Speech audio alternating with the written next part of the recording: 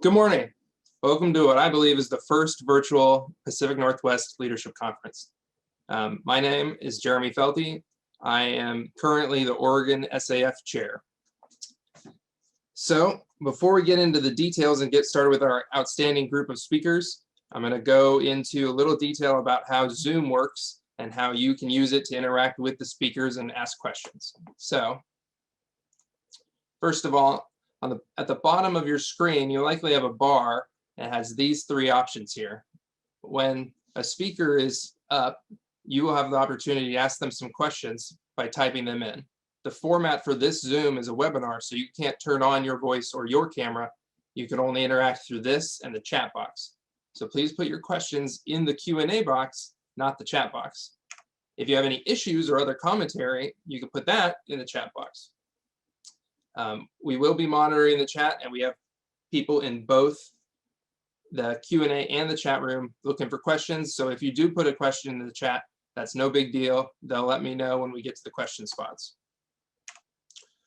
There is a likelihood that some of the speakers might do polls today. So if there is a poll, it should pop up on your screen, and you'll be aware of it and have some time, usually a minute to a minute and a half, to answer. I will remind the speakers, please remain muted and keep your videos off until it is your time. And we'll move a little bit further in. So at every break today, we will actually have raffles. Washington State's SAF chapter provided these awesome pint glasses that will be raffled off, and Oregon SAF has mugs, pens, and these awesome bags, like tote bags. So keep your eyes and ears listening. Katie Nichols later will be doing all that. And there will be one other raffle at the end of the day, and you have to be present for the happy hour to get it. So just mentioned the happy hour. That will begin from 4:30 and go until probably around 6:30. We sent out the Zoom link for that via email, but we're planning to post it in the chat here as well, so that you can just click there and go right into it around 4:30. Before I introduce my first speaker, I'd like to thank all of the speakers in general for giving us their time. I know that even though most of us have some sort of format of working at home and have for quite a while, or at least maybe not necessarily working in the office, it seems like we've gotten busier. I don't think I ever had so many meetings, especially before. So thank you to all the speakers. Also like to thank all of the sponsors that we had. All of them are currently in the program that was sent out before the conference began. And later during the breaks, we'll have a PowerPoint of their logos so you can see who contributed to make this all happen. And then, of course, I'd like to thank everybody who worked for the last year or so to help put this all together. Jeff Grogan, Jacob Putney, Katie Nichols, Megan Tuttle, Andrea Watts, and Melinda Olson, and Jeremy Sapp all put in significant effort to make this event happen, and gave months of their time to my Zoom meetings to get this all started. So I believe Anthony LaFouse from the Clyde Group is up first. Anthony, are you here? I am here, yes, and my coworker Sasha Galbraith is also here, but I'm not sure if she's registered as a speaker, so I'd want to make sure she can unmute herself. Yeah, let's Sasha. Yes. Sasha, can you unmute yourself and speak?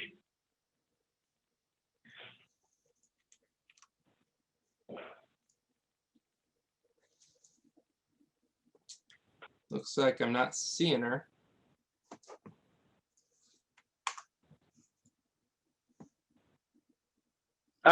She's in the office with me, so she can actually come in here if she has to present her sections as well. It'll just be a little awkward because we're both in the room together. So Sasha, I think it's best if you just come into the room here, and I'll switch our microphone onto the microphone on the top of my computer. Yes, we are definitely here. Okay, great. One last thing. There she is. Oh, perfect. One last thing that I forgot. CFE credits, if you're here today and you want the 6 available CFE credits, at the end of the day, before the social, we will put out the keyword. In your program is a little detailed information page about the CFEs and how to get it, but mostly just involves being here, listening and being respectful, and then of course knowing what the keyword is and sending that along to Jacob Putney. With that, Anthony, I can introduce you a little bit based off of your bio, but I think you're going to have to introduce Sasha. Perfect. And I hope I'm saying it right, Anthony Lafouse? Lafouse. It's Lafouse, like house with an F. All right, Lafouse. All right, so Anthony comes from the Clyde Group, which I'm sure he's going to tell us all about the Clyde Group today. He brings us 15 years of digital and traditional experience and nearly a decade in the ag space. Anthony leads efforts for a variety of clients ranging from government agencies to associations in both ag and tech companies. He also runs a paid media experience, which ranges from consumer practical goods, crisis, law firms, and government health projects. He prides himself on creating multi-tiered issues management programs that use social media as a barometer for issue management. Anthony is an accomplished speaker, having spoke at PRSA events across the country and has guest paneled several radio programs and is an adjunct professor at the American University in Washington, D.C. Anthony has also won several Tellys for his advertising work, as well as several Aggies for his work in the crop protection space. So I'll turn my camera off and it's all you, Anthony. Thank you. Awesome. Let me do this fun dance of sharing screens, and so you'll get that really cool mirror effect for about half a second before I get my slides up and running. There we go. Now get over here. Perfect. So I appreciate Jeremy's intro, and hopefully, Sasha, give me a thumbs up if you can see my slide deck that we've got up here. Great. Jeremy, I appreciate that intro. And really what we're looking to do here is have a good sort of hour, 15-minute discussion on some things you can do to do a little bit better communications, a little bit better on leading meetings, those sorts of things. I cannot see the comments. I have like tons of different screens set up here, but I still can't see like if you guys put anything in the Q&A or the comment section. So if somebody asks a question they want answered right away, Jeremy, I totally give you permission to jump in and sort of stop me because I tend to speak a little bit quickly and pretty loud along the way. So Sasha Galbraith is here with me. She's in the blue room, which is literally on the other side of the office, so I can see her from here. And we're going to go through, again, a little bit about who we are and what we're doing. And we're looking forward to spending this time with you guys this morning, which is our afternoon, because we are in less than lovely Washington, D.C. right now, where it's gloomy, cold, but we don't get any of the snow. So we had a great intro. I think Jeremy did a great job introducing myself. So I think I might just kick it right over to Sasha and have her introduce herself. Yeah, hey everyone. I'm Sasha. I'm Anthony's colleague, and I definitely don't have 15 years of experience just yet. But I've been with Clyde Group for the last couple of years, and with CLA and OFS again for just over 2 years now.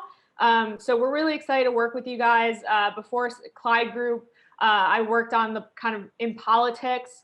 I helped run communications for a congressional campaign out in a really rural district of Maryland, where I'm from. And I worked on the Hill a little bit. So I'm happy to talk how to deal with politicians, how to understand where they're coming from. And we'll touch on that a little bit later in the presentation. But for now, I'll throw it back to Anthony to get us started here. Great. And a fun fact I realized this morning when I was pulling our bio headshots for this deck is basically on our website, everyone is wearing blue. We have no idea why, but absolutely everybody in their headshots is wearing blue. So that's who we are. And I do want to talk to you a little bit about how we got here today. So we are the Clyde Group. We're a public affairs, public relations firm in Washington, D.C. And we've been working with Crop Life America for close to 7 years on a local advocates program.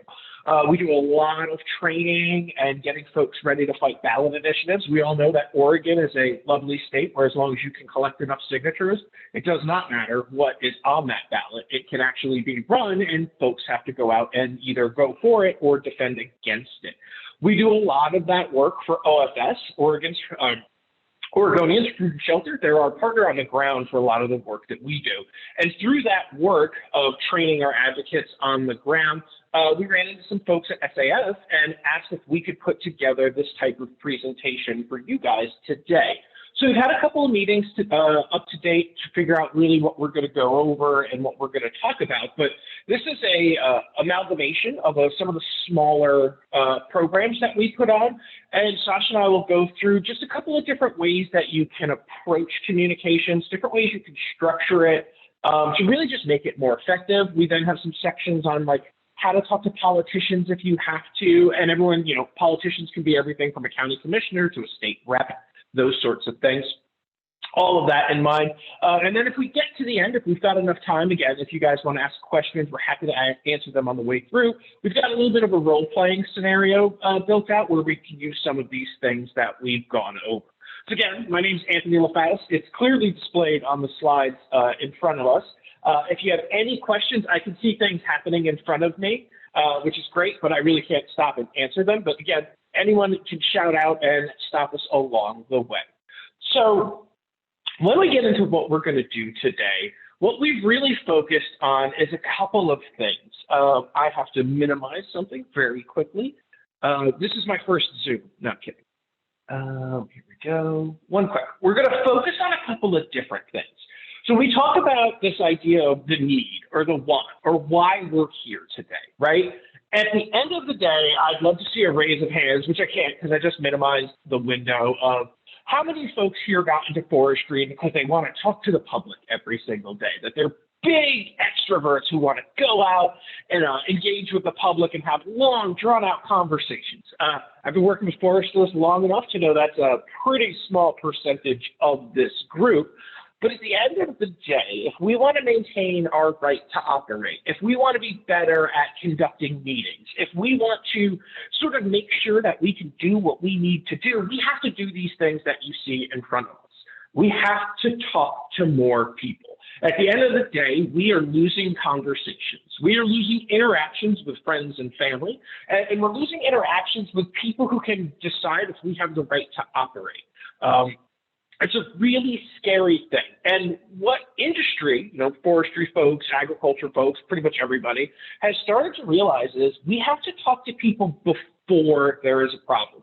Politics used to be a fun game where, you know, you waited for something to happen, you then went out, you talked to the right people, you came to a good conclusion, and then everyone was happy. I think we can all agree that it's not the way politics works today. There's almost a constant clamor of information that is being pushed in front of politicians, in front of the general public. And if we're not talking before we recognize there's a problem, we're put in kind of a rough spot. And what we like to talk about, and what we do heavily for Crop Life around the country with a bunch of our friends and other associations, is cause this or create this moment of pause. It's this idea that the community trusts you, this idea that the community wants to listen to you, this idea that when you say something, you get them to stop for a second and think, well, okay, maybe there's another side, right? And what we're all here for today and what we're hoping to go through a bit of with you guys and make all this a little bit better is really just get trained in these things before we need help. We've been, like I said, we've been running this program for Crop Life for quite some time, and it was originally designed as sort of when a brush fire bumps up, we all go to an area, we help out, and then we leave. But we found out that's not what anybody else does. That's not how organizations who want to stop the right to operate really work. So we've sort of modified these things to help out in a variety of ways. And what we're going to go over today, and what we're going to learn today, and really what we're going to talk about, is things that can help you in everything from hosting a better meeting, right? Being better at actually presenting to different people. And you're going to hear Sasha and I be kind of like over the top in our emotional speaking today and like how active we're trying to be, because again, we're all on the world of Zoom for a little bit. So we've got to get a little better at that. So we're going to go over a bunch of things that'll help you organize, be better at public speaking, but at the same time, get prepared for if you're ever called up to make a testimony or, you know, be seen as that big community leader in some sort of meeting, be ready for all of that. So Jeremy mentioned I am a college professor. I'm not a very good one, but you will not receive any college credits for what we're about to go through. But I used to teach a course on public speaking, and this is a great story. I had a gentleman who was in my class. I believe he was a freshman.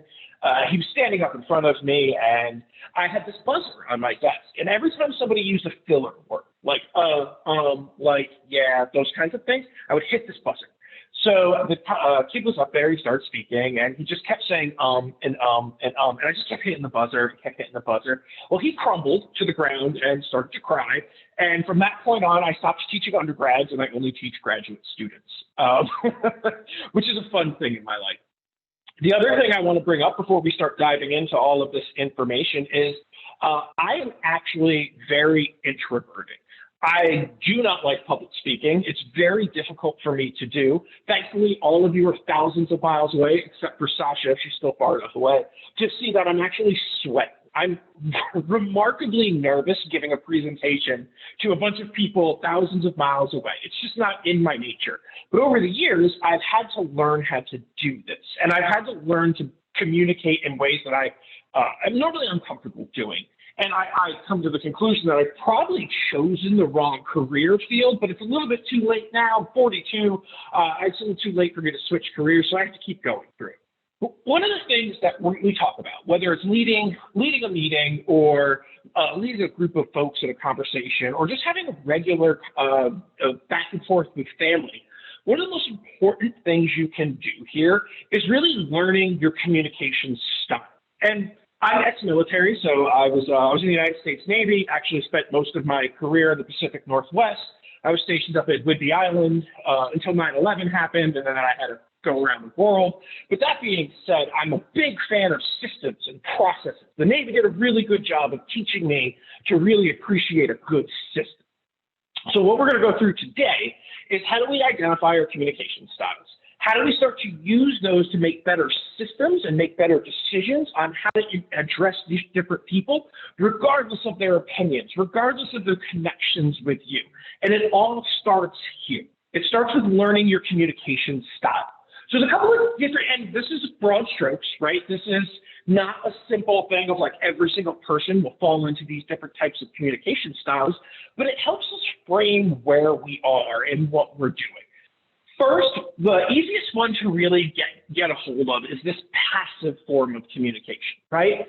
It's a much easier way to talk with people, and it's often used by people who, are indifferent about what's going on around them. It's very funny when I train farmers to talk about forestry. They immediately fall into this passive stage, right? Or when I'm talking with some of my forester friends and we start talking about what's happening on the other side of the mountains, they drop into this more passive form of conversation, right? They're not really focused too heavily on it. It's kind of a lackadaisical way of speaking, right? You're not making eye contact. You're kind of relaxed, right? You're doing all of these things that actually show the person who's listening to you that you don't really care about. Right? And there's some good and bad things about this, right? It's a really easy way to keep the peace. It's an easy way to not get into an argument with someone. And that's a good thing sometimes. But I mean, I grew up in an Italian-American family, so we were taught that arguing is the best way to have a discussion, right? It shows people that you really care. The thing that's bad about it is it's kind of ineffective, right? People forget it. So if you're this passive type of communicator, the type of person who just kind of enters a conversation and then leaves it, doesn't really add too much to it, all of that information is forgotten. So while you might have a good data point, or you might be able to say something that really gets people interested, at the end of the day, they're going to forget it because you weren't memorable. You weren't the type of person that they're like, oh, I met so-and-so here, and they said something very interesting. That's a pretty negative, right? Pretty hard thing to get past. The next form, again, this is kind of what I grew up in, I'm pretty sure, is more of that aggressive style of conversation, right? You're eager to express your opinions without hesitation. I have a great story where I was actually up in Washington State, and I was doing some training with a forester, an older gentleman. He was probably in the 70s, and he came down and he was talking, and I was like, we were doing role playing. And I was like, okay, somebody walks into the room and tells you that clear cuts are terrible for the environment, you shouldn't do them, and you're a terrible person because you cut down these trees. How do you address that conversation? And without missing a beat, came in and said, he swore a lot, and I'm a sailor, so having someone swear that much, even for me, was a bit rough. Swore a lot. He basically came out and said, I'm going to tell that person their opinion is wrong. I'm going to continually remind them that I am right, and that's going to win the argument. So this was before a 4-hour training session, so I was like, I'll take this challenge. I'm going to get this guy to be a great public speaker. I'm going to get him trained, and he's going to have great dialogue with people he meets. Well, after about 4 hours, I asked him the exact same question, and he gave me the exact same answer, that he would tell that person his opinion, and they would know that he was right. So from that point moving forward, we did not use him for any public speaking events, to say the least. And the way he did it, and the way he presented himself is kind of what you see here. Really intense eye contact. Like he and I was training him to be a better public speaker, and he was making me feel nervous, right? He was moving his hands around, pointing directly at me, and was speaking at a volume where everybody else in the room was like, it's that moment of like, is this person crazy or are they just really opinionated? At the end of the day, that's a pretty big con, right? Because you're not having a conversation with anyone. You're basically demanding their attention and giving their opinions out there. So that's really not that great. Now, it is good if you're, trying to speak over someone or actually just trying to get your opinion out there. But 9 times out of 10, that aggressive style of conversation doesn't really work very well when we're trying to either keep a meeting flowing, give different opinions out there, just try to have like a more human conversation. That really doesn't fly too well. Now, the next one, everybody kind of knows what passive aggressive is, but it's really important to know if you're the person who does this. My girlfriend would probably say that I'm very passive aggressive in the way that I speak with her, but that's a totally different topic, and we can maybe bring that on later. But one of the big tells about passive-aggressive conversation is this lack of authority or this lack of confidence in what you say. You see that really heavy in the silence, right? Your muttered comments, silence when somebody says something you don't agree with, even though they're asking for your opinion.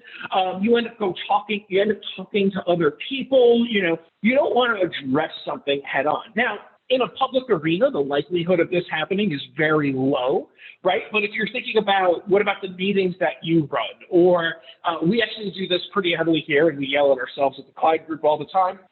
We have a Zoom meeting like this, and we're all listening, we're all agreeing, and the first thing we do is we go over to our computers, we start slacking to one another to have all these different conversations, right? And now no one's really paying attention. We're all being passive aggressive, even though we don't agree with something, instead of having this really good conversation. And what that does is it creates these tensions on the back end. So our staffers might be, having a conversation about how stupid Anthony looks trying to give a presentation, or, when they don't agree with some sort of benefit, right? And that creates problems. So when you think about a meeting that you're hosting and you're thinking about what you're doing, this passive-aggressive conversation is probably a lot more prevalent than you think. It's really easy to pick up your phone and text someone to be like, did Barbara actually say that? I don't think she knows what she's talking about. And that defeats a lot of what you're trying to do. So as someone who's leading a conversation, as someone who's trying to get others to be involved, noticing this, figuring out those symptoms right away is a really important thing to do to make sure you don't fall into this sort of tension-heavy argument stuff that happens on the back end. Now, what we want to get you to, and you'll see sort of the progression here, is what we call assertive conversation, right? It's a really great communication skill, and it's what I'm trying to practice right now. And I always say that you can see my tells and you can tell my tricks once I put them up on a slide, because one of the first things you'll see when you talk about assertive conversations is this I statement. I'm doing a lot. I got myself right there. I do this a lot to make sure that people know that I'm involved, right? I'm part of this conversation with you. Now, sadly, I'm speaking to most of you right now versus actually having a conversation, but you can hear it in my voice, right? You can see how I'm interacting with the screen. this is a really great way to keep people involved. Now, mind you, after this hour and 15 minutes, I'm probably going to take a solid nap because I'm exhausted and I'm not an extrovert. So this is really hard for me. But it's this polite conversation style that still demands attention. So it's got some elements of that aggressive conversation while at the same time not being, air quote, aggressive, right? It allows people to hear you. It's a way to create feedback and create a loop of conversation that people want to be part of. Now, I get down to that cons section, and Sasha and I always have a lot of debate about this. I do see some negatives to an assertive conversation. Some people who are not actively involved in the conversation can see it as talking down to or egotistical styles of conversation, right? It's not something you really have to worry about, but it can be demeaning to other people because it's so I-focused, right? Because it's so assertive, for lack of a better word. But the pros definitely outweigh, right? The pros of being able to get feedback, to have people know that you're engaged with different ideas and different opinions is wildly more important than a few people who feel might make me off-put by this assertive style of conversation. So I know I don't have a poll or anything set up here, but I just want all of you to think about when you're leading a group or when you're having a conversation or when you're having a meeting, what style do you fall into? And are there things that you can do to help push you more towards this assertive style? Now, we're going to go through a few things to help us get there. And again, this isn't for everyone. It's not a one-size-fits-all, but it's wildly important to know these different styles to make sure you can identify the type of communicator that you are. And how do you get there, right? How do you become an assertive speaker? First and foremost, you have to focus on honesty. I've got a great training where I teach people to recognize liars in a public arena. It's a lot of fun because it's all these tricks that people use pretty consistently to sort of create false credibility. But at the end of the day, that seems to fall apart, right? So what we want to keep in mind when we're doing this type of conversation is honesty is wildly important. One, it's easier to remember. My dad always said if you forgot something, it's probably a lie. But at the end of the day, it keeps people engaged. If they can call you out on a lie, if they can show that you're not really being truthful about something, undermines the entire conversation that you're having. And you cannot be assertive if people are undermining your conversation actively. So little white lies, long tails, all of those things are what you want to avoid when you're leading a meeting or when you're leading a public speaking event, right? Totally fine lying with people outside of these situations, but when you're in this kind of situation, it's really not advised.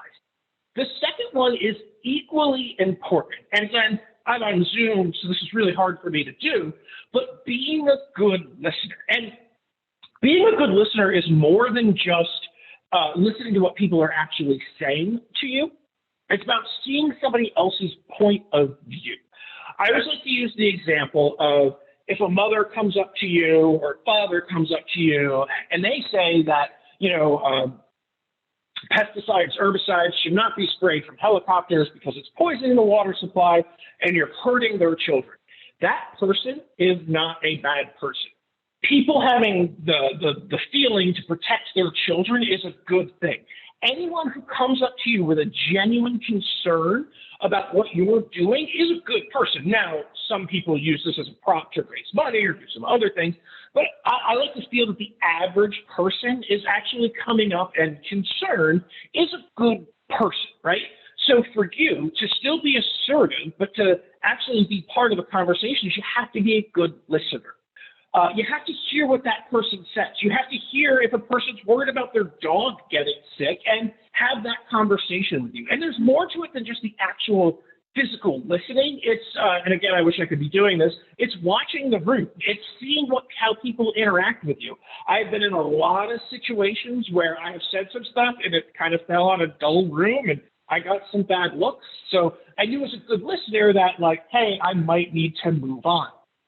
One of the other things to really look at, too, is agree to disagree, right? At the end of the day, you're not going to change everyone's opinion. You can still have this assertive conversation with somebody, but if they're bent and set on not having a solid conversation with you and not changing their opinion, you can walk away and still be assertive, right? It's all about respecting someone's opinions. Now, if they're lying or they're saying something that's dangerous to the public, you might want to be a little bit more assertive than that. But at the end of the day, you don't have to agree with anyone to have a good conversation. You don't have to agree with everyone to lead a good meeting. And you definitely don't have to agree with everyone to sway a politician's opinion. And this is all done by remaining calm. Even I've had people say horrible things about me, but never to the degree that my farmers and foresters get. I have seen foresters and farmers be told that they're poisoning the earth, that they're horrible human beings, that they don't respect the land that they work on. I 100% know that's untrue, but to the average person, they might not think that. And it's really, really hard to remain calm. So imagine you're hosting a meeting and you've got some people in front of you and they start to have an argument that you're not actually part of. If you raise your voice and get intense back to that human emotion side of things, you're actually going to make it worse. So as someone who's leading a group, as someone who's leading a conversation, regardless of what goes on around you, remaining calm is really important. And then you've got to commit to it, right? You've got to commit to keeping these ideas in the back of your head every single day. So I mentioned I am not a fan of public speaking. I can tell you this morning at 5:30 a.m.-ish when I got up and started to take my shower, I was practicing this speech and what we were going through while I was getting ready in the morning. It is something that you have to commit to. So if you're planning to lead a meeting, if you're planning to do testimony, any of those things, don't wing it. Don't think that you know it so well that you can kind of get away with it. You have to commit to practice and be patient with all of this. Know what these tips are and know how to be a good, assertive public speaker, and it'll help you in a wide variety of different public scenarios. And the reason this is important is because it's the second one down here. But we're going to talk a bit more about this in a little bit, but this idea of impromptu speaking, you can practice it and you can be good at it, but it's really, really hard. Think about this ideas of toasts or introductions or, being called up to say something when you haven't prepared. Now, the best way to do this is to be an expert in your situation, right? You can have an impromptu conversation, impromptu speech, if you're an expert, if you really know things, right? So think about a wedding, right? You're going to give a toast. You know the bride and the groom. If somebody out of nowhere asks you to stand up and say a few words, because you know them, you're able to do that. Now, if somebody steps up and asks you to talk about DNA and RNAi and how that's really helping with the vaccines, that might be a bit harder. Actually, some of you might be able to do that very well, generally looking at your backgrounds. But I couldn't do that, so I would just kind of stumble around and not be very good at it, right? So to do impromptu speaking, you have to really know your stuff and be great at it. The thing we really push, the thing that this assertive style of speaking really lends itself to is extemporary speaking. And so when I taught public speaking, when I got folks ready to prep for the media or prep for a meeting that they're hosting, a whole bunch of other things that they're doing, this is the style of speaking that we really push people towards. And extemporary speaking is about knowing a couple of different points, right? I generally like to say it's having like 3 or 4 main points that you want to cover, and then figuring out how to actually link those points through a more conversational tone. And that's actually what I'm doing now. It's an extemporary style of speaking where I kind of know what I want to say on these different slides or different areas that we're going to cover, but I'm not sure of every single thing that we're going to talk about until we get there.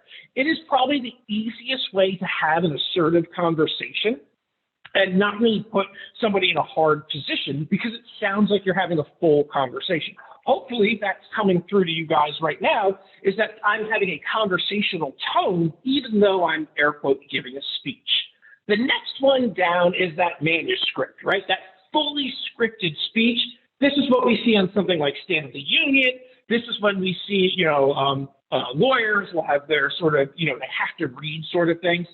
Very few people can do this well. I like to say Winston Churchill is probably one of the few people I've ever seen, not personally, obviously, I'm only 42, do this type of speaking well. But I always remember he's got this amazing speech where he's in front of the U.S. Congress asking them for help, asking the Congress to help the Brits fight Germany, basically opens a book and reads from it.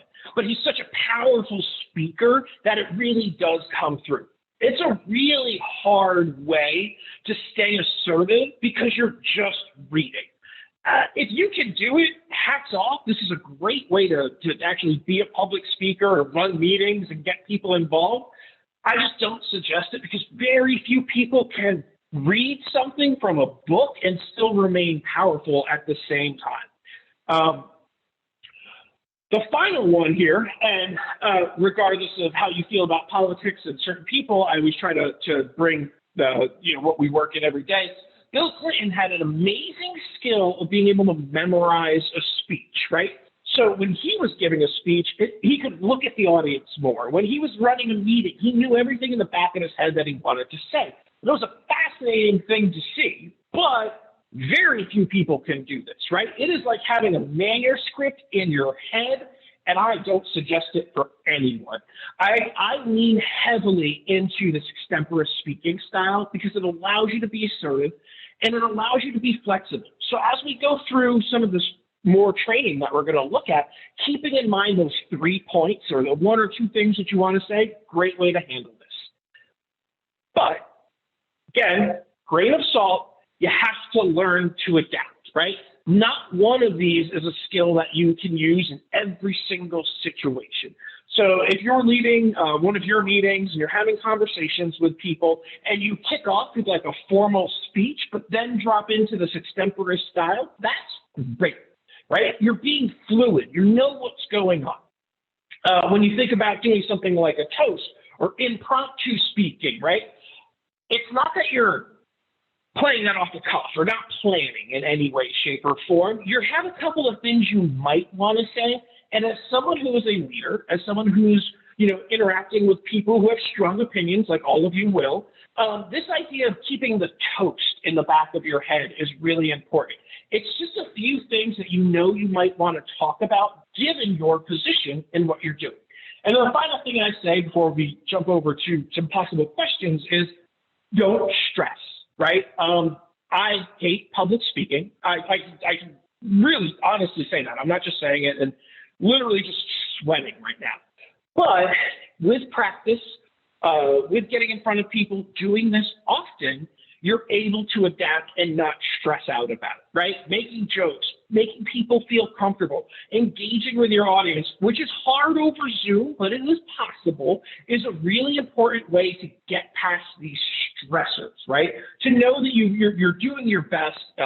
Other folks will also know that you're doing your best, and it makes you a more capable speaker. There are very few people who are great at public speaking, so make sure that you're practicing the things that you know.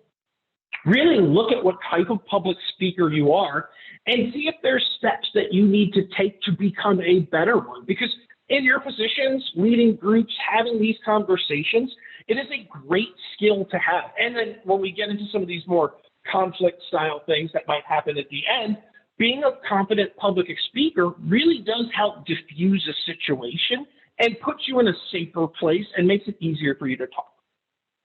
So that was a lot. A ton of information in about 23 or 24 odd minutes.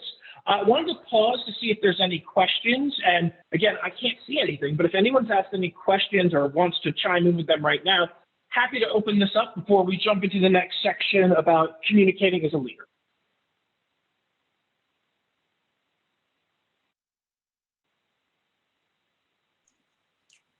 Okay.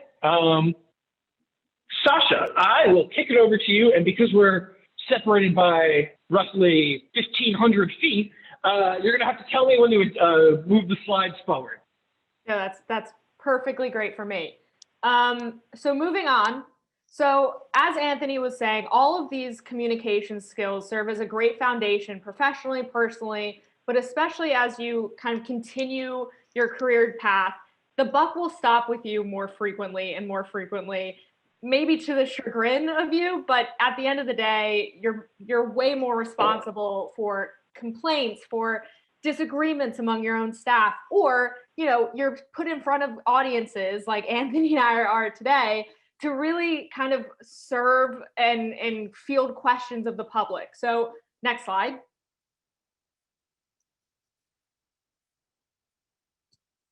Hey, Anthony, can you? Okay, great. So addressing every situation is important. So a lot of these skill sets are both to prepare you for these situations, deal with them at the time, and then also debrief with your team after the fact.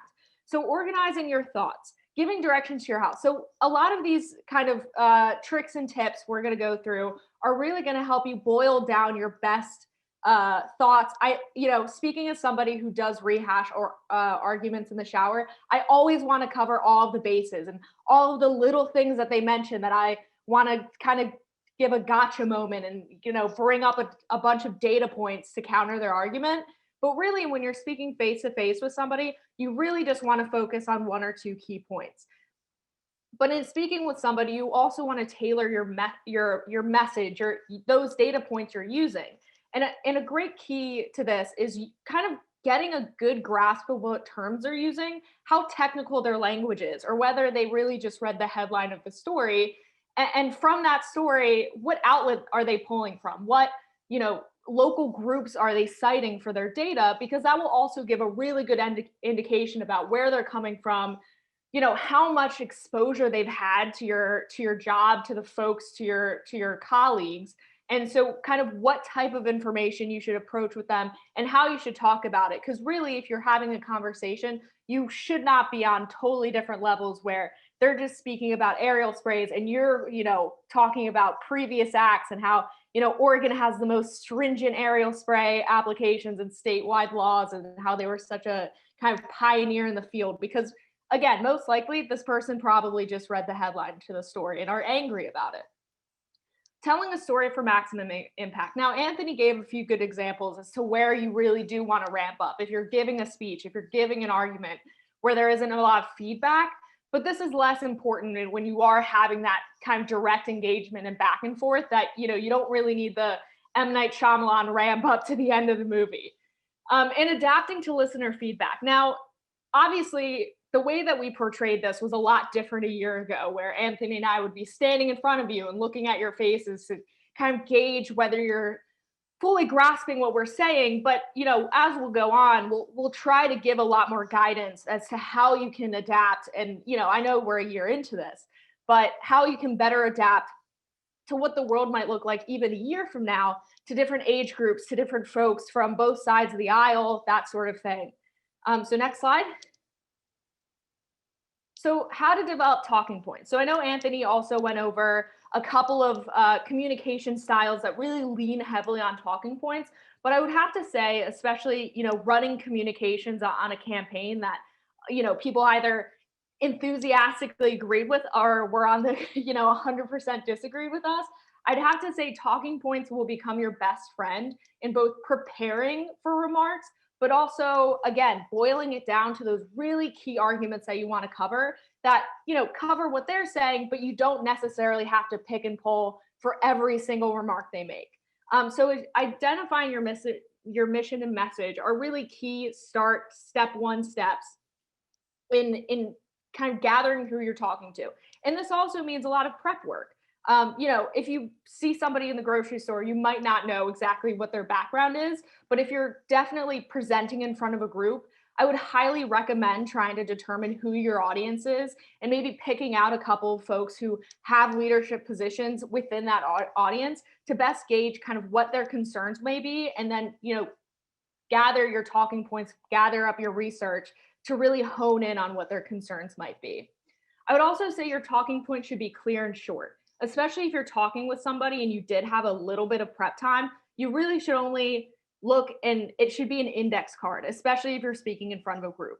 Now, a great kind of pro tip for this is just kind of have like really key words. Part of me thinks of whenever you set your password, they ask you for a keyword that would kind of be the light bulb moment that would remind you of what your password actually is. And as unsuccessful I am with that part of my life, I would say in talking points, this has been extremely helpful for me. And a lot of folks that we train is just kind of putting a keyword on an index card that kind of sparks the light and saying, oh, right, this is what I want to cover here. Providing specific examples, one thing that we always try to emphasize here is use your own experiences, because that is something that you can speak to in detail, as Anthony was saying, honestly, but it's also something that people can't really say isn't true. If I've experienced something, it's a bad look to try to invalidate it, but you're also way more comfortable in talking about your own experience versus saying, oh, a friend of mine. You can't even field questions about it. So providing specific examples really, takes the kind of the means for somebody to say, oh, you're wrong, your experience is incorrect, did you even experience this, to you saying, this is my experiences, this is me as a person, I'm a forester, I'm speaking to you as a forester and a member of your community. Emphasize a win-win solution. I think we can all think of a colleague here that only brings up problems and only complains, but especially you as a leader, you need to bring up win-win solutions, especially when you're dealing with a kind of an argument within your own ranks, but also within your community. And that kind of brings into the call to action component of this. The key point of speaking publicly or speaking to moderate an argument is at the end of it, you kind of want people already on your side and asking how they can help.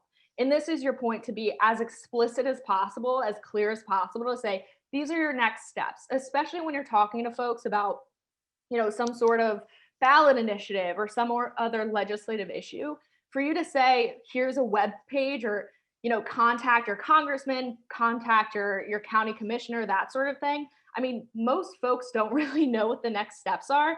And this is for you to say, hey, I know, I'm an expert in this field. Here's the next steps for you to kind of agree with me and also to follow up and execute. Next slide.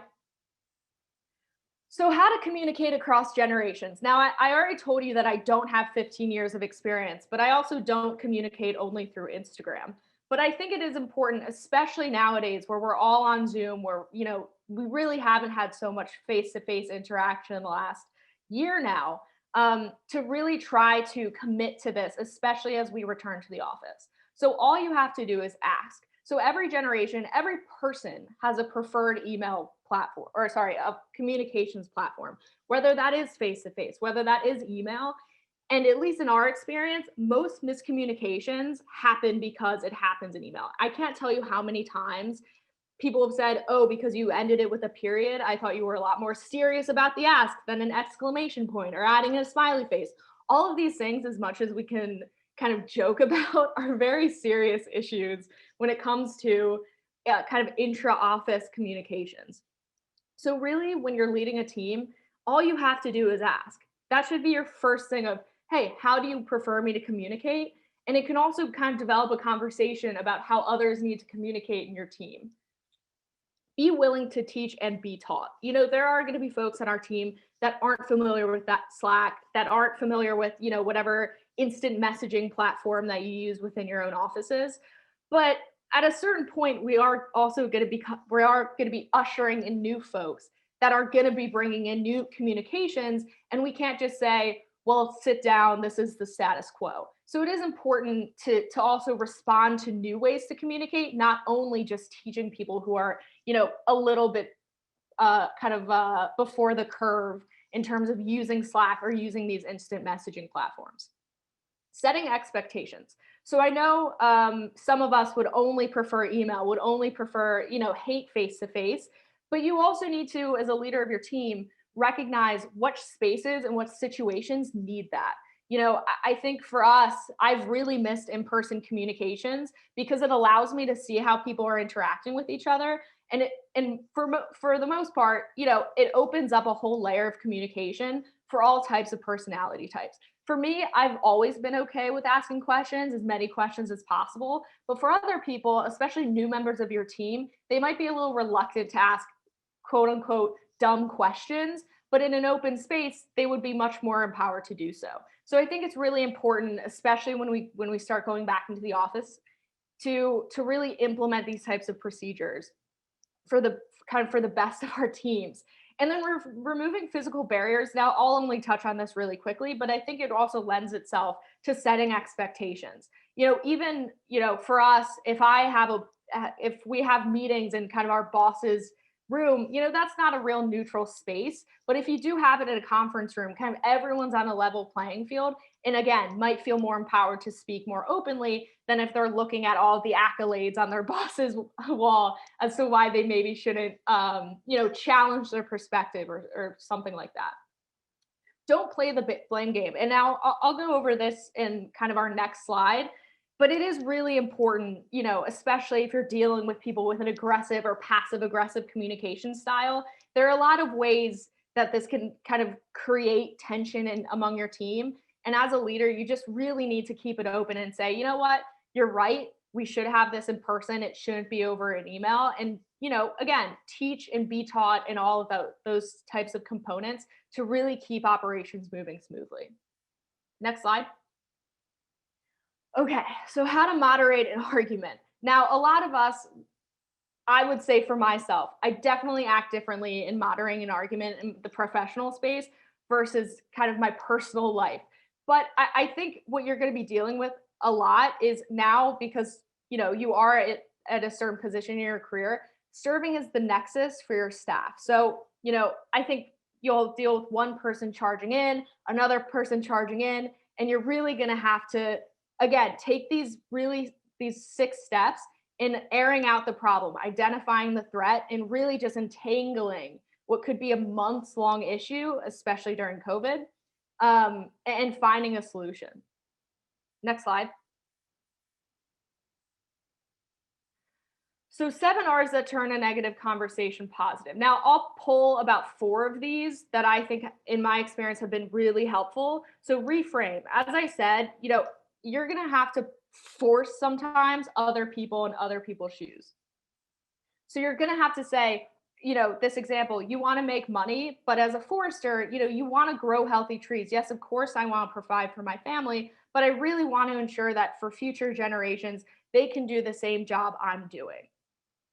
Revisiting is also very helpful because, at least in arguments, people are going to get into the weeds. Whether you're talking with somebody at the grocery store or talking to somebody in your office, they're going to get into the weeds and bringing up these really specific examples, especially, pulling from your personal life. That one thing that happened 6 months ago that no one has thought of since then, you're going to be dealing with people that have thought about that instance every single day since. So revisiting and saying, let's level set, let's bring it back to center, are especially great kind of approaches to have when you're publicly speaking, but also dealing with kind of issues in your own office. Request. So addressing that in the future. Again, a lot of people want to get into the weeds when they argue with people. They want to just focus on one certain thing. And it is incredibly important to say, you know what, we're dealing with this specific issue. We're going to address that in the future, especially when, you're trying to approach the issue with a lot of tactics, and, bringing up things from left field are never going to go well for anybody in that argument. And then reorganize. Again, because everybody loves to go on a tangent, it's just best to, again, level set and say, this is the situation, this is what we're here for. And again, just reorganize and reacquaint people with what the issues are at hand. Next slide. So I know that was a lot, but does anybody, I'm looking at the questions here. So Jeff has asked us, how much of bad personal style should we acknowledge? How much depreciative humor is too much? Well, I'd say you really have to gauge it within your own office. I think, speaking for me and Anthony, I think depreciative humor is probably, our number one thing. But I think you're really going to have to gauge it with your team, especially if you're managing a team. I'll speak for myself. I talk, and I'm sure people will have mixed views of this, but I talk to certain team members one way and others team members another way. You're really going to have to know what motivates them. And if having that really cordial communication is best for them, that's great. But especially if they're newer to the job, they might actually appreciate having a more directive kind of boss staffer mentality, just to kind of make it clear and kind of lead to more conversations on that side. But and Sash, I'll jump in on the how should you address bad behavior conversation. So one of the things that is very difficult about bad behavior in conversation is if you don't address it, it's true. So if somebody were to come out and say, in a meeting that you're hosting or online, literally just comes out and says that, like, you are destroying the earth. And at no point during your conversation do you stop and say, well, actually, we're not. Once something has been said and is left out into the open, it becomes the truth. And it's I think it was Stalin who said, if you say something enough, loud enough, often enough, people believe it. That's sort of the mentality of if you don't address something when it's been put out there, bad behavior, it's just going to either continue or be viewed as the truth, which is a very, very bad place to be. Right. And then we just have one second question, which before I kind of give it to the floor here. What's Slack? Well, this is a great teachable moment where I'm happy to tell you about a platform we use, but that's just an instant messaging. But I mean, that really lends itself to, all of these different things, especially for folks who are, had a job before coming into your workplace. They're so well acquainted with the way that kind of procedure is done that you are going to have these conversations. And thank you for asking. And, that's the first step. All you have to do is ask. So thank you. You got one more question in the chat. I don't know if you saw that. Yeah, any advice on dealing with the Zoom awkwardness? I just went from primarily participating to leading to Zoom meetings and find it awkward to be staring at a screen of muted, turned off cameras. Any tips? Well, I would say, at least, from our firm and from a lot of our client calls, we try to tell people to keep their camera turned on. If they're muted, that's fine, but keeping cameras on and keeping it at a gallery view, what we call Brady Bunch style, is a really great way if you're leading a Zoom to really gauge whether people are getting it, seeing people's head nods or maybe perplexed countenances. It's a really great way if you're leading a conversation to even call people out and say, hey, Anthony, are you getting this? Does that make sense to you? To try to empower them to say, hey, yeah, you're right. I do. Yeah. Thanks for calling that out. I do have another question. Could you clarify this specific thing? In terms of Zoom awkwardness, there isn't a ton you can do. I mean, I think, again, if people have questions and you're, leading a big team meeting, I think it's actually a really great tactic to kind of have planted questions. Nobody wants to be the first person to ask questions, especially, again, if they think their question is dumb and like really elementary to what you're talking about. But to kind of ask friends in your organization to say, hey, can you just ask this question? They can be softballs that you already know the answer to, anything to just get that conversation moving and kind of empower the real people to ask the real questions they have. I would also say just have a thick skin. So I've been teaching my university courses remotely for the past 2 semesters. And at first I tried, I really tried. I was like, hey, student population, I'm here to teach you. Let's have fun. Yeah, it just doesn't work. So you have to have that thick skin. And the way that I deal with it, being a professor, is I am slightly more scripted than I like to be. It's just a way to keep the conversation moving versus the more free flow way that I normally teach. So there, as Sash said, no great way to get around it. Having a thick skin really does help. And a couple of other questions we have coming through. Can you say a few words how to respond when people you're talking to play off each other to get amped up? Anthony, do you have an easy answer to this? Yeah, I do. Hold on. So I was trying to progress this an inch forward. I do have a good answer for this. It's the way to do it when people are starting to amp one another up is you actually group them together. The best way to say that is like if Mary and Bob are feeding off of one another and starting to control the conversation, don't address them as individuals, you address them as the group. And you're like, hey, Mary, Bob, great points, but what we're trying to do is bring it back to here. By keeping them separate, it actually opens the window for the other person to chime back in and really push forward, right? So by you grouping them together, it sort of stops that conversation from feeding off of one another, and it works well in an argument situation also.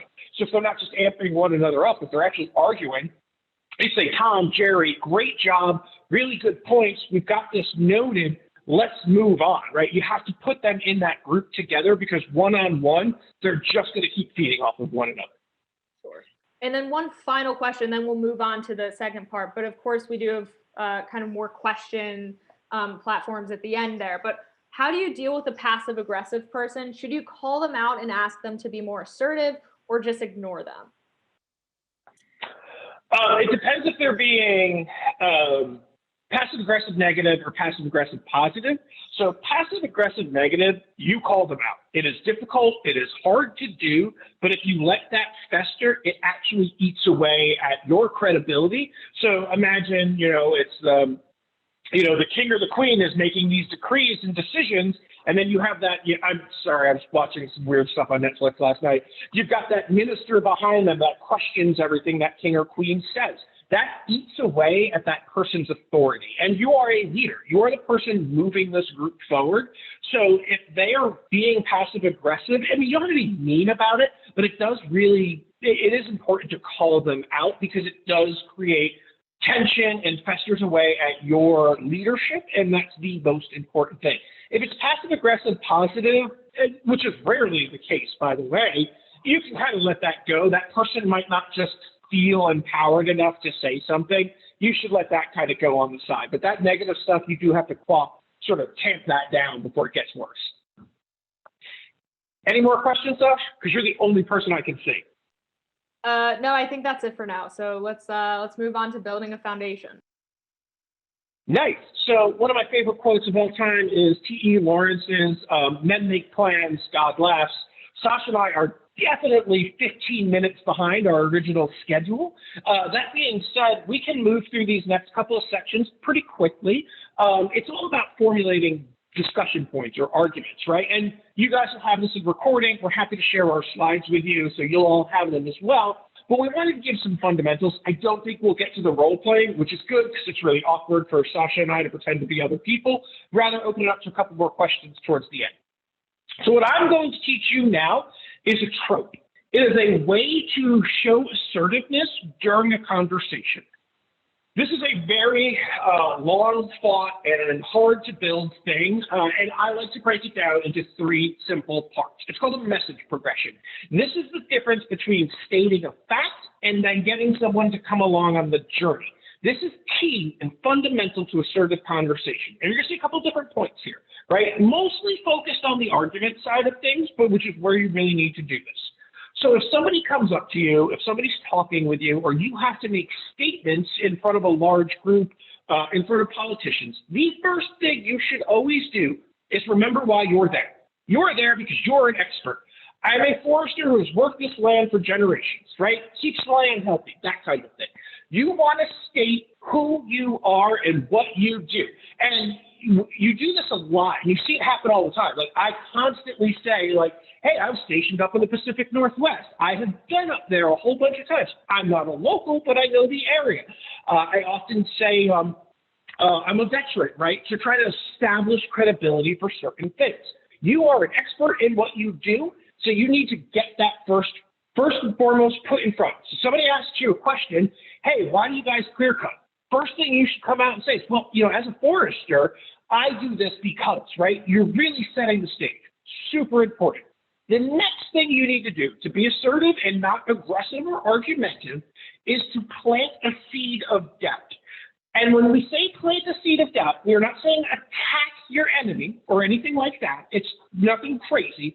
It's just to get your listeners or your audiences to say something in their head.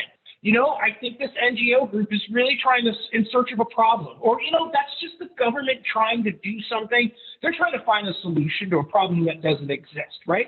You're not being aggressive about it, but you're being easy and planting a seed of doubt. My favorite seed of doubt is this very simple one. I don't think they have our best interests in mind. So if you were to say, I'm a forester, I've lived in Oregon or Washington for X amount of years, I've worked this land, I don't think that other group has our best interest in mind. That is a great, assertive conversation starter that really gets people interested.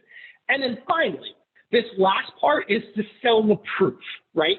This idea that you can see something. And I am not talking about facts and figures, stats, and that kind of thing.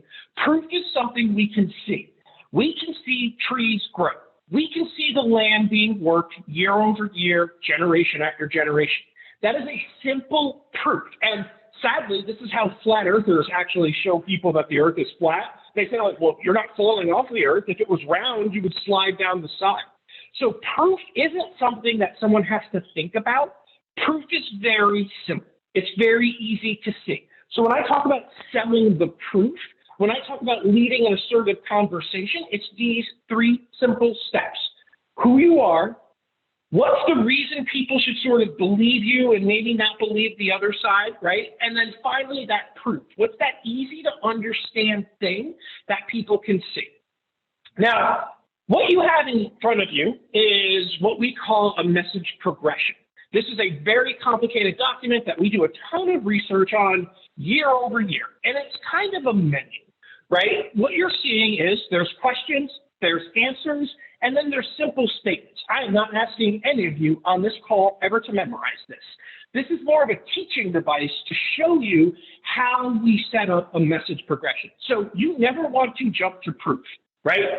Everybody likes a good joke. People love a good story. They don't start at the end. Well, if they're a crummy movie, they do. They start at the beginning, and you bring a person along. This really simple three-step conversation tool to be assertive is this document that you see in front of you again, just broke it out a little more. And we'd like to give you a couple more options on like how this works, right? So I'm a local forester. You know, here's the points that support why you're local. My family and I live on this land. We work this land. Those types of things are things that people want to hear. And the trick to this type of document and this, I'm working a button here.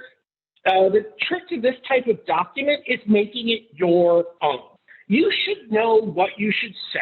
You have a little bit of that prep work done ahead of time because you know hard questions are coming. You know you're about to lead a meeting where we're going to talk about clear cuts, water. We're going to talk about groundwater, groundwater penetration.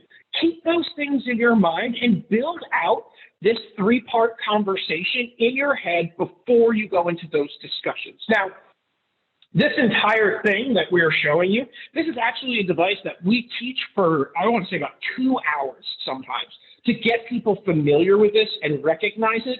And it's a simple thing, but it takes practice. That whole first point of I am a local forester or I am a local farmer literally takes training to make sure you're comfortable with saying that over and over. And then I also want you again to think about your proof points. Your proof points are things that people can see, things that people can feel and understand. It's not an obscure number. It's not a weird reference that they're not going to get. Proof is genuinely pretty simple and easy to understand. Now, we've got roughly 13 minutes left, I think. No, I'm probably reading my watch wrong. We don't have a lot of time left when we come to this, but I want to stop right here and ask any of you if you have questions about this three-step progression to be assertive. Like I said, you'll have this document to take a look at and figure this out for yourself, but it's a really great concept to learn. And I wish I could spend more time with you guys really to work through how you develop these, but I want you to know the first thing you always do is say who you are and why you're important. Does that make sense to everybody? I can't see you nod or shake your head, so I'll have to go with yes. Any questions about this concept? Okay. You did get one question. Oh. Mike Clousey asks, how do you deal with a passive-aggressive person? Should you call them out and ask them to be more assertive or just ignore them? I generally call them out. It's passive-aggressive is for two different reasons. Either they're trying to be malicious and hurt your authority in some way where you've got to call them out, or if they're passive-aggressive and actually have good stuff to say, call them out, but in a positive way. Be like, you know, Bob, those are great points. I think we all want to hear that. That negative one, call that out and stop it because, again, it undermines your authority as a leader.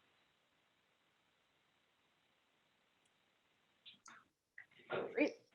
All right, so now that you know all of these tricks and tips, we want to tell you how to actually communicate with decision makers, folks that really have an acute impact on your career, on your kids' careers, that sort of thing. And I know probably a couple of you chuckled at the title of the slide, What Politicians Care About, but I'm here to kind of advise how to read the room. So when you're talking to city council members and county commissioners, they're usually in more casual settings. They're there to shake as many hands as possible. And they're not really there to hear a long-winded explanation as to how their decision or how their vote on a certain bill impacted your industry. But one good tip to have here is see who they're sitting next to. They're probably talking to their body man or the kind of their gatekeeper. And this is the person who you hand your card to have a further discussion later down the line.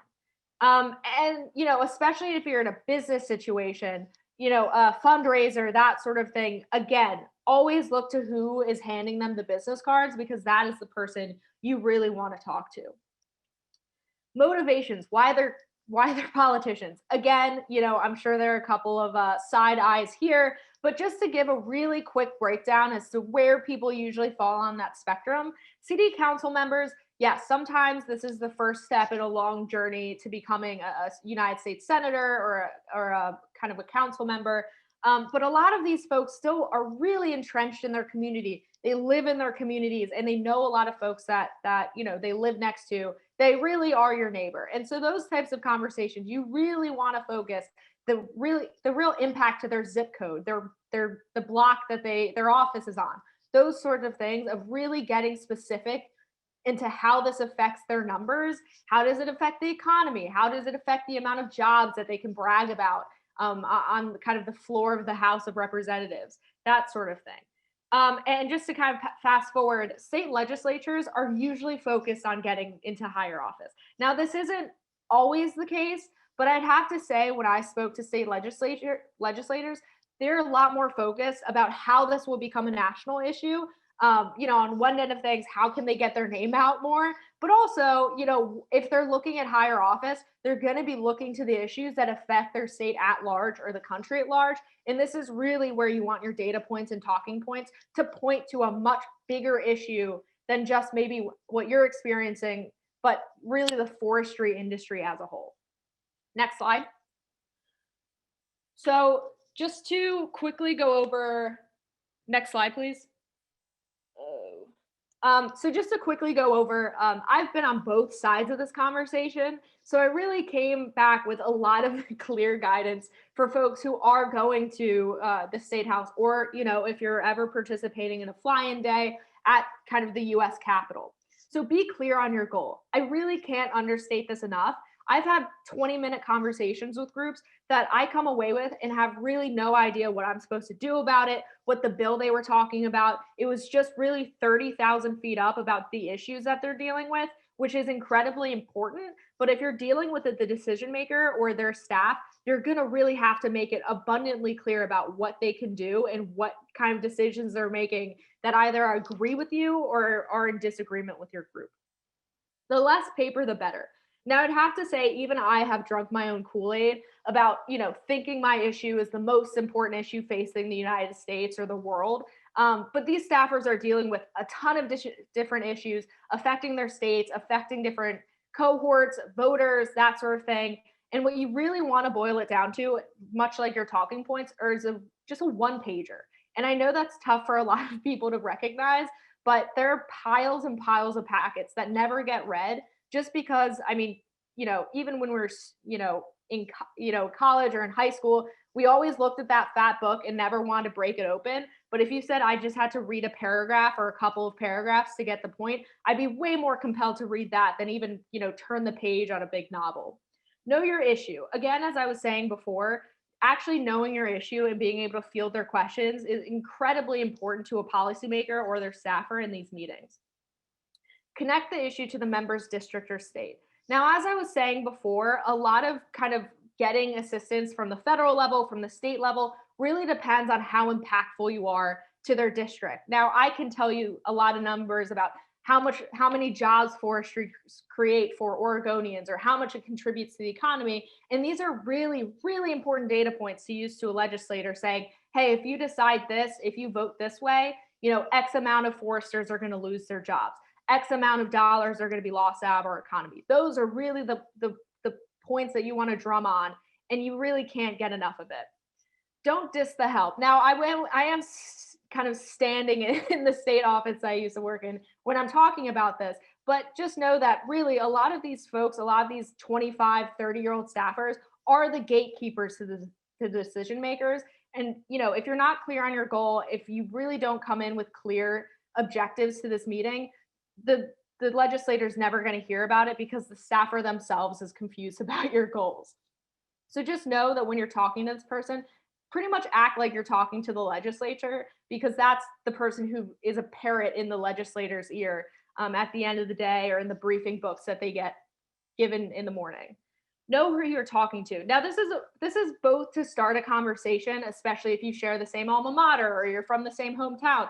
That's the type of connection that staffer or the legislator is going to think about when thinking about their issue. Keep it short. Now, a lot of these types of constituent meetings are kind of sandwiched in between a lot of other meetings during the day, and you're never going to know when somebody's going to get pulled off because of a call, because of something else.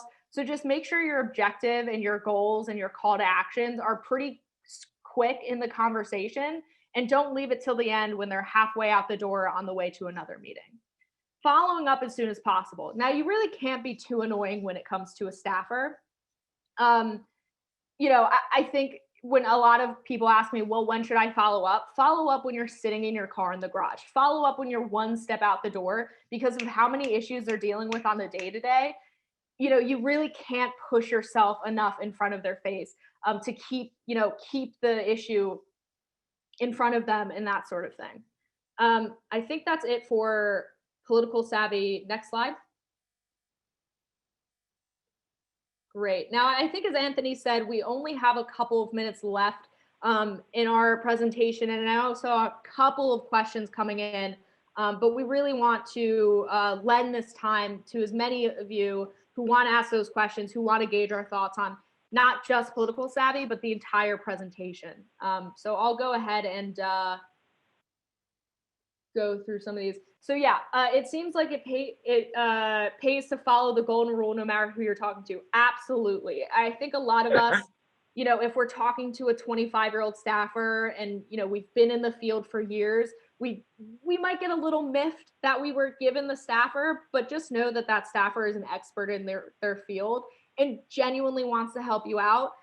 So being rude to them or shoving paper in front of their face and saying, I've been told, tell me when your boss wants to speak to me. They're never going to get that call.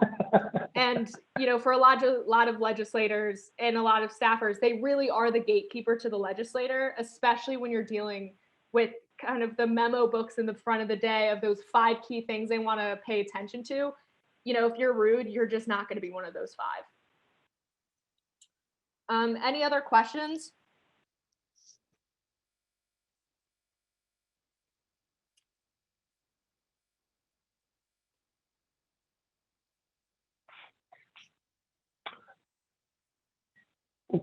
Great, Jeremy. If there's no other questions, I think we might be one of the first presentations to end a bit early if we try to keep you guys on schedule, because I know that's a really hard thing to do, especially in these virtual meetings. But is that another question in the 9? I think I saw an orange spot. There's one from Jeff Grogan. Are there any tips to help separate an employer from a profession? So, Jeff, if maybe you could clarify a little bit, like you're thinking about you work for a company that you're not too happy with, but you're excited about like what you do for a living. Just a little bit more clarity on that one.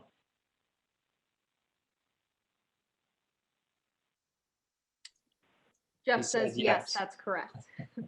Yes.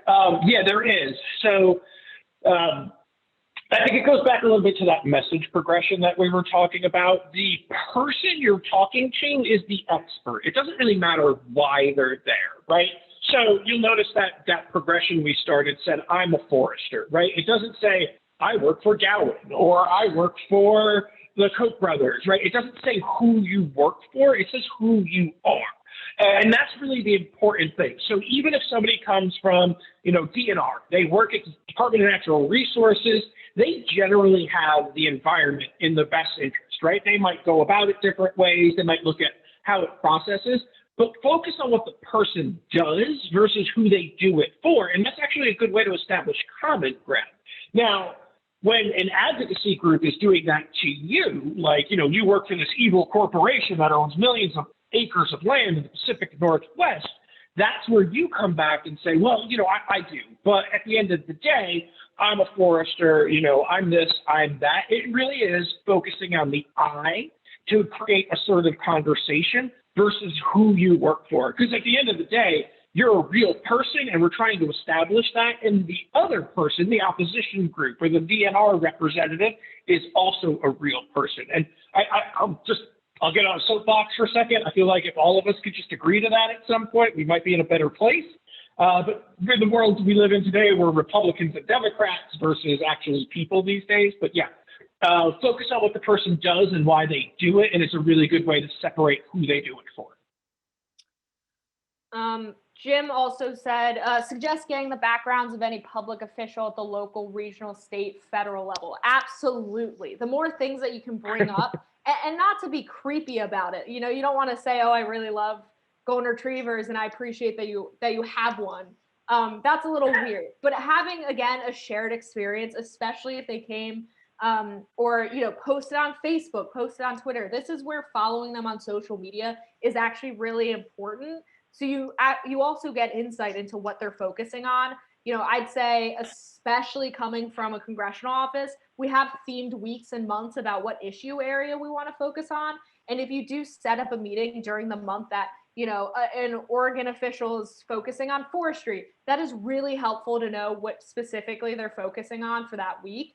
And getting the backgrounds, at least, a tip that we use at Clyde Group is creating a backgrounder for every single person we meet with, whether it's a reporter, whether it's we don't really work with public officials directly, but for the folks that we work for that do, it's been really critical. And again, just starting out that conversation and, doing your research from a staffer perspective really does show how prepared you are and how serious of an organization you're from. If you know nothing about them, it kind of gives a sense of disorganization. And I just don't really feel like you're going to really advocate that strongly against me if I do vote a different way. And couple of other, sorry. Well, hold on. I would chime in too, giving a plug here for SAF and other organizations. You don't have to do that alone, right? If you are having an interaction with somebody, there are plenty of people in your organization who will help you develop that information. If you're reading a city council member, a county commissioner, I'm sure an email to anyone at SAF will get you that kind of information quickly and make things a lot easier. Another person said, as an individual that worked in DC for 5 years with an agency and briefed staffers on multiple issues, it seemed to me that many times a politician has already made up their mind regardless of my input. How does one deal with that? Seems like regardless of my communication style, the decision maker's mind is already made up. Yes, that does happen, especially with kind of age-old issues as it relates to the Democrats or Republicans' platform on the national scale. But one thing that I would really recommend doing is if you do see somebody running for that office and is probably going to win, or they just got kind of put into office and they were just sworn in, that is a phenomenal opportunity to be the first person they meet with on this issue. Again, there's not much you can do if they've already made up their mind, but especially, coming from, in my experiences, sometimes they even have like a dry erase board with a tally of how many calls they've gotten that day. And that's when you really need to do a show of force in activating the folks and your advocates around you, family, friends, colleagues, and calling these offices, because as much as they've made up their mind, the voters still have power, even when even in terms of actually, doing checks on a dry erase board. And if 100 people call into an office a day, which really only takes 2 minutes, you might actually change their mind. And I've seen it happen in person. So yes, there is a kind of a fatalistic aspect to this, but miracles happen. And you shouldn't throw in the towel just yet. A good friend of mine has a great quote he uses all the time that says, you can't have GR without PR.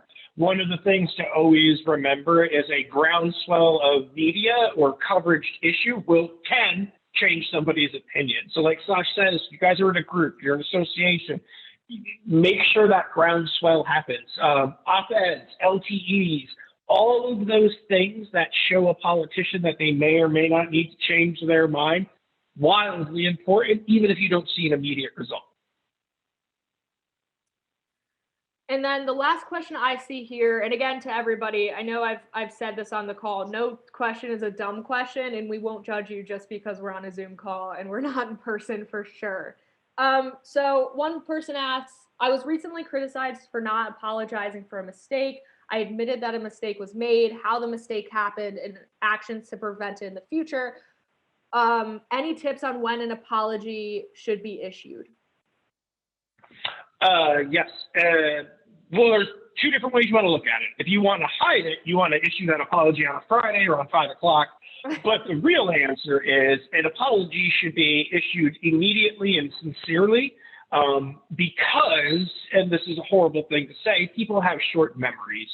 So if you apologize, own it, and move on, lots of times the conversation, the media cycle, whatever it is, will follow on to something else.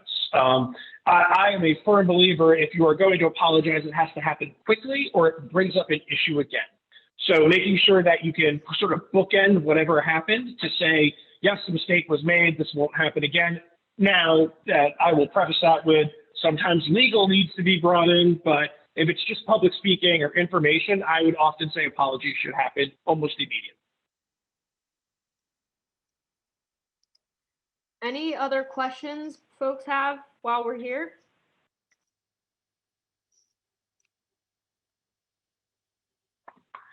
Oh, there are a couple other persuasion tactics for discussions with politicians.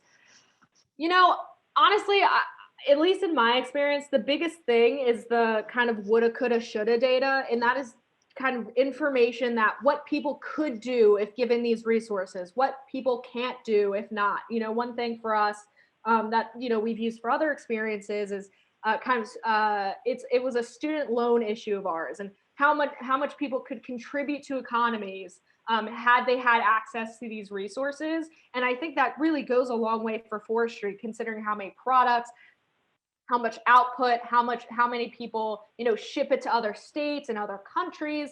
Having that very product focused industry is huge for politicians because you can actually give them numbers about how their decision will affect their district, their state, the nation at large.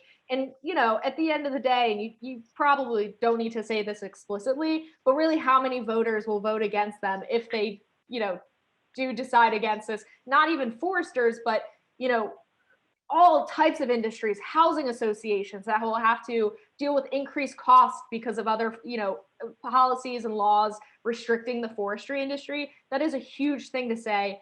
These are the folks that are with us, and this is the economic impact that your decision is going to have.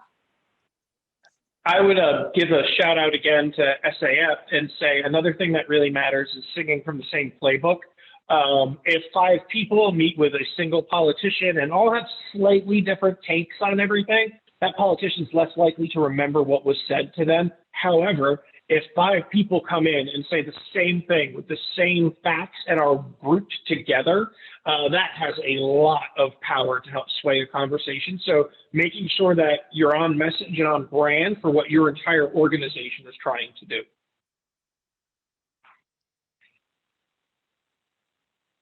Great. Well, I know we're coming down. By the way, to Jeremy, I love your background. We're coming down to the final couple of minutes. So if anyone has any outstanding questions, let us know. But appreciate all the questions we've had thus far. And again, I think our contact information is on the stuff. Or Jeff, I'm happy to send it to, or you have it. So feel free to disseminate widely if any other folks have any questions for us. Well, outstanding. Thank you so much, Anthony and Sasha. This was outstanding. Yeah, we'll get your contact information out. So anyone who would like to reach out to them for further questions or for their slides will be able to do so. I wish we could give you a better round of applause, but feel free to give them Understand. some written praise in the chat. It's been a pleasure. You guys enjoy the rest of the session. Thank you. All right. Katie Nichols is going to come on now and do the first raffle, and then we'll go right into our break. Hello, everyone. Thank you, Anthony and Sasha. That was a lovely presentation. So as Jeremy said, at the breaks, we will have some raffles as well as in the happy hour. So hope you all join us at 4:30. Our winner for this first raffle is Kendall Emerson. Kendall, I will be reaching out to you and getting a mailing address and get everything sent over to you. So that is the beginning of our break. We will return at 9:45. And here are our sponsors again. We greatly thank them for participating in this event. Next up is Henry E. Kodama, or more commonly known as Gene.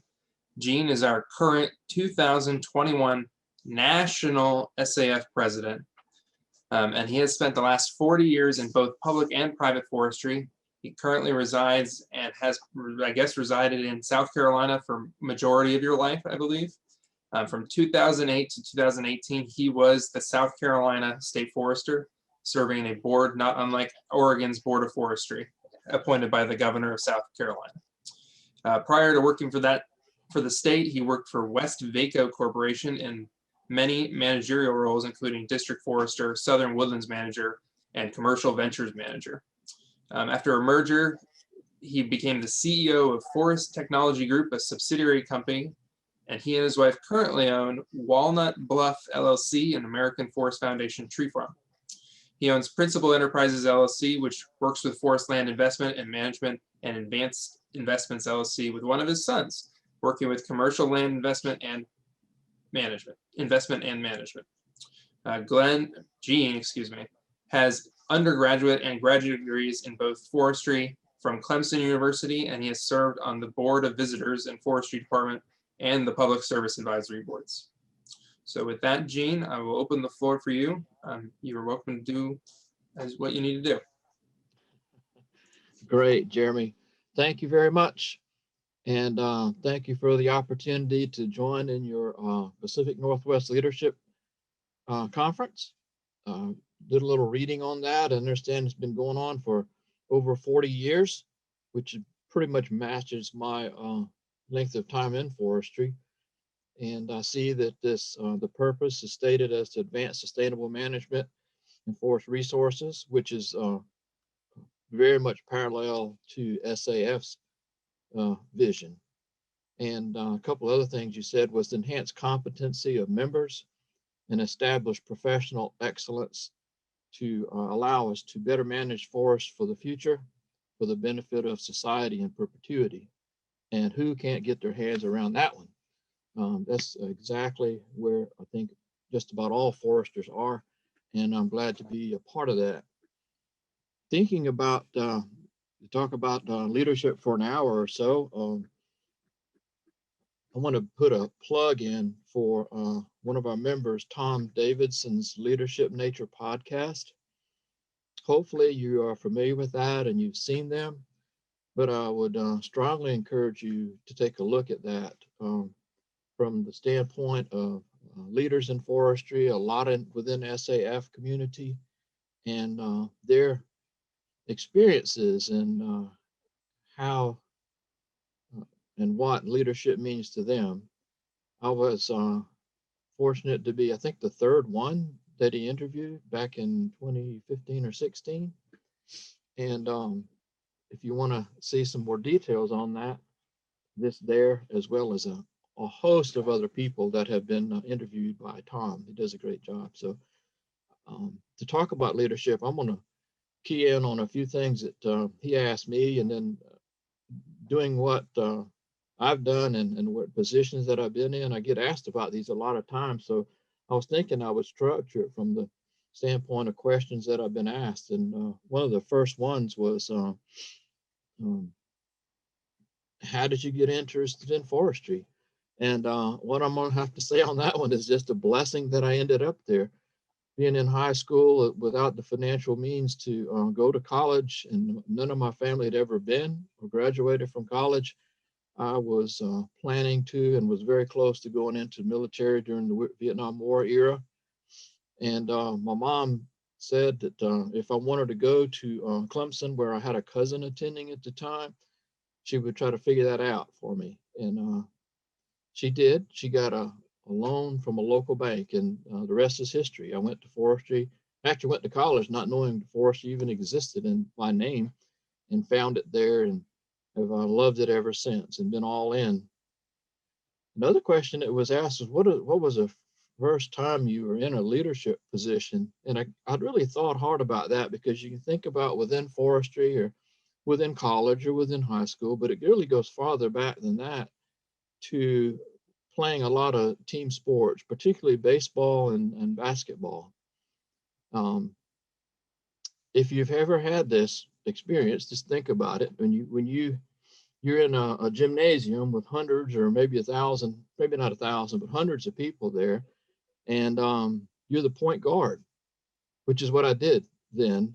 And you coming down the court, and everybody's focused on where is that ball going, and you got it. So it's very similar to what we do now, in that you're at the tip of the spear. Hopefully, the planning that you've done, your game plan, you work with your coach and your teammates, will come into play, and you can act and react without having to think through a lot of those things. And coming down the court, you just have microseconds to seconds to figure out what you're going to do as you come down. You're assessing that situation. That has really, really helped me over the years, particularly in situations where you're dealing with, in the latter years, legislature, earlier years, wildfire control, and disaster response and that sort of thing. You got to think fast and think on your feet and make the best decision that you can. And if you mess up, like we talked about a little while ago, if you make an error, you adjust very quickly and move on from there. And then I had an opportunity to be involved in other little clubs and things at the high school level. U.S. Forest Service was a student at Clemson, worked on the Francis Marion National Forest and timber marking and Youth Conservation Corps. So those all helped me get an early taste of what it meant to do that. And then with Westvaco Corporation that Jeremy mentioned, they had just a wonderful approach to developing their employees. And some of that was for foresters in particular, and others to be supervisors. They had their own internal courses. They sent us to the Dale Carnegie course and Development Dimensions International and all sorts of things, and opportunities to learn how to do things through other people. They knew what they were doing in training for us to be good individual producers, but also learn how to get things done through other people, which is what we talk about leadership today. And I had a lot of mentors along the way to help me, parents, grandparents, relatives, and those sorts of things. And that's one of the things we're talking about within SAF right now is how can we create the opportunity for more mentorships for students and young professionals. And we're going to push a little hard on that. We got some things going on within Student Executive Council. Audrey McClellan is our first young professional to be in that role. We have Elliot Smith, who is the lead of the Student Executive Council. Those two, and Tammy Cushing, the past president, and I, and some others, have been looking at how can we create more opportunities for mentorship to help the young folks get involved in forestry, not just be members, but be active in that.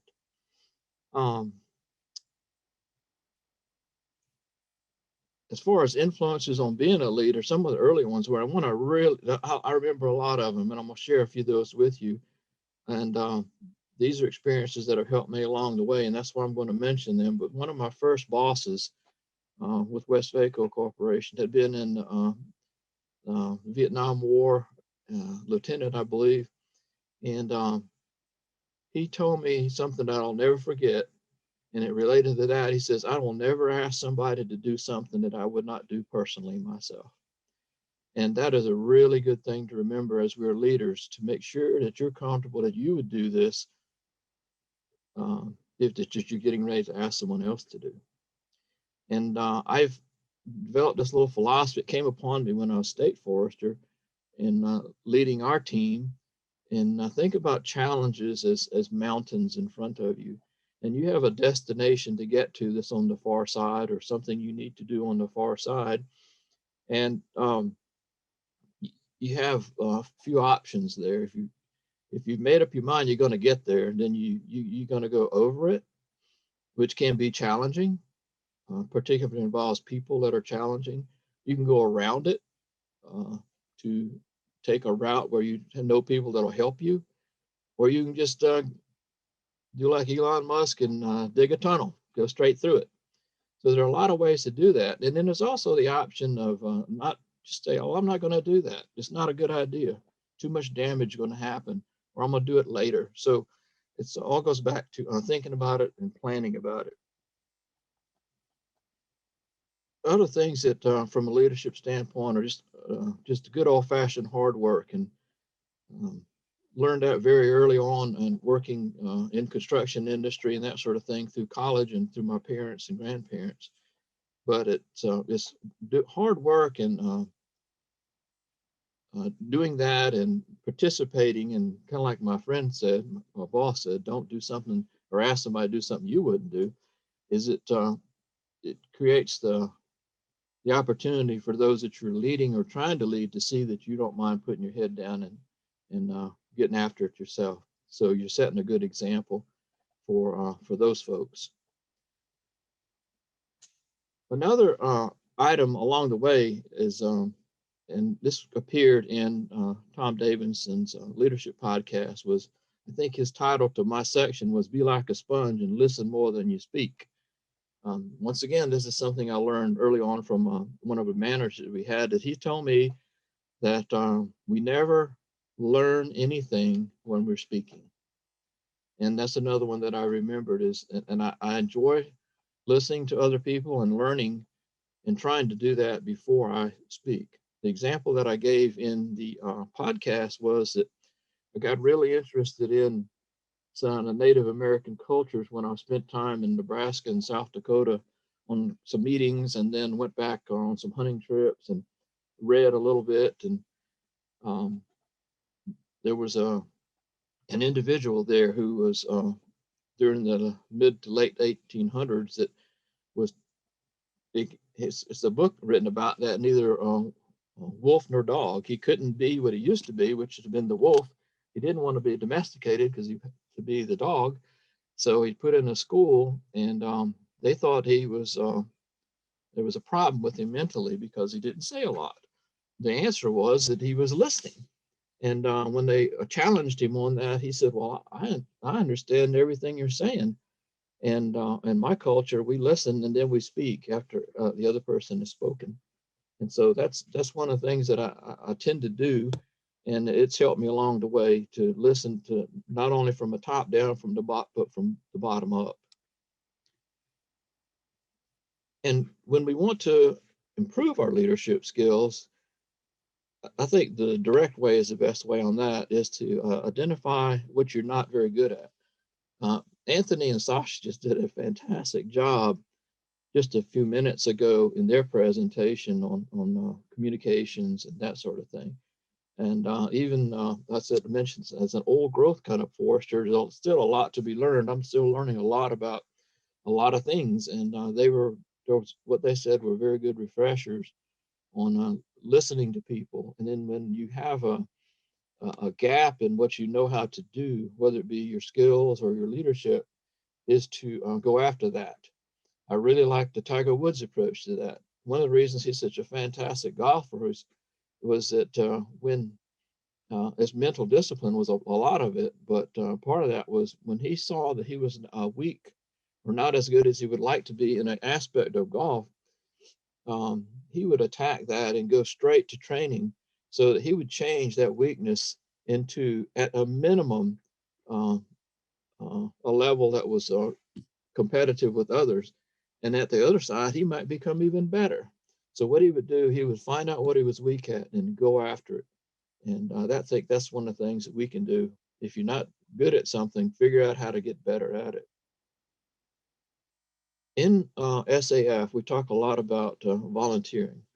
And that's another thing that I think helps us learn to be better leaders and develop into the person that can lead others, is stepping up and volunteering. When there are tasks to be done, step right up and say, well, I'll do that. And of course, you want to make sure that you're able to do that, or can be make yourself able to do that. But what it does is it builds ourselves to move forward and to be able to do more things, and also brings the team along to accomplish whatever objective that it is that you're looking for. Another one that I live by, and this is a lot of this was learned through business and business school. I took quite a few classes in MBA program, and while I was working on some degree work outside of Clemson. And one of the things I identified there, and a book helped me, was that one on macroeconomics and understanding the trends that are out there. Macroeconomic trends is when we go out to do something, is to check the water and be sure that you're not going to try to swim upstream against the current or the trends that are out there. And this really applies to the business world. When you start off a business or in business, at all costs, you want to try to avoid going against the current. If the major macroeconomic trends are against you, you're going to have a hard time. If you can figure out what's going on and see what's working, and then go with the flow, so to speak, you can be a lot better off. Now, there are folks out there that can do well at the other, but when that happens, it's just at a higher risk level of failure, and they're might have to make some big adjustments to get back to where they need to be. Now shift gears a little bit. Those were mostly the topics that we talked about in the podcast with Tom Davidson, and shift gears a little bit to some other questions that I've been asked, and I'll try to answer some of those to see if it might help with what we're talking about today and the folks that are on our call. Some people don't feel that they are leaders, but I would contend that you are a leader. Every one of us is a leader, because people are watching you all the time.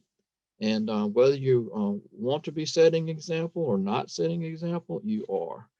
And we're all that, and particularly if you're an SAF member, you're already a leader in your profession, and you're out there on the front to make sure that we're able to conduct our profession in a way that enhances the forestry here on Earth, as well as our own profession and society into the future.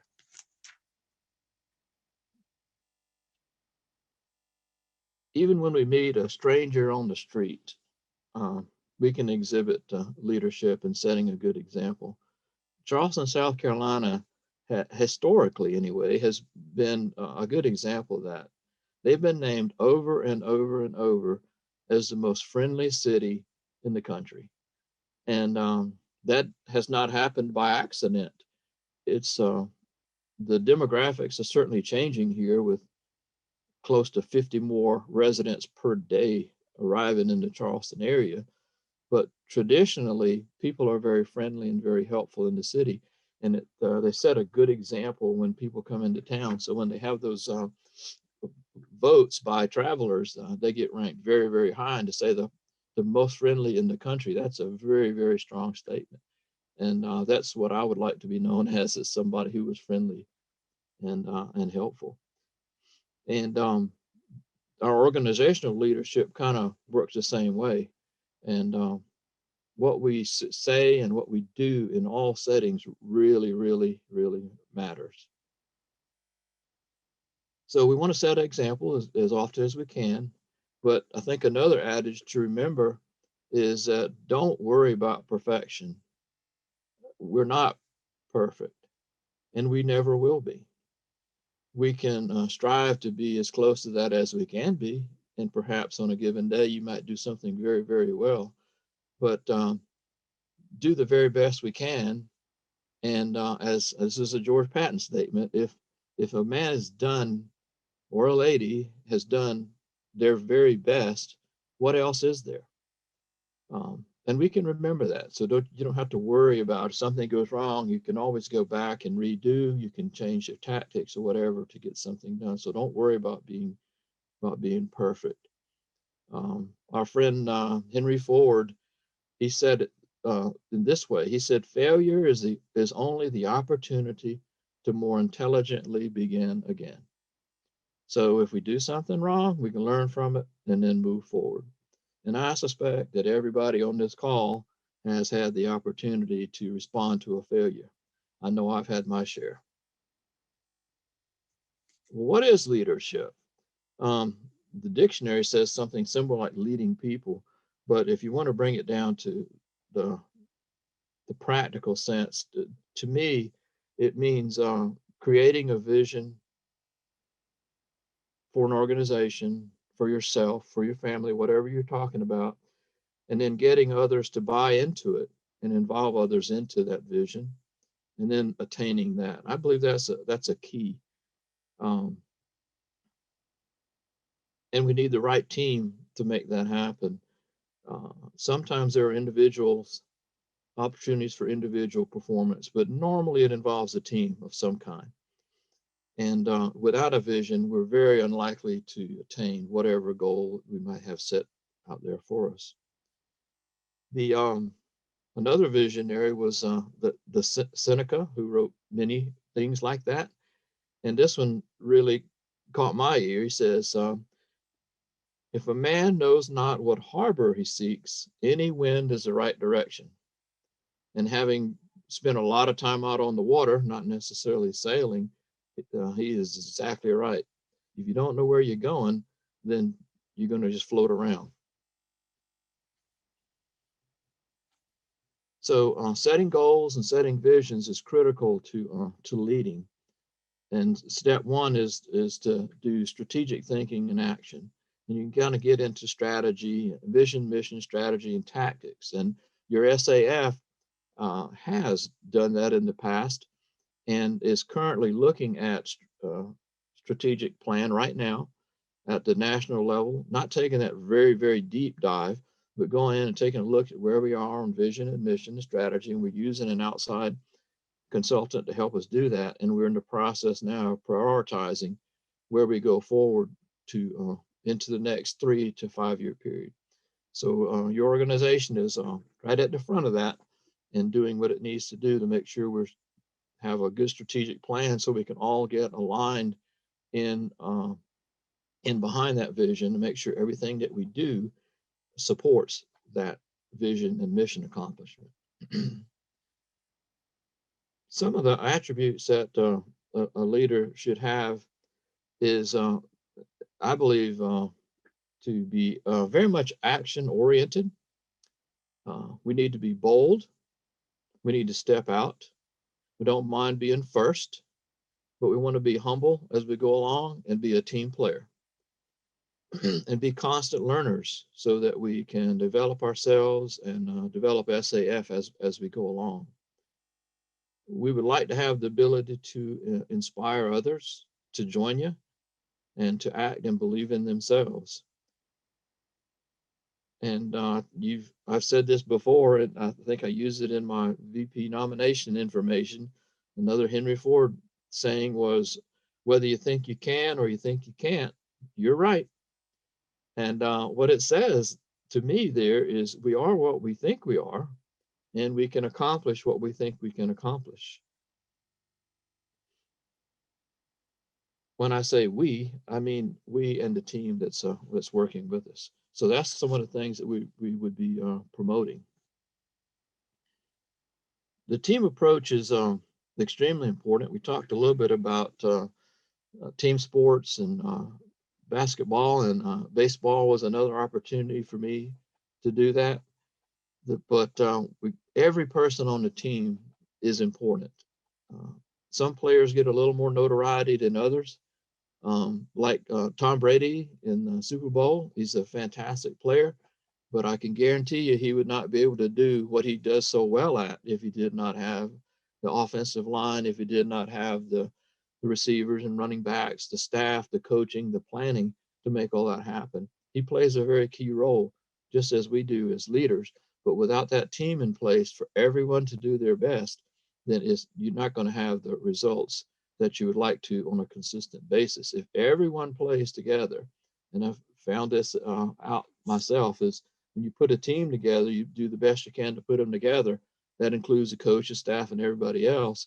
And what it sets you up to be able to do is the very best that that group of people could possibly do.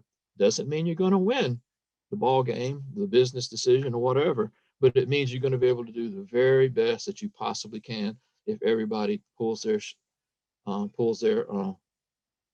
of the task along and does what they need to do. So having a good human resources management team can do this. And I'll have to say a lot of credit to Terry Baker, our CEO, as well as the rest of the board and officers of SAF have done a fantastic job of building back the SAF team that at staff level in what was formerly Bethesda, Maryland, now in DC. Even during the pandemic and such a tough time, Terry and others have been able to hire about a half a dozen people back into the organization. We have a great team at SAF in DC, as well as a great team of board members and directors and committee members to make sure that we can be the best that we can be in SAF.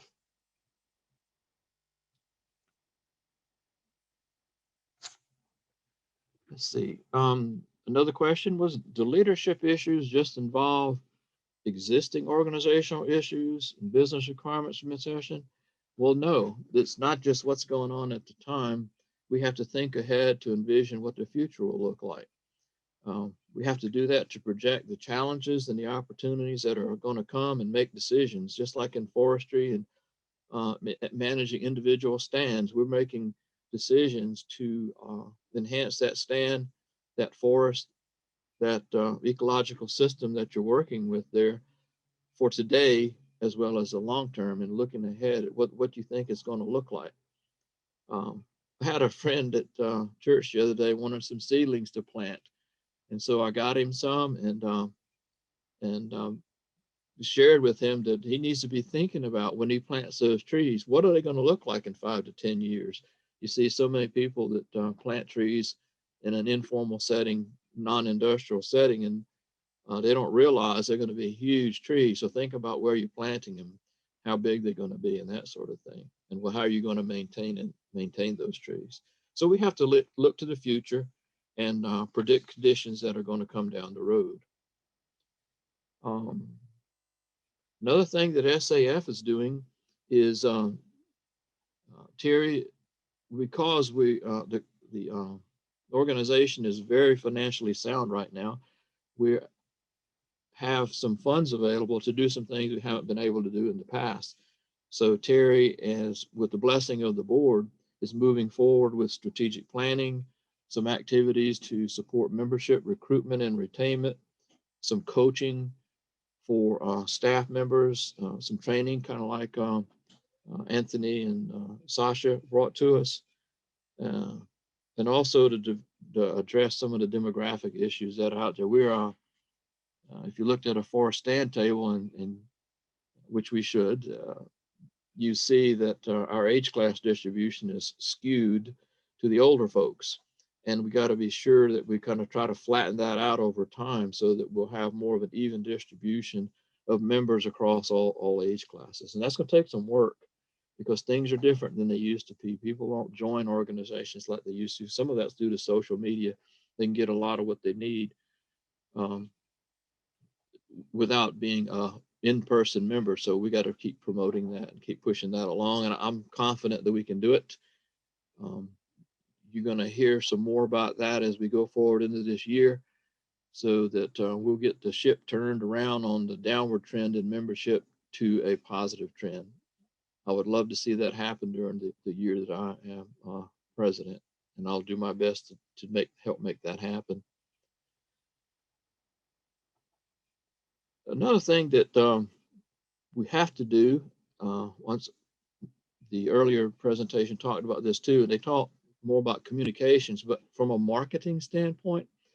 And you've heard me talk about what I believe is very important is social license. That's the opportunity and the privilege to do what we do without being stopped by society, whether it be laws, policies, or regulations.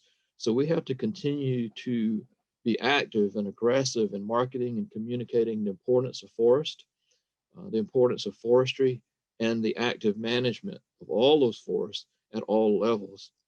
And that will enable us to retain that social license to manage forest according to scientific principles rather than the whims that society might throw at us from here to there. And once again, there's a big challenge there because this, I don't know, 10, 15 years ago, we were quoting numbers that 75 or 80% of the population lived in urban or suburban environments. But from what I'm hearing now, it's more like 80, 85% of the population lives in urban and suburban environments. So they're not attached to the land and to the natural resource and forestry. So we got some challenging communications and market conditions come down. But once again, I know we can do it. We just got to modify what we say and do to cover that. So we can keep that social license. Let's see, kind of in summary, we're all leaders. Whether we realize it or not, we're setting examples for others. We're leaders in some capacity somewhere. And we're not only leaders for now, but in the future. And that leadership involves both the science that we deal with, but also the social and human elements that we have to work with, and the business principles that come along to make it be successful and to balance all those aspects of SAF, as well as our personal lives, really. The Society of American Forestry is positioned to continue to be a key player in ensuring that our forestry profession leads and leads well. In business community, we would call it goodwill, which when you're selling a company, you can get a lot of money for goodwill. And goodwill means a good standing in the community, a customer base, a reliability that people come to you. Terry Baker said the other day that he's really pleased with that because we have a lot of partnership agreements now with other forestry organizations. And when Congress and policymakers, decision makers need information on forestry and natural resources, they're coming to SAF. And they're not coming just because they see a name on a website. They're coming because we're credible, that we're honest, and that we're science-based, and that we can communicate well with them. So that's something we can really, really be proud about. And I was looking back to say, what are some of the key pieces to this conversation? And I think number one would be to recognize that we are setting an example for other people and to set that good example. As a member of our team, whether you be the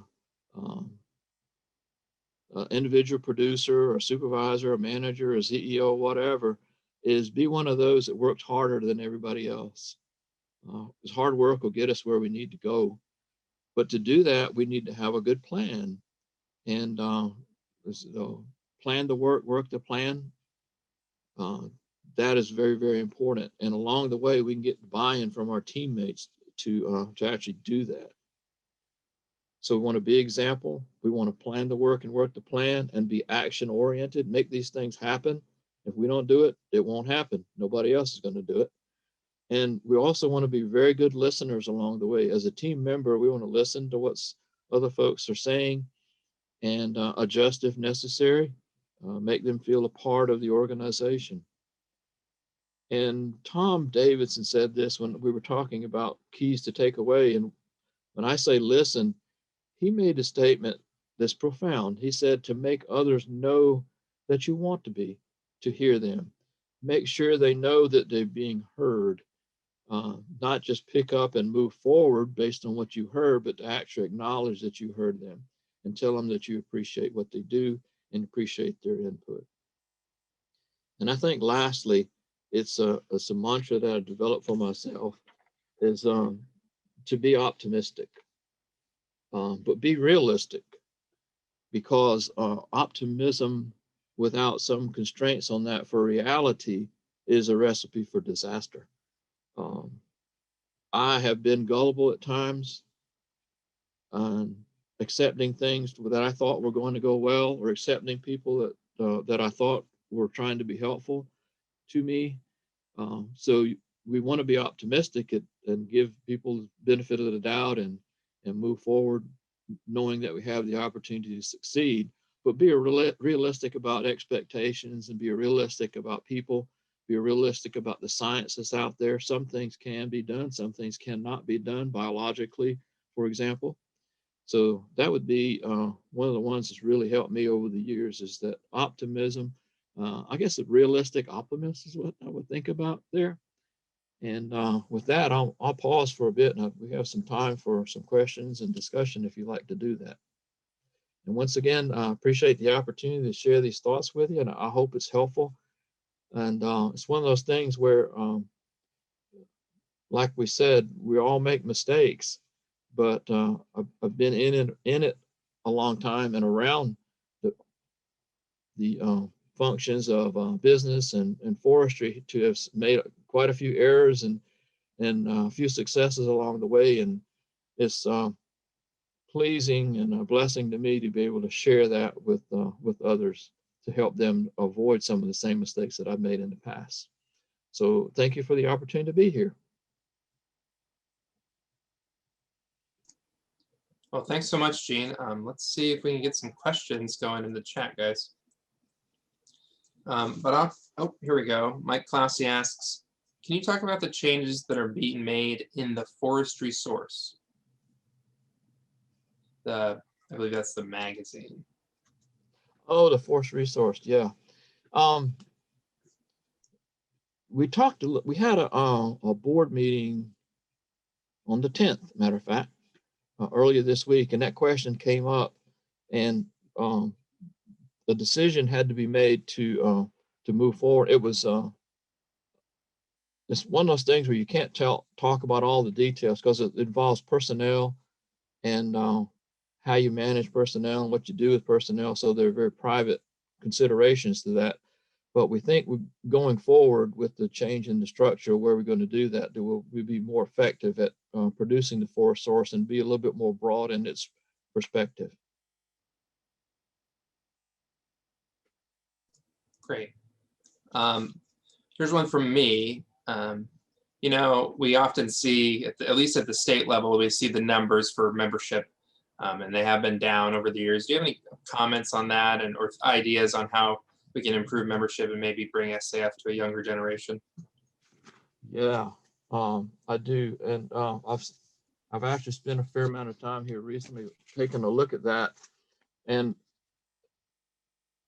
of all the strengths that we have, our organization, the people, the volunteers, the financial strength, all those aspects, the one weakness that I see is that membership that's been in a downward trend for quite a few years. I think, let's see what those numbers were. Yeah, we dropped about 13% in membership over the past 2 years, so around 6 point something percent annually. Some of that's related to COVID and the pandemic impact, but we also know that it's been going down even before the pandemic. So what are we going to do about that? Part of it is demographics. That stand table that we talked about, we got a lot of members that are old growth forest, old growth members like myself, and they're kind of moving off the right-hand side of the page. So we need to figure out ways to keep those folks involved as they retire and move on from active careers in forestry to a more retirement type oriented degree, level of membership. But on the younger side, we got fantastic opportunities to work with, I believe, start all the way back in high school. And we've been discussing how to do that. The new career college guide SAF produced has just come out. And it's it's really a good tool to get it out into our high schools to talk to those folks that get the best and the brightest to come into forestry.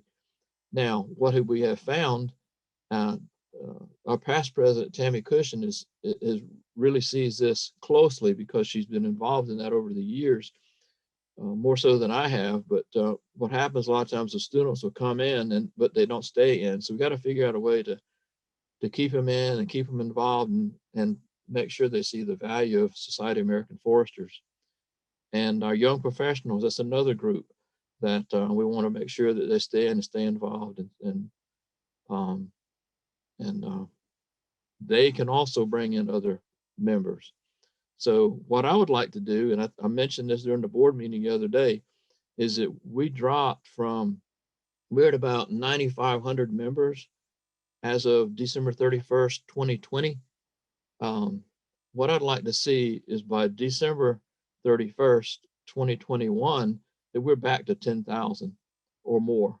And we can do that while all of us working together and talking to officers and the board and staff about not only the long-term look at membership, which we're going to do that and study that, but that's going to take months. And I won't be in this position, but for another 10 months or so. And I'd really love for us to be able to say at the end of this calendar year that we're bumped back up to 10,000 or better. And we can do that simply by bringing in members, and our SAF staff will help us provide tools to make sure that we can show the value in that. But I believe we can do that by recruiting and bringing back members to the table, and the new ones, the young ones that come on. Great. We got a couple more coming in. This one kind of connects to what you just said. Jeff asks, can we get an update on the SAF membership database update project? Can we get updates on this?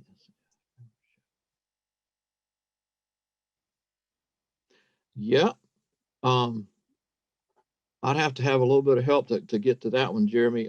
Not sure exactly how to answer that question. Let's see, that's from Jeff.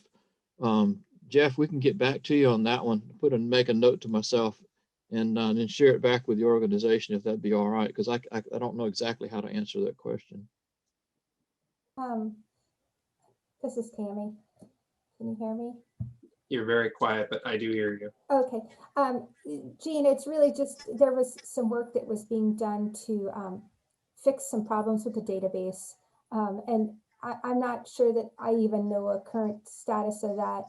I know that work was done on it. We are seeing improvements, but it's just kind of an ongoing project is, I guess, what I would probably say. Great.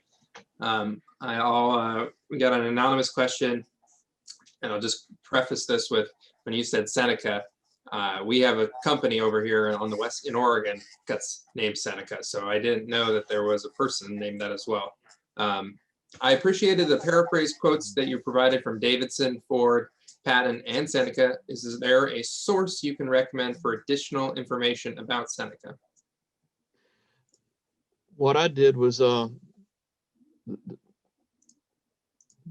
went and Googled Seneca and did some readings about his writings and sayings. And it's not the company, Jeremy. So that would be my recommendation, is to just go online, and there's written material about his sayings, a lot of them. Yep. Great. What might be the highest priority and foreseeable policy challenges that the forestry profession faces with this new administration?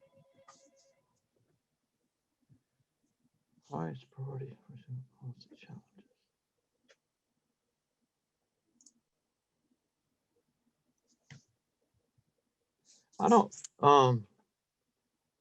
We prepared a document to send to the new administration, and I'm not aware of any issues that might be bad, so to speak, with the new administration. Tammy, you can help me out on this one too. I don't really know of any really bad things that are on the horizon just because the administration changed. No, I think you're right, Jean. I think we were all pretty much perceiving the administration change could be a positive change in a lot of ways, but time will tell. I know a memo was sent on the transition, reinforcing all the things that we as a profession would want to see and continued. And so that transition memo obviously talked about active forest management was part of that conversation. So I think in general it's perceived to be positive, but time will tell. Thanks, Tammy, for stepping in there. That gives me a chance to think a bit. If you had to name one thing, I think I would think about when you think about forest policy, is to make sure there's a very sound connection between forestry and active forest management and responding to climate change. That would be a big one, because things are going to happen on climate change, and forestry and forest management needs to be seen as an answer and a positive benefit, not negative. So to answer that question and rethinking it, that would be the number one item I think I would probably go after, to make sure that we stay on the positive side of that. We are the answer, not the problem. Great. I'll come back to this other question. Jim Rombach, former state chair for us and very involved member, wanted to comment, Jean, Oregon and the Oregon SAF is involved in a very successful high school forestry program and is providing an excellent future forester base. So he's glad you touched on that a little bit. Yeah, thanks, Jim. I think there's a lot to be learned all around the country. There are things that are going on that are good, and I think it'd be good to learn from those. I've got two more here. I'm going to come back to, there's a question about the certified forester program, but I'm going to come back because I want to ad lib on it. Lakin Jacoby asks, can you suggest strategies or tips to delegating tasks to team members? That is one of my biggest weaknesses. I try to do everything myself because I'm not the best at instructing others on what needs to be done or asking for help. I think she's referring to like in a chapter situation, I believe, like a student chapter situation specifically. I think one of the first things we need to do is to acknowledge that you can't do it all yourself. And if you try to do so, it's going to be detrimental to you, as well as the chapter and moving forward to progress with the chapter. So first off is to recognize you can't do that, and I would use my strengths to do what I can do, and then I'm going to go straight out to the members, and we might need to make a list of the items that need to be done and try to secure some volunteers who are best suited to make those things happen. And then once you go to that level, if you still don't have the folks that you need to do it, is to go find out what you can about your membership and who's best at that, and go straight to them and ask them. That's what we have to do with on our national committees, which there's probably number 15 or so that we still need to flesh out as far as national committees. And we take what we know about folks in the organization and then try to have the best fit for those positions of all the committees that we have. So gather as much information as you can and then go to those people and ask them. And I'd have to say that I've just been incredibly impressed when I have gone to ask folks to participate as a chair or a committee member. And once again, Terry and Tammy and the FCF staff have been fantastic, because I don't know all these people all around the country. They've helped me identify the people that would be a good fit. And I've only had one person out of many that I've asked to be on a committee or to be a chair or to be a leader to say they couldn't. And the only reason they did that was they just assumed some major leadership responsibilities in another situation and they couldn't do it.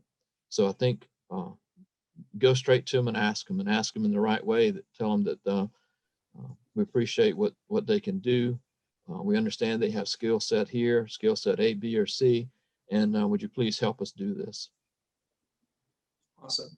Thank you. All right. So David Wells is our current vice chair for Oregon, state vice chair, and he asks, how do you think the certified forester program can be used to engage membership, And then I'm going to tack on an additional question. How do you think that the Certified Forester program could be better marketed to students that are coming out of college?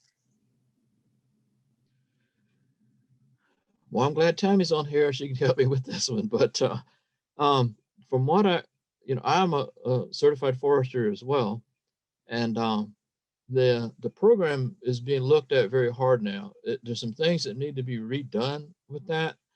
We got started off pretty well, but then it's kind of gone with not had adequate emphasis going forward. So there's a lot of work to be done there, and to engage membership, I think we got to get some things straight in the Certified Forester program as how it's done, how many hours are required over certain periods of time. There's a lot of work that needs to be done there before we come out of the door and use it to engage or encourage or recruit members. Tammy, you have any thoughts on that one? Yeah, Jean's spot on. It's time to take a real good, healthy look at it. And that's kind of some of the work that's been done on the board, was really to take a look at the program as it exists now. What kind of demand from our own members? What kind of awareness do we have of the program?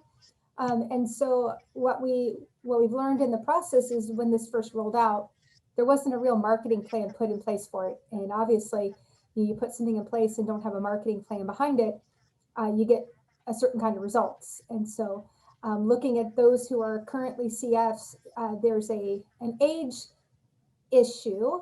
We have a lot of folks who are retired that are CFs, and then there's a pretty big gap in the CF program. And so we need to focus on why somebody who's working needs to be a CF. And then we need to make sure that employers understand the value of that CF. And so all that stuff is being looked at now. Staff is on that after the report by the board. So it was a very large report after a survey, and then all that data has been fed back to the staff, and the staff have individual items that they're working on, including how we market that as a value proposition for the organization as a whole, and then how we support those who are in the program. And so some of that's also included hiring additional staff. And so you'll see, I hope, improvements, but it's a continuous process. It's not a quick fix. Let's put it that way. Well, good. Yeah, I'd say that I have some excuse me.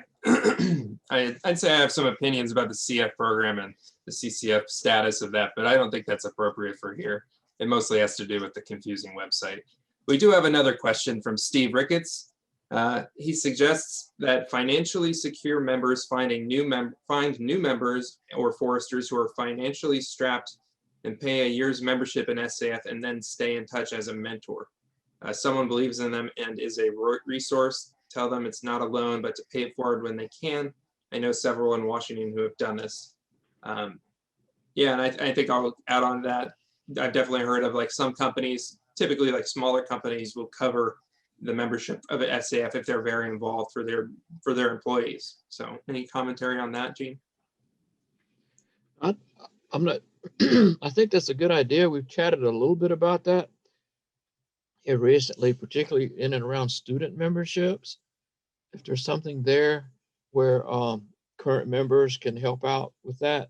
California SAF has a program. Tammy tells me there are other programs here and there that do that, to ask members to kind of pay it forward and help those who might need help and encourage them to get more involved and actually stay involved. I guess in some cases, if you're talking about members that have hit the wall perhaps on finances, I'm sure that people would be willing to help them. I'm not sure exactly how to organize that in a big way, but I'm glad to see that that is happening in Washington.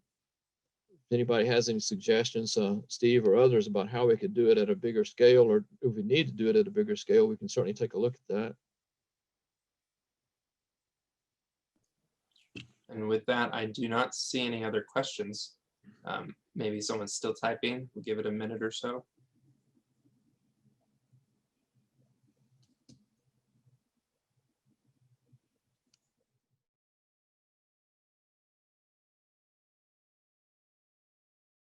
I'm going to introduce Lakin Jacoby.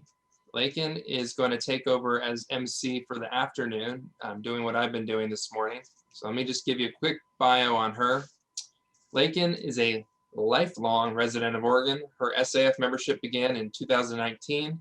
In the spring of 2020, she graduated from Mount Hood Community College with an Associate's of Applied Science in Forest Resources. She's currently enrolled at Oregon State, go Beavs, College of Forestry. She is seeking a bachelor's degree in forest ecosystems and society focused on ecological restoration. She would like to work for the state of Oregon or a nonprofit organization.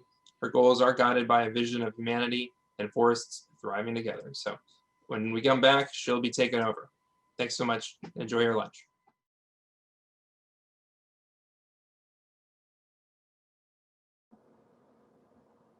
Hello, everyone. Welcome back. I'll give it just a moment, maybe. Make sure everyone's here. My name is Lakin. If you weren't here earlier, Lakin Jacoby. I'm a student member for a couple years now, and I'm a student at Oregon State University College of Forestry. And I'm delighted to be here today with you all and to have the opportunity to introduce you to some amazing, accomplished leaders. So I think I'll go ahead and get started. It's right on time. First up, we have Dr. Tamara Cushing doing a presentation called Ethics for Leaders. Dr. Cushing served as the 2020 president of the Society of American Foresters National Organization. She holds several titles at Oregon State University, including Starker Chair of Private and Family Forestry, Assistant Professor and Extension Specialist in Forest Economics, Management, and Policy. She has earned a PhD in Forest Finance from the University of Georgia, 2 master's degrees from Mississippi State University, 1 in Forest Economics and 1 in Taxation, and a degree in Forestry from the University of Florida. Her research focuses on tax policy effects on private landowners. And through her extension role at OSU, she offers education to landowners, foresters, and tax professionals on the economics of growing trees and forestry-related tax codes. Welcome, Dr. Cushing. Thank you for being here. And now is your time to shine. Thank you, Lakin. Great job. So welcome, everyone. I'm going to go ahead and start sharing my screen. So if you'll give me a moment to get fired up here. I promise no taxes today. So if you came prepping for April 15th, you'll have to wait for another day on that one. So today we're going to talk about ethics. Lakin, can you just give me a thumbs up or something to let me know you can see my screen? Looks good. Thank you so much. I appreciate that. So today they've asked me to talk a little bit about ethics. And so we're going to talk a little bit of theory about ethics. This is the kind of presentation that can be a real fun presentation to give in person. So I'm hoping to do my best to replicate some of that while we sit here at our home computer screens. So I do want you, when I ask questions, to just fire back into the chat so that we can make this a little bit more interactive as much as we can do in this format. So we'll talk a little bit about some theory stuff. We'll look at some outside of forestry ethics questions, and then we'll dive into what some forestry ethics questions look like. All that in the next 40 minutes. So let's talk about what is ethics. So when we really start looking for what does it mean and what is the topic actually, we're really talking about things that are right versus wrong. And it doesn't, we have laws that tell us what we can and cannot do, right? We have regulations that tell us what we can and cannot do. But I want to kind of separate the right and wrong from the law part of it for a minute, because just because it's law doesn't make it right by our moral compass. And just because a law doesn't exist doesn't mean that it's not wrong. And so we need to kind of take that dive into ourselves and think about what is right and what's wrong. And I have 2 teenagers, and I like to tell them that ethics is really what you do when no one is watching. And right now, We have lots of people that nobody's watching, right?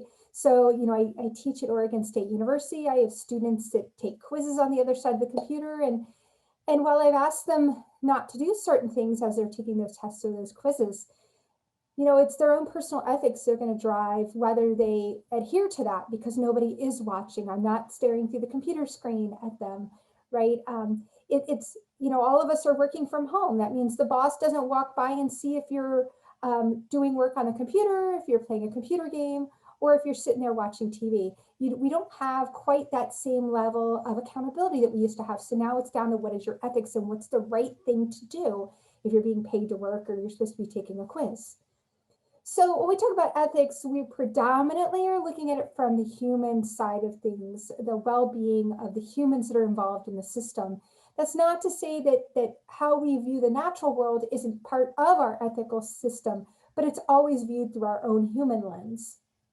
And then I want to make sure we're very clear that this is about how we think the world should be, that everybody operates in that right place instead of doing the thing that's wrong. That would be what makes up our ethics system. So I want to back up before I go to this next slide, because I want to tell you that I have an example here that's going to sound extremely familiar. And I promise you that this was an example that was made up in the past, but it's very relevant to what's going on. And so I told you we were going to do some stuff that was not forestry related. So, and regardless of how this particular situation is being handled out in the real world, I want you to think about if you were the one making some of these decisions. So that probably tells you where we're going. So we're going to talk about the big one, right? Told you it was relevant. Among healthcare experts, global pandemics are often discussed. It's believed that the next big one will be a unique strain with no one having immunity. Sounds really familiar, right? Development of a vaccine will take months. Incubation time, which is that time before we see symptoms, it's going to be 1 to 3 days, and then you're going to be sick for 5 to 7 days. And each sick person is going to infect 2 to 5 other people. Every 3 to 5 sick people, we have a hospital bed that's going to be needed. And then, of course, vaccines are in short supply. Again, I promise this was not written about our current situation. This is actually one of those ethical dilemmas that we talk about when we talk about ethics, because it's something we can all visualize and start thinking about what should we do if this happens. So the question is, who do we treat first? And we're all sitting at home and we all know what our leaders have been asked to do. Our leaders have been asked to address this for real. So I want you now have that frame of what our leaders have done, and whether you think they're doing the right thing or the wrong thing, that's not where I want us to go today. Where I want us to go today is kind of think about if you had to make these decisions, these really tough decisions, who do we treat first? So we've seen some approaches and some discussions about going to treat the most vulnerable. And in a lot of cases, when we talk about some of these bigger pandemic type of issues, we likely are talking, we know about the elderly, right? They tend to have a whole host of medical issues. And then a lot of times we talk about kids because of the underdeveloped immune system, specifically much younger kids, not talking about like teenagers. The teenagers, as we're seeing in this current pandemic, tend to be the ones that are asymptomatic in a lot of cases. And so do we help treat those who are most vulnerable first, knowing we have this limited supply? Do we, as we've seen some states do, look at the people who are most able to contribute to fighting the pandemic? Again, this is usually our first responders, right? We want to make sure that we have nurses and doctors, because if we don't treat the nurses and the doctors, and then we get sick, who's going to treat us and who's going to carry on that work? Again, I'm not saying any of these are the right approach. These are the kind of thinking processes that you might approach and who would hit that hierarchy. And then we could talk about who has the most social value. We've seen those kind of conversations as well, those basically arguments, if you will, about who should be treated first. Well, we're seeing some movement within some states to move those K-12 teachers and those daycare providers up as we determine that they have more social value. But is it somebody with a high net worth who creates a bunch of jobs? Who has that social value to us that we determine should be moved up within that prioritization? And then we could talk about maybe who's most likely to survive, right? And so that kind of goes in contrast a little bit to that first bullet. The first bullet talking about the elderly, right? In a lot of cases, we see some of the people that are going to get the current vaccines are definitely medically fragile. And so the question is, should we work with the population of the future, or do we work with the population of now? Do we work with those likely to survive? Do we work on those that we need to fight the pandemic? And so all these questions come up in here. And of course, what we're seeing is as our state leaders and our national leaders are making these decisions, we're all asking these questions, and we're all reprioritizing based on our own ethical view of how things should work. And in some cases, where we believe we fall within that hierarchy. And I'm going to argue today where you individually fall within that hierarchy should be removed from that conversation as you're trying to make that decision. And feel free at any point to post in the chat on this. So if all of us sitting here were in a group and we were charged with making that decision, could we as a group come up with one decision? Could we come up with that ranking priority, knowing that that choice is going to have some consequences, right? Any choice that you make in this situation is going to have some ramifications. And so could we as a group come up with a consensus? And you have to do a little bit more than just come up with a consensus. You really need to be able to kind of justify it, right? Have some rationale for how you got there. You know, we hear people asking our leaders, well, why? Why this group? And then, of course, because this is something that's far reaching across our country and even across our world, and we're watching different leaders make different decisions, now we're really asking for that rationale or that justification. Well, why is this state prioritizing this particular group of people where this other state is making a different prioritization, or this other country is making a different prioritization? So it at a time when you're making these decisions, it's good to kind of provide that rationale or justification. That doesn't mean that people are going to agree with you or be happy with that decision, but at least they understand where you're coming from, and it provides a degree of transparency. And as leaders, having a little bit of transparency in making that decision can kind of go a long way in getting some of that public trust that can be important. It's also really important to recognize if there's a dissenting view and the justification for that dissenting view. So if all of us together were making that decision, there's 42 of us participating right now, 42 of us trying to make that decision. That'd be pretty difficult. You can imagine that if you were at the federal level, you could have this many people, maybe even more, in the room trying to have this kind of a conversation. So not everybody's going to be on board with it. You're not going to have a complete agreement on it. You're going to probably have some dissenting opinions. What is that dissenting view? Make sure it's heard. Make sure you understand the justification. But what's really important is as we go outward with that decision, that we go as a unit together, that we don't allow that dissenting view to then kind of undermine what the decision was made. And so we come forward as a unit with this strong, this was the decision, and here's the reason for the decision. And then, of course, the thing to ask yourself at any point is, I laid out some options on the last slide, but are there other options? Sometimes we only have a couple of clear-cut choices. Other times we have to get a little bit more creative and think about how we're going to process and how we're going to prioritize. So that's a big, meaty one. You all have probably heard the trolley ethical dilemma, a great show that just finished up, I guess, in the last year or so, was called The Good Place. And they really brought that trolley question to the forefront, right? So, this trolley is running out of control, and you can flip the switch. And if you flip the switch, it's going to go one way and it might hit one person. Or if you you don't flip the switch, it hits more people. What are your decisions, and how are you going to choose between what is two really bad choices, but when a choice has to be made? And so that show was kind of great for highlighting and having some of those ethical decisions kind of played out on TV. So now we need to think about kind of where do our own ethics come from? Let me check this real quick and see if we had some feedback. Good Place, great show, highly recommend. Yeah, Jeremy, thanks for saying that. It had an element of humor to it, but also really had these different personalities kind of going through these ethical questions. So it was well done, kind of cute. So where do our ethics come from? So we have multiple sources of where our individual ethics come from. And so each of us is this kind of complex mix of things, our own individual cultures, individual experiences that we've had. Maybe we've been on the wrong end of somebody doing something wrong to us, and that's really kind of created who we are. Of course, as we age, our ethics kind of mature, right? Our idea of what is right and what is wrong. Interestingly, though, if you ask a child what's right and what's wrong, it's pretty cut and dry to them. They see things very differently. As we mature, we start adding in this kind of gray area where we're not 100% sure because we see all the nuances to these decisions. So our individual experiences are constantly feeding into our own individual ethics.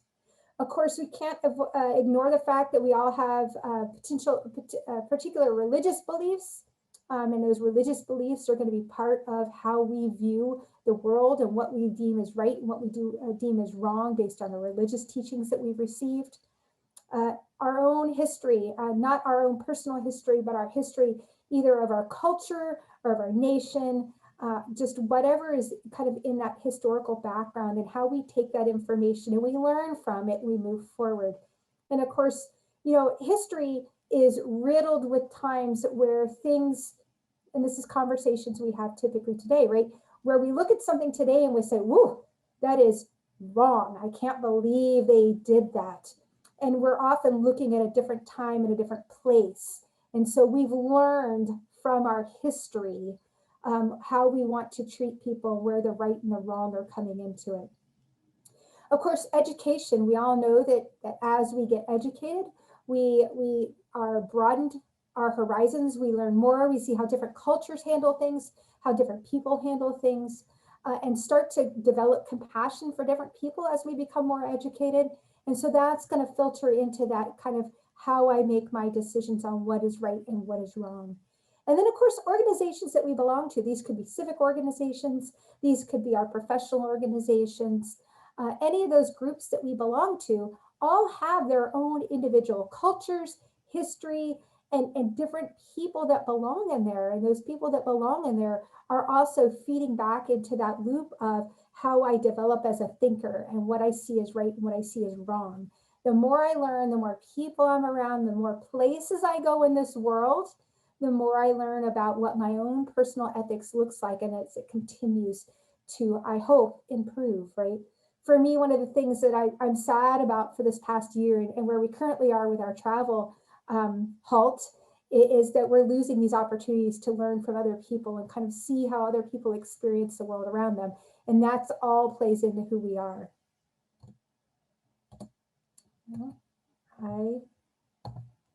There we go. Okay, so let's look at where we can get some guidance on codes of ethics as far as our profession. So as foresters, as natural resource professionals, what kind of guidance do we have on solving natural resource issues from an ethical standpoint? You know, it's one thing to talk about what you do at home or what you do out in the community, but how do we get to the natural resources? Well, SAF has a code of ethics that is periodically reviewed to make sure that it's still standing that test of time. We just recently kind of took a peek at it as the board of directors to see that we still stand behind what is in that code and that nothing needs to be refreshed or revisited for where we are today. So we have one for SAF. We'll talk a little bit about some of the provisions in there, some of the standards. ACF, the Association of Consulting Foresters, also has a code of ethics. So membership in SAF implies that you're holding up the code of ethics. If you are a certified forester, then you must uphold the code of ethics. SAF has the ability to, if somebody felt like somebody was going against the code of ethics for SAF, they would report them to national, and a board would convene, not the board, but a different group would convene to look at the facts and circumstances within the case and decide if the member had strayed from the code of ethics, and then they decide on the consequences of that. ACF has a similar process. They have a code of ethics that they expect all their members to adhere to, and also have a process for when people have deviated from that particular code. We can also look to Aldo Leopold and the Sand County Almanac to look at kind of that land stewardship ethic. And then of course there are others, right? If you're a member of Wildlife Society, they have a form of a code of ethics for their members as well. And then if you are belonging to any other licensing board, any licensing board for foresters and other professionals will have some form of code of ethics they expect their members to adhere to. So let's take a quick look kind of at the SAF Code of Ethics. The Code of Ethics for SAF is online. You have the ability to get to that Code of Ethics.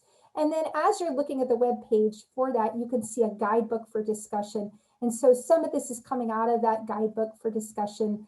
And if you ever want to have an SAF meeting focused around ethics itself, that guidebook has some nice case studies in it to look at.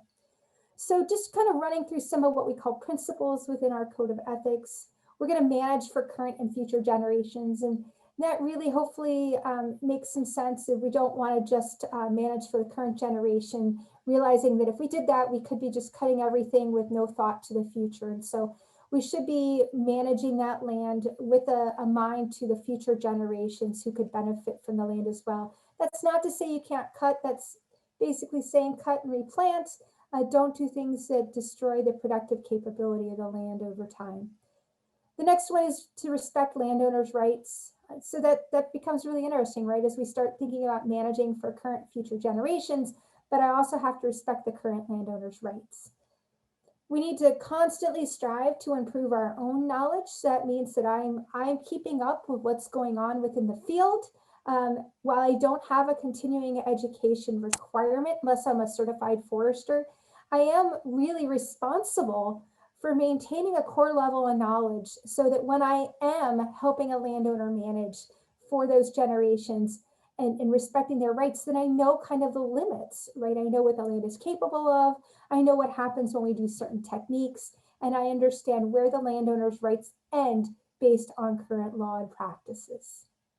We also have a principle that talks about sound science when we have policy, that we're not charging into the policy arena and leaving the science behind. Now, there are challenges to that, right? Our science often isn't written in a language that's digestible to policymakers. So that's why we have forest policy committees within SAF at both the state and the federal, at the national level, is so that we have people who can take that science and put it into a policy position statement that is digestible for those who need to consume it for the purposes of making policy. We are responsible for open and honest communication. That means we're not telling untruths, that we're being clear about what we're doing and what it's going to cost somebody if there's a cost involved, or the consequences of doing certain actions, right? It also within here is requiring us to step up when we see something that's wrong, when we hear something that's being incorrectly conveyed. And then, of course, kind of the trickier one, but really gets to our own personal behaviors. Talking about your professional behavior, that you are treating colleagues, co-workers, anybody you supervise in a professional manner. That means we're not bullying, we're not harassing, and of course, we're making sure that there's no sexual harassment or discrimination. Those things that we hope that people are doing anyway, but we have included in our SAF Code of Ethics. So why do we have codes of ethics? I mean, what is the importance of having them if everybody's supposed to have a moral compass?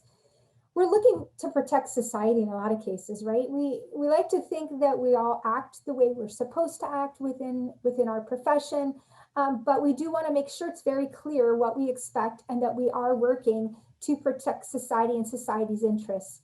If we look at the professionals that work within forestry and natural resources, there's a significant amount of professionals that are working on public lands. And so that is kind of protecting the public's interest, but also protecting the individual landowner that we're working to, them as a segment of society. We're also trying to protect ourselves as a professional group. If we don't lay out what we expect of people as far as professional behavior and how we expect them to operate, then we put our own profession at risk, right? If we have, everybody knows that when there's a bad actor, it brings up concerns about the entire group, right? That one person can taint the entire pool. And so having a code of ethics allows us to kind of hold ourselves as a group for the safety of our group. And that's why we do take steps to take care of somebody who's acting in a way that would bring shame, if you will, to the profession. We're also trying to protect the individuals involved. And obviously, during tough times, it's going to be really difficult to operate without some kind of code that kind of lays down for us what we should do. So when you have that question on, is this the right thing to do, we have something to go back to kind of as a reference to recenter ourselves. So the functions of these professional codes are really to identify some core beliefs, right? So in our code of ethics for the Society of American Foresters, we identify our core beliefs and kind of those desired character traits. Who are we looking for and who are we representing? It's going to clarify our ethical obligations. And in our code of ethics, it very clearly says the current, the future generation, the landowner, right? And so it's laying down who we have the obligations to and the obligation to the land itself. And I want to be clear that just because it's written in the code, we're not just trying to just meet the code. We want to inspire, let that code serve as an inspiration to have higher ethical standards as a profession and as a person. So things to consider as you walk into this, and we're going to do a couple examples here for a minute. So I want to kind of give you a framework for how we look at these ethical questions. First, we want to identify and recognize the situation, right? So I need to figure out what are the issues at play here. And then I need to identify and recognize who the stakeholders are that are involved. At this stage on information gathering, what are the issues and who are the people involved? Once I've done that, I'm going to analyze the situation, right? I'm going to look at the issues and say, what's at stake when I make this decision and who's going to be harmed or benefit from the decision. And once I've established that, you know, the reputation of the foresters at stake, or the water quality for the people of Oregon is at stake, right? Whatever I'm sitting there thinking about, I'm trying to identify the players, because the minute I understand who the players are, right, that allows me to kind of understand that it's more than one person, it's often multiple groups, and that they are counting on me to do the right thing. And by putting that out there, it kind of just visualizes it a little bit better for you. So the options and our alternatives, there's three ways we're going to kind of weigh this. We're going to first look at the consequences. What is the impact on these stakeholders if I make this particular decision, right? So I lay out some options and I look at option A and I say, if I do this, what happens to this particular stakeholder? What are the consequences, good and bad, to this particular stakeholder? And so ultimately in this consequences frame, we're looking at the greatest good for the greatest number. Now, we've all heard that phrase before, right? So that's what we're looking for in the consequences one. When we get into character, we're looking at from a, what kind of person am I? Like, what do I want to be able to say that I did within this? And how do I feel about what I'm getting ready to do, especially when I look at what's at stake and who it's going to impact.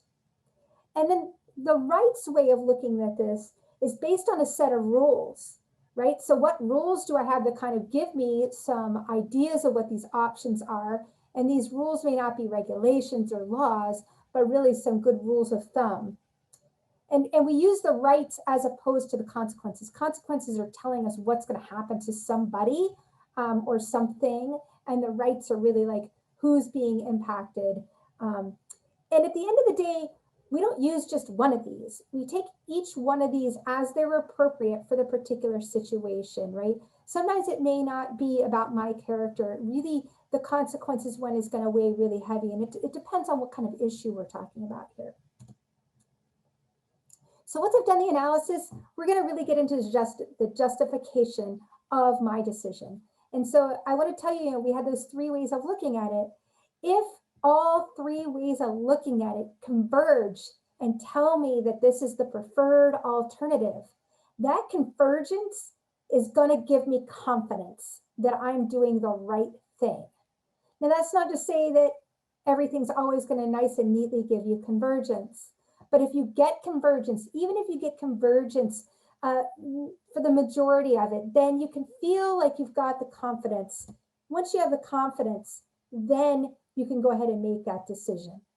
You can make the decision, take the action. It gives you the courage because you know that you went through this process, you thought through it, you analyzed it from all these angles, and then you have that convergence and you have the courage to act on it, and you can be confident in that decision, right? And so I want to emphasize that, you know, we may not consciously sit down and do this. Like, you don't know that you're doing this for these decisions, but at the end of the day, you really are. And sometimes it's happening in a split second. Other times it's taking a lot of time to kind of process through these steps. The things that are heavier, that aren't urgent, usually the ones that take longer. Whereas the more urgent something is, the faster you're going to have to process through it, even though it may not be easy to process through it at a faster pace. So as we go through this, we have to talk about some ground rules, right? You should never, I just did it, right? Never use absolutes, okay? That's a perfect example. When we talk about what we should do or shouldn't do, it's never a situation that applies across the board to everything. And so that's important to understand that just because you get an answer, it's really for this particular set of circumstances, right? While we may figure out how we're going to handle something under one set of circumstances, if we twist the circumstances a little bit, we need to go through that process again and come up with our results. Now, of course, back to the where does my ethical thinking come from? It's my past experiences. So if I had a similar circumstance 5 years ago, and I know how that played out after I made the decision, of course, that's going to weigh into how I analyze this next situation. We also want to avoid these relative positions. Just because it's allowed in one place doesn't make it right. So that's back to kind of just because there's a law or there's a practice that exists in one place doesn't make it right. Doesn't make it right even in that place. It just means that that is the decision that's been in place. Again, just because a decision exists somewhere, we should be questioning decisions. There are all kinds of things in our history in this country and in other countries of decisions that were acceptable in the past that are no longer considered acceptable. And in a lot of cases, it's because we finally examined what was underneath the decision. And so I would challenge you to say that just because they do something in another country doesn't make it right. So the test, how do I test whether I've done the right thing? What does my conscience say? If I have to go look myself in the mirror, can I do it and feel good about what I did? That I made a decision based on thinking through things and weighing the consequences and thinking about how everybody is impacted within it. And what does my conscience say at the end of it? What if everybody else did the same thing you just did? If you made this decision to do something and everybody else did the same decision, would you be happy about it? Or would you be upset that somebody else did it? Because if it's good for you, it has to be good for somebody else. Remember that. Here's a good one for you. What if everybody knew? What I read just recently was, what if it went on social media that you did it? Right? Would you be okay with it hanging out there on social media? And we know if it goes on the internet, it never goes away. So would you be okay if everybody knew? The test I asked myself is, would I be okay if my kids knew? So those of you that are parents, ask yourself, would I be okay if my kids knew I did it, or would I have to explain something very awkwardly and then realize that maybe I shouldn't have done it? If you ask yourself these questions kind of before you make the decision, right? As you're ready to make the decision, you're thinking through all of this. Let this be kind of your guide, right? That it's that gut telling you whether you're doing the right thing or not. And then how will I feel tomorrow, right? If I sleep on it and I get up in the morning, am I still okay with my decision? I know many of us have had that decision we had to make quickly, and then we regret it later. Hopefully, in most cases, these aren't life-threatening, aren't really important ethical decisions. They were just a decision we had to make, right? That maybe you just wish you would have done something different. So some wrong moves to make as you're going through this, jumping on the bandwagon just because everybody else is doing it doesn't make it right. You know, I've heard stories of students that are doing things right now in the remote environment that they shouldn't be doing, and they feel like it's okay to do it because everybody's doing it. And so that's when it really takes some courage to not do it because you know that it's the wrong thing to do. But it's really easy to get caught up in that bandwagon. Everybody's doing it, and so I have to do it. We should also be careful about relying on our emotions. A lot of these decisions, these big meaty decisions, start pulling on our emotions, and we have people trying to get us to make an emotional decision sometimes. And so we have to kind of really resist doing that. Try not to be looking through at an ethical decision and not having the information, right? You need to have information. So don't be ignorant about the issues. Weigh the information, collect the information if you don't have it. Don't rely just on authority. Don't just say, well, there's no law, so therefore, because there's no law, it's okay. That's not true. We know that in forestry, but there are a lot of things that there are not laws or regulations for, and we do things the way we do them because we know they're the right thing to do. Oftentimes, laws and regulations get put in place because of a lack of trust, either from the public or because we've shown ourselves, not necessarily just in forestry, but because we're not capable of doing it without a law in place or a regulation in place. We see that in a lot of places within society. And then this naturalist point of view is that, well, it's the way it is and the way it has been, and so that's the way it should be. And we should avoid just kind of assuming that because it is that way, that it should stay that way. So let's look at let's talk a little bit about ethics related to forestry here. We have responsibilities to landowners, right? That's part of our job as foresters and natural resource professionals. Obviously, if you have an employer, you have a responsibility to your employer. And so your employer is going to be an important part of any of these ethical conversations. What is your employer requiring you to do, requesting you to do? We have responsibilities to the environment, right? This is something that we all went and got a background in and education and training in so that we understand the science. And so that does make us responsible for how the environment is treated. But we're balancing that with responsibilities to landowners, to the employer, to the public, right? It is a responsibility to the public, and maybe there's others, right? You have responsibility to your family as well. And then we need to look at situations that are not dictated by regulations when we look at forestry. You know, we in some places have really heavy regulations, in others we have voluntary management practices that are more of a guidance for us. But it's in these other areas where ethics comes into play, right? It's where we don't have a regulation telling us what to do. And I think most of us would prefer not to have a regulation in place in a lot of cases. So let's look at a quick example, and feel free to talk and chat on this if you want. So Mr. Joe Smith asked you to cruise a track for possible purchase. He pays you, but he doesn't purchase the property. So he walks away from it after you've cruised the property. Another client comes up and they want you to cruise the same property. You have the cruise data from Mr. Smith. What are you going to do about it? So you need to think about who are my stakeholders in this. And so this is where in person we'd have a lively conversation about who our stakeholders are in this process. But obviously we have a couple of clear stakeholders in here, and you can feel free to point out some others. But Mr. Smith, the one who originally contracted you, is one of the stakeholders in this issue.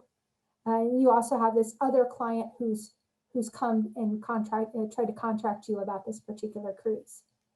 And so what should I do about this? What are my options? Can I make the cruise available to the second client?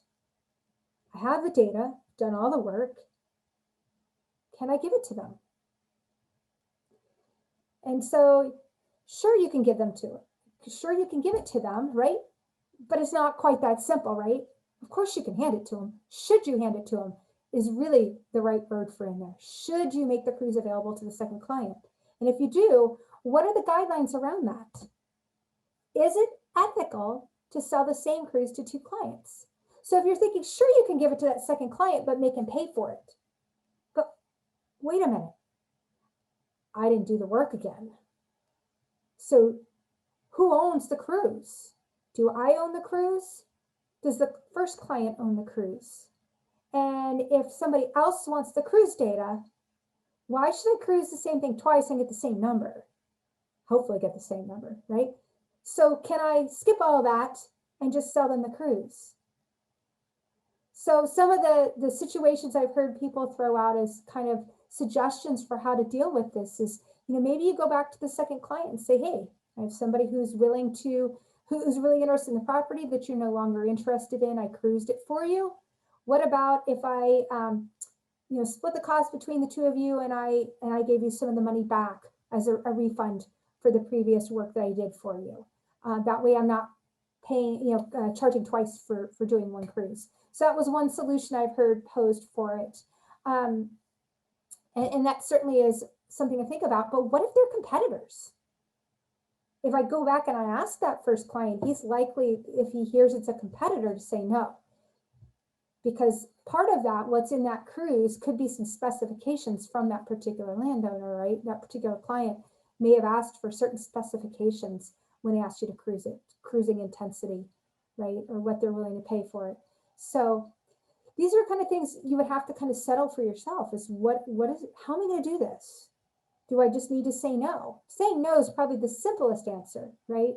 Because you don't have to deal with it. You don't have to figure creatively how I can do this and make it right for everybody involved. If I just hand the cruise to the second client, I've charged somebody else and then given it to somebody different. So there are consequences for this. This is a good thing that was put in here. What does the contract with Smith say about who owns the cruise, right? Who owns the cruise? Oftentimes when I do a cruise, I would have a cruise report, inventory report, and I would give it to the client, right? So they own that report, but I still have the data. Does the contract say who owns the data? Or is it assumed that I own the data? And if I own the data and a second person comes along, is it ethical for me to sell work that I'm not going to do? So I'll let you contemplate that one. I am trying to move. There we go. All right. So here's another one for you to think about. You're retired, widowed mother in Florida, and it needs to be your mother, okay? And it needs to be your retired mother, has asked you to help with planning on her longleaf plantation. So mom needs some cash to pay the bills. She has medical bills. She has a property tax to pay that's getting high on her. And she wants to cut some trees to provide the cash to pay the bills. To help mom as a degreed and licensed forester in another state, you head down, you cruise the timber, and you see a nest under construction. So it's not a completed nest. It's prime habitat for red-cockaded woodpeckers, which is a species of concern, endangered species that needs protection of the bird, the eggs, the nests. You're the only one that knows about the nest. And the state of Florida doesn't have any licensing and therefore no code of ethics for their foresters. What are your options, right? So you have to start thinking through, what can I do? And then the question is, what should you do versus what would you do? And they may be the same and they may not be the same. And that really gets back to individual circumstances, right? And then your own personal ethics. I like this, Macon. Make a plan that leaves the nesting site and area around it alone, right? And that, of course, that makes perfect sense. And as long as you have the acreage to be able to do that, and that becomes part of the issue, with the spotted owl, we talk about how much acreage has to be left once we notice something like that kind of zone, that buffer zone that you need to leave. And this species would have a different zone. And so depending on the acreage, that may be possible or not possible. And does your answer change if it's just somebody else, some other random person who hires you and is in good health? Because you have no sympathy with this person and you don't feel that human connection, right? It's not your mother. It's not your sick mother. It's not your mother who needs to pay bills. Does that change your answer? Because it shouldn't change your answer, right? That's that subtracting yourself and the emotions, pulling yourself out of that. And then I know I'm running out of time, so I just want to show you another one. We talk about diameter limit cuttings, right? So somebody asks you to come out on their property. They have 124 acres of high quality mixed hardwoods that they want to cut. To take advantage of the current market, the landowner asks you to lay out and supervise a diameter limit cut on a commission basis. What are you going to do about that? You know, we pretty much say diameter limit cuts are not something we think are a good way to go, but this is a landowner. It's not against the law, right? So this kind of illustrates that we don't have law telling us what we can and cannot do here. This is back on our own ethics. And part of one of the code of ethics within SAF is that we're looking out for the landowner as well and the landowner's rights. And this is within their right to do this. What if you decline? If I turn it away and a competitor takes it and does the harvest? So now I've given up my own cash flow, lost a potential customer, and somebody else scoops it up. Somebody else does what I think is the wrong thing. Again, where does your ethics start and end? You know, there's no law that says we can't do this. But what I've learned in school maybe is I shouldn't do this. Could I have stepped in and told the landowner why I think this is not the best route to go and suggest something different and maybe keep that client? And so this is when you start thinking creatively about when do I need to walk away because this doesn't line up with my value system. So kind of to close up here, some forestry cases are, you get things like whether or not to disclose discovery of an endangered species, especially when nobody else knows. Short-term versus long-term views, right, of management, right? Trying to get somebody to think about the best thing for the land. Correcting false information. I tell my students in class all the time that stuff that's in the paper, often we see false information or misleading information, and it really is our responsibility within our code of ethics in SAF to step up and correct that false information. Now that takes a certain kind of bravery, right? To write that letter to the editor and say, hey, this is what I saw. I want to kind of put this out here as some new information to try to correct and get the right information in front of people. That also means kind of offering yourself up as an expert. And anytime you step up there, you have to be ready to take the hot seat. Purchasing timber and offering landowner assistance, right? Should you purchase timber and offer landowner assistance to the same person? And then getting paid on a commission on a sale. There's a lot of discussion over whether that's ethical, right? If you're getting a commission, you have a vested interest in that particular sale and how it works and may not have the best interest of the client at hand. Just closing, rarely black and white. That's why it's ethics, right? Because if it's black and white, it'd be so easy we wouldn't have to have a discussion. It's what you do when no one is watching, and you should always strive to do more than just meet the standards in the code. I want you to strive for being the best you can be. Just a couple of references of where you can find some of this stuff, and I'll make sure these slides are available to be put up. So with that, that's all I have. Thank you. Wow, that was great. Thank you for sharing that, Tamara Cushing, Dr. Cushing. That was very interesting. I love that idea of setting expectations because we want to believe that everyone has their own, moral code that meets a certain standard, but it's good to just be clear about what is expected. So do we have any questions? I don't see any in the chat. If anybody just wants to chime in real quick, we have a couple minutes left with Dr. Cushing. Any questions? This is much more fun in person. Yeah, I miss that. Yeah, me too. Hopefully next year or even sooner, who knows? Things have been so volatile. Yep, hopefully sooner, right? Yes. Well, let's see. I have a question, but I'm a slow typist, so can I ask it, Lincoln? So Tammy, back on the SAF Code of Ethics, we had an ethics case, I think our very first one ever last year or the year before, someone filed it against a university professor. One of the things about the SAF Code of Ethics is 2 members have to present the case against a member. So it's a lot different than when you break the law and this cop that you don't know pulls you over. Here, it's going to be a colleague that turns you in. So I just wondering if you have any thoughts of how that makes it hard to enforce or to have a code of ethics that relies on members ratting on members, so to speak? Any thought? Yeah, Mike, thanks for asking that. And yeah, we did have one 2 years ago involving a university faculty member. And then we also had one last year as well involving a forester, not at a university. Interestingly, both of those cases were things that fell under the professional behavior. They weren't land practices, which is kind of interesting.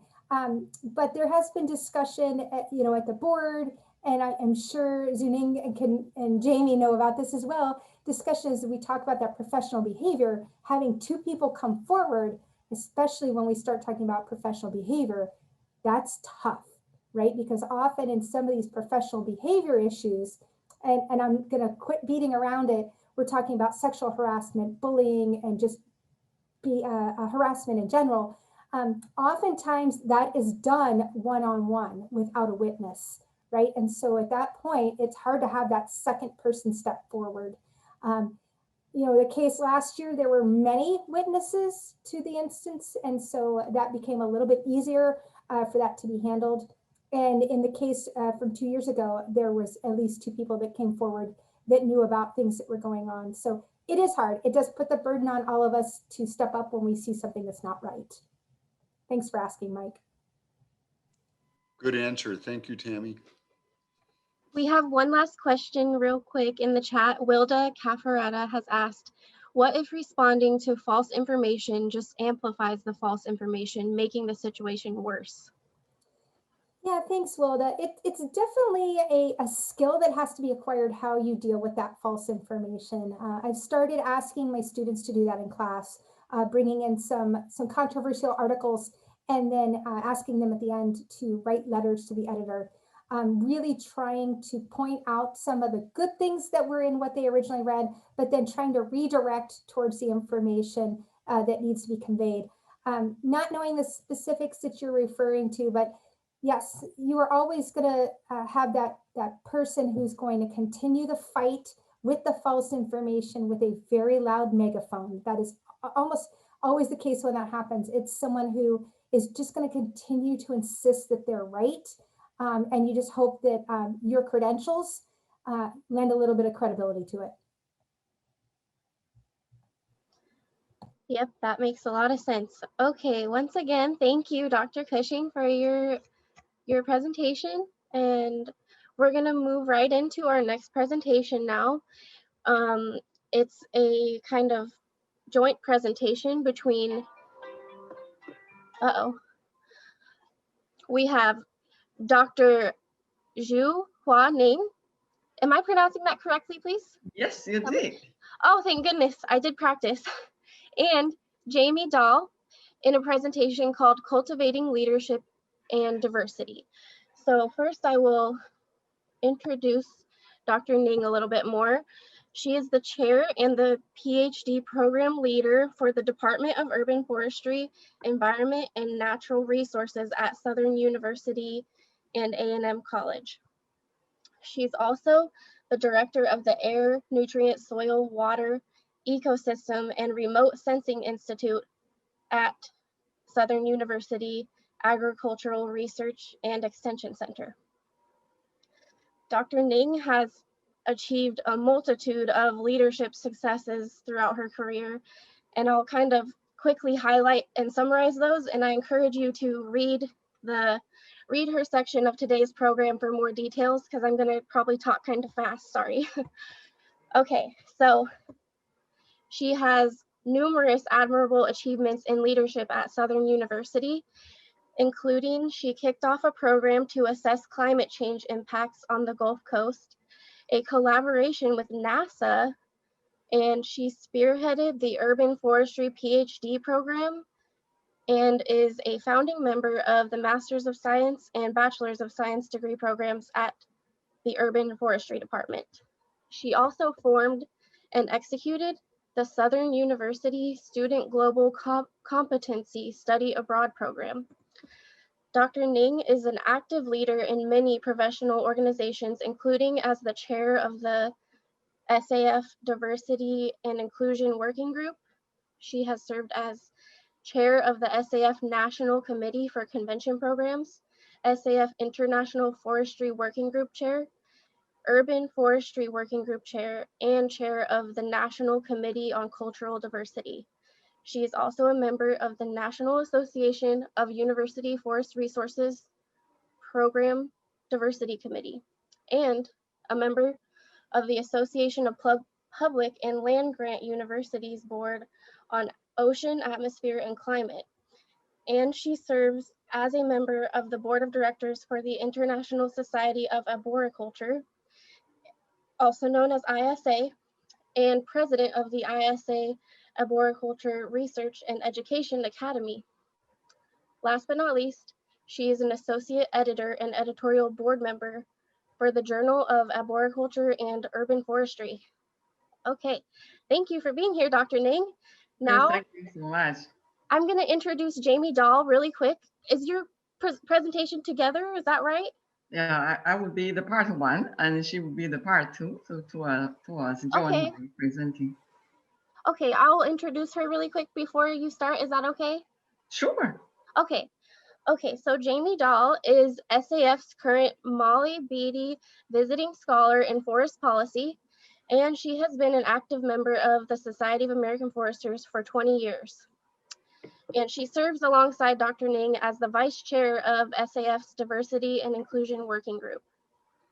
She is a doctoral candidate in Education and Human Resources Studies at Colorado State University. Her research focus is on diversity and inclusion within the natural resource professions. Jamie has a Master of Science in Forest Resources, Wood Procurement and Utilization, and a Bachelor of Science in Forest Management, both from the Pennsylvania State University. Her prior work experiences include forest management, volunteer management, training, research, extension outreach, and education. Jamie is also an active Project Learning Tree facilitator. Thank you for being here, Jamie Dahl. Welcome, and I'll hand it off to you, Dr. Ning. Thank you very much. I'm going to do a share screen so I can pull my slides up. Okay.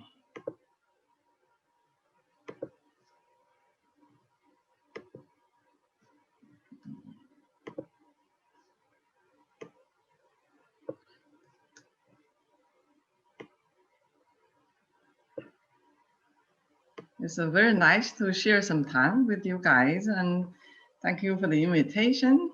Our topic today is cultivating leadership and diversity.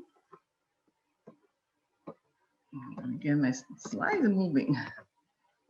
Okay.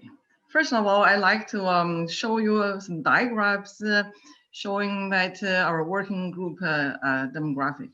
Okay. Right now we have 90 members. We have almost 1/3 female, 1/3 male. In terms of age group, we have almost 1/3 gold member. And it seems most of our members are from college and universities, and some from federal government, followed by state and local government and private industry. Here's working group officers. Okay. This is yours truly, Ning. First name is Zhu Hua, but you know, it's very difficult to pronounce my first name. Just to remember me by my last name, that's fine. Ning. Okay. This lady is Jamie Dahl, who is our chair-elect. Rocco is our secretary. Dr. Shirik, Terry Shirik is from Michigan Tech. He's our advisor. We have Tina Terrell. You're going to hear from her this afternoon also. She's also our advisor. Of course, Terry Baker of the SAF always attend our activities. For example, each month we have a monthly discussion and he's always there. Our working group do recognize students and young professionals are future leaders who face unprecedented challenges. The challenges extend beyond traditional natural resource sciences, including calls for diversity in the field, social values, and of course, climate change. Acquiring, practicing, and implementing leadership skills are necessary for overcoming these challenges. Our working group will foster discussion and reflection. We intend to equip students and young professionals with practical strategies for gaining leadership skills. The major question that all of us need to address is how to prepare leaders for the 21st century challenges. So one of our goals for the working group is that engage SF student groups in diversity leadership. Our working group acknowledges that student groups represent a critical segment of diversity within SF. These groups should be engaged to offer knowledge, strategy, and leadership in SF diversity endeavors. That should include SF university groups and break out from chapters, and also including those less traditional groups such as natural resource clubs, gender, minority leadership in science, and advocacy groups, and so on and so forth. One of the reasons that we hosted the SF closing plenary at last year's SF convention is that we wanted to help the young professionals and students to develop strategies. So the theme was today's challenges, tomorrow's leaders. We had Kathy from Sustainable Force Initiative, of course, our very own Terry Baker, Jasmine Brown represented a student, Greg Anna represented the industry. We had Dr. Renita Marshall represented academia, and I was the moderator. My paid job is a department chair at the Department of Urban Forestry, Environment, and Natural Resources at Southern University. And Southern University is one of the nation's largest historic Black university system. We have some initiatives that cultivate diversity and leadership among students. So I'm going to share some of those initiatives with you. First of all, a very good news. SF has been working closely with our department. Our urban forestry bachelor degree program was recently accredited effective January 1st, 2021. Our BS degree curriculum in urban forestry with the urban forestry as a core and foundation. Currently, we're expanding the curriculum including 3 new concentrations: environmental studies, geospatial technology, and natural resource sustainability. We also have a master's degree and a PhD degree program. Master's degree was established in 1998. PhD followed in 2005. Starting in 2003, our department was named as a Department of Excellence through Faculty Excellence by the Louisiana State Board of Higher Education. We do have a very active Southern SF student chapter.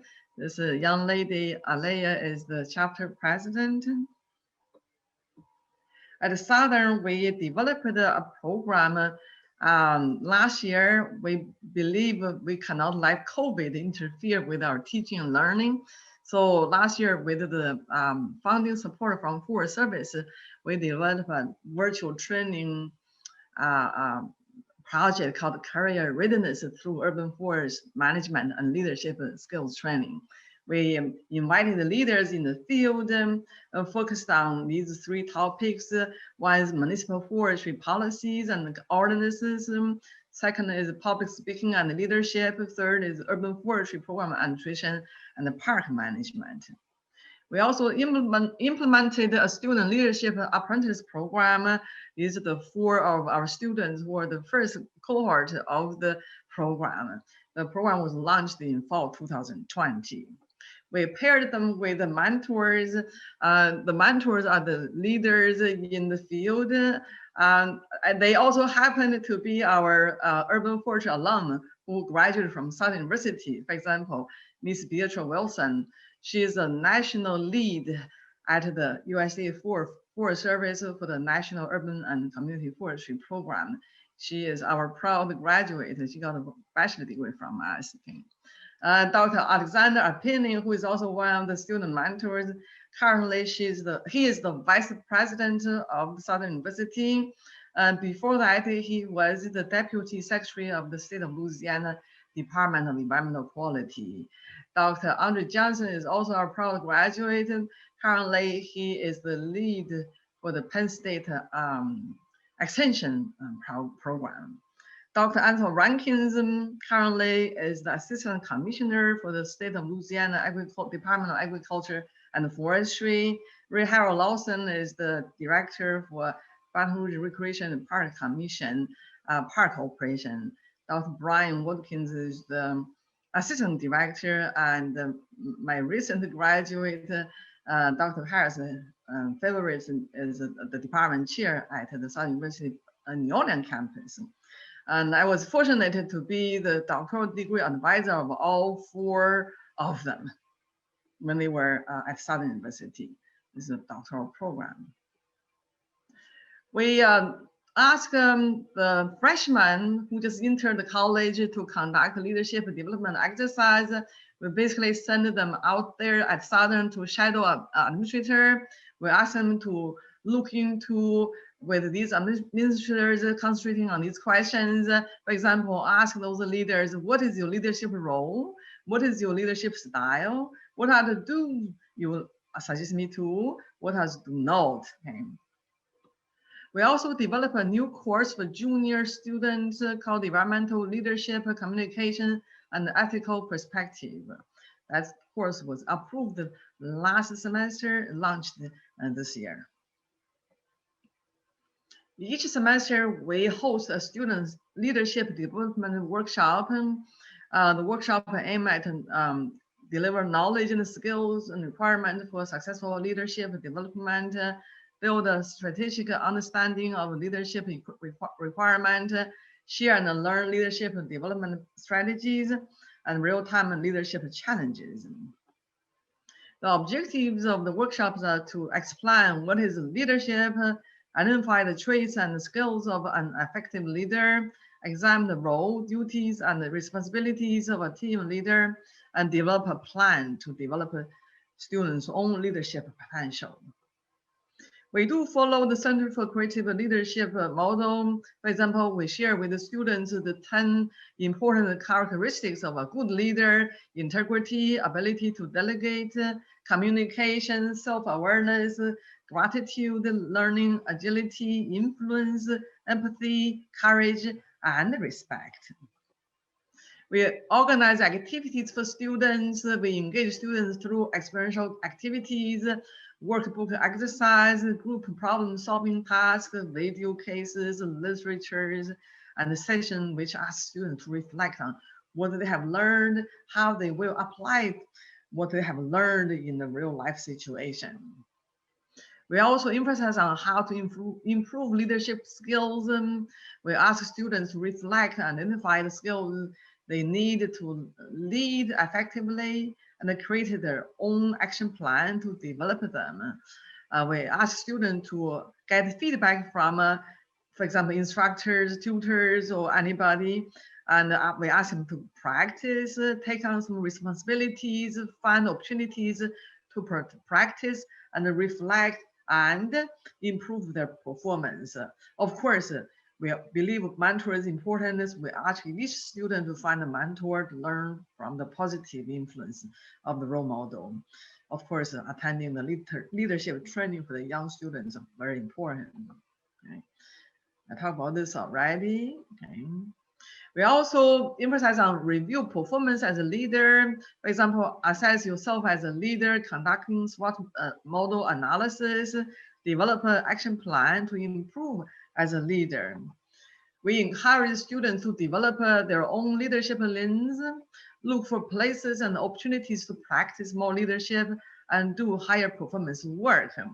We emphasize on the greatest glory in living lies not in never falling, but is in once you fall, you need to get up and keep going. Most of all, we ask our students to follow our President Obama. This picture was taken when he came to Southern and visited us. And this is a photo taken by me. Actually, I was quite proud of this picture. Okay, so I'm going to end here. I'm going to pass the podium to Ms. Jamie Dow. Thank you. Thanks, you. It says I can't, now I can share, okay. It also, oh, now it says I can start my video.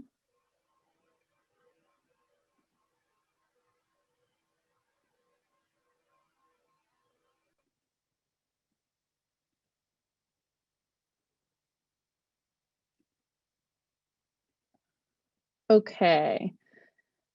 Do you all see the right part and can you hear me okay? Yeah, we can hear you and see very well. Looks great. Great, thanks you. So that was a great kickoff on kind of some examples of really cultivating diversity and inclusion in leadership.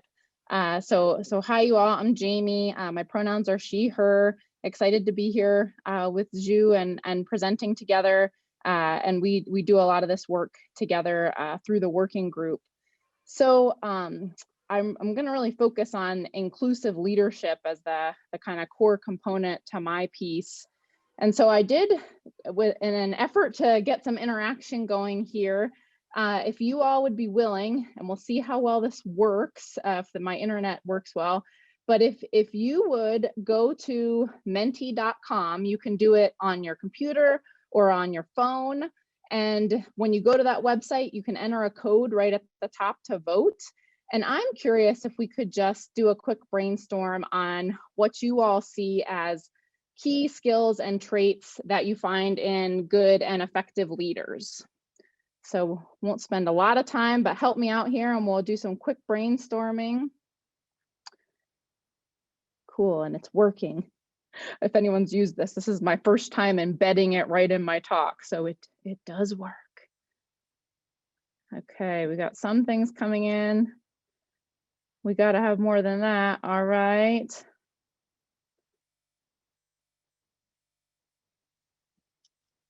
Okay, so we see team player, communication, confidence, honesty, delegating, accessible, brave, listening, honesty. Let's see. Trustworthy, friendly, transparent, fair. Cool, you can send as many as you want. We'll wait, see if there's a couple more that come in. Servant. Honesty is getting big here. People like that one. Open-minded. All right. Might be a few more things coming in here. Well, thank you all for, I think that's a great exercise to kind of just get us started and see where we're at initially. And hopefully we're going to even expand this skill and trait list as we go here and talk a little more about inclusive leadership. So I did want to quickly put our diversity and inclusion policy up. Not going to go through this, but just wanted to put out there. Hopefully everybody knows SAF has made this a policy and basically says the organization is committed to this and sees it as essential to fulfilling our mission. So it makes sense that we also have to think about how do we embed diversity, equity, and inclusion into how we lead in SAF. So we need to kind of unpack on inclusion quick. It's probably a word you've heard a fair bit at this point, but I think one good way to describe that is the ability for folks to participate in the decision-making process, to fully engage in the organization or group. And I liked this one way to think of it, this Picasso quote, and I think we all know Picasso saw the world differently than some, and said, there is only one way to look at things until someone shows us how to look at them with different eyes. So something to keep in our minds on inclusion. I also, similar to Zhu, used some of CCL, Center for Creative Leadership. They have some great articles posted if you haven't checked that out. And so they describe inclusive leaders as committing to ensure that all team members are treated equitably and respectfully, feel that they belong and are valued, and have resources and support that they need to succeed. And different folks need different resources. I have a photo here. This is Women Owning Woodlands group from Southeast Ohio. I worked there in extension, and we helped initiate a women-focused program. And importantly, it was titled Women Owning Woodlands, but one important piece was including those who didn't own woodlands, just including women who were interested in the environment. And of course, women being an audience that up to that point had, many of them felt that they weren't fully included in forest management and natural resource management. Why does this discussion matter to our profession and SAF? And some of this I'm sure you all have seen, but maybe there'll be some new things to think about. First, lots to back up that this makes business sense. And the future of forestry as a profession really depends on more diverse, inclusive, and equitable approaches. So probably many of you are familiar with some of our demographics in SAF, but we just really have a pretty low percentage of women and a pretty low percentage of people of color. I also put forestry in quotes. I am a forester, I'm trained as a forester, and I've been in SAF for a long time, but I do think that we need to continue to push the broadening of the thought of forestry and making ourselves visibly more welcoming to other natural resource disciplines. Another fundamental piece is we are a volunteer-based organization. So we're here at this meeting today because we want to be here, and people have to want to participate in SAF. And of course, there's different ways that folks can do that. And then going beyond SAF and our profession, this really matters to our world. I think we all know our work is very important work, and it matters to everybody. Yet there historically and currently are a lot of issues in our country and around the world with environmental injustices and inequities. And there's lots of headlines here from popular media, from research, podcasts, where this is frequently discussed with different perspectives. But I think, that we could agree that the more voices we include, the better, and that we're really gonna approach the best conservation and management decisions with the more voices that we're able to incorporate and hear, and try to meet those needs to the best of our abilities. So CCL highlights some acts of inclusion, and I pulled a few that I thought made the most sense for a starting point for us today. So one thing that is really key is empathy. So just that ability to, basically connect with others, to kind of understand their feelings and share their feelings. And, some of us have to work harder at that. And so, we can also try to partner with people who maybe have stronger empathy to help us see some of that. And so that goes right into self-awareness, which connects to social awareness, to listening and learning, but doing so to purposefully understand others, and then making connections. So I'm going to spend a little bit of time on each of these. So self-awareness, and this has come up when our working group, we sometimes help facilitate sessions like this for other chapters, and this is a key fundamental thing. If we're going to be more inclusive, we have to do some work on ourselves, basically. So we all come with different lived experiences, and they shape our path, and they shape where we're headed and how we see things. And so really thinking about those parts of us, how they show up, where we have biases, because we all have them, and taking some time to reflect on that, write about it, talk about it. And I think also exposing ourselves to different perspectives, purposely picking a podcast or picking a book that maybe we wouldn't normally pick, but we just want to gain some different perspective. So these are things that I think SAF, even at a local level, we can encourage each other to do and maybe do as a group. And so that leads right into the social awareness piece. And so, you know, working to cultivate that social awareness, and a fundamental piece of that is emotional intelligence. And if you're like me, you can maybe think of a few folks, leaders you've had or supervisors where you thought they could use a little help with their emotional intelligence. They just don't always read the room or don't sense the body language, and you know that some people are not doing well, not feeling included. So paying attention to what's happening at an SAF meeting, how are people around you doing, and this applies to SAF, but also to our work environments, also to our personal environments. And then a really important piece is cultural intelligence. So also folks who have a different perspective and a different lived experience, maybe a different cultural background, are we noticing how they're doing, and are we learning what their needs are? And a really important part of this that I think we sometimes skim over for sure is acknowledging the past, including some of the ugly parts, which conservation certainly has.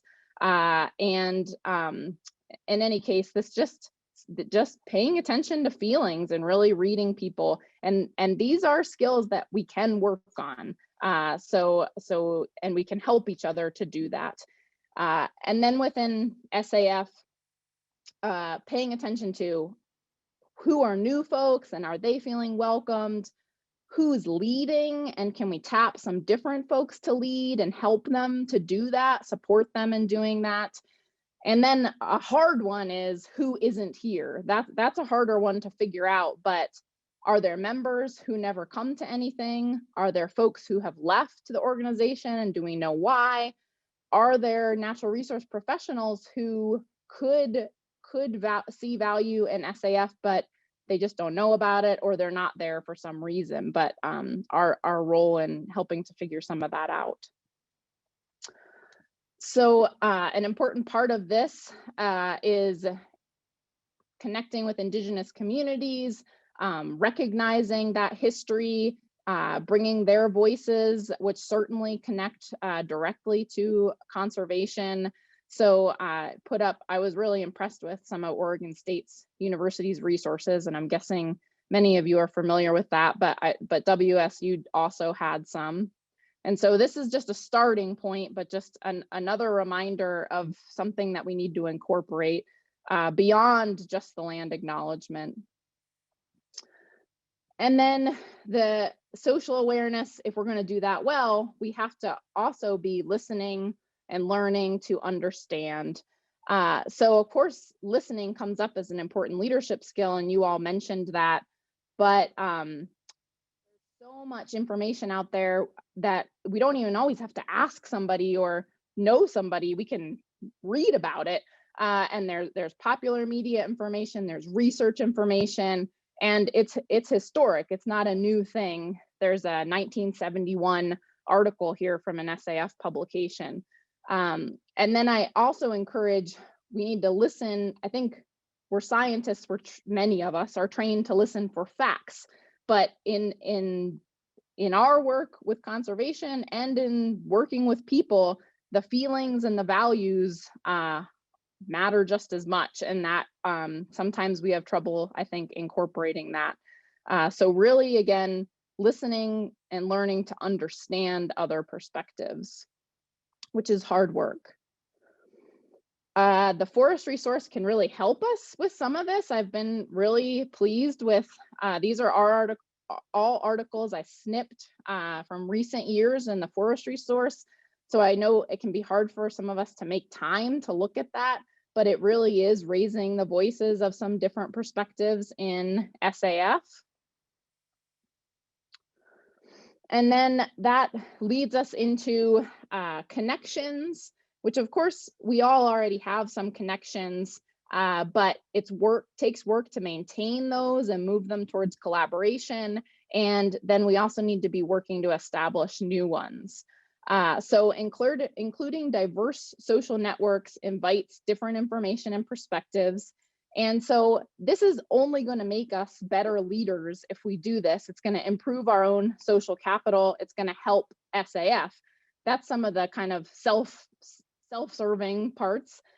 It's also the right thing to do, which really echoes some of what Tammy was talking about with ethics. But we can seek to include different voices. And I think disciplines is a huge part of this, even beyond natural resources disciplines, looking to better engage students and early career professionals, which I think is something SAF has struggled with.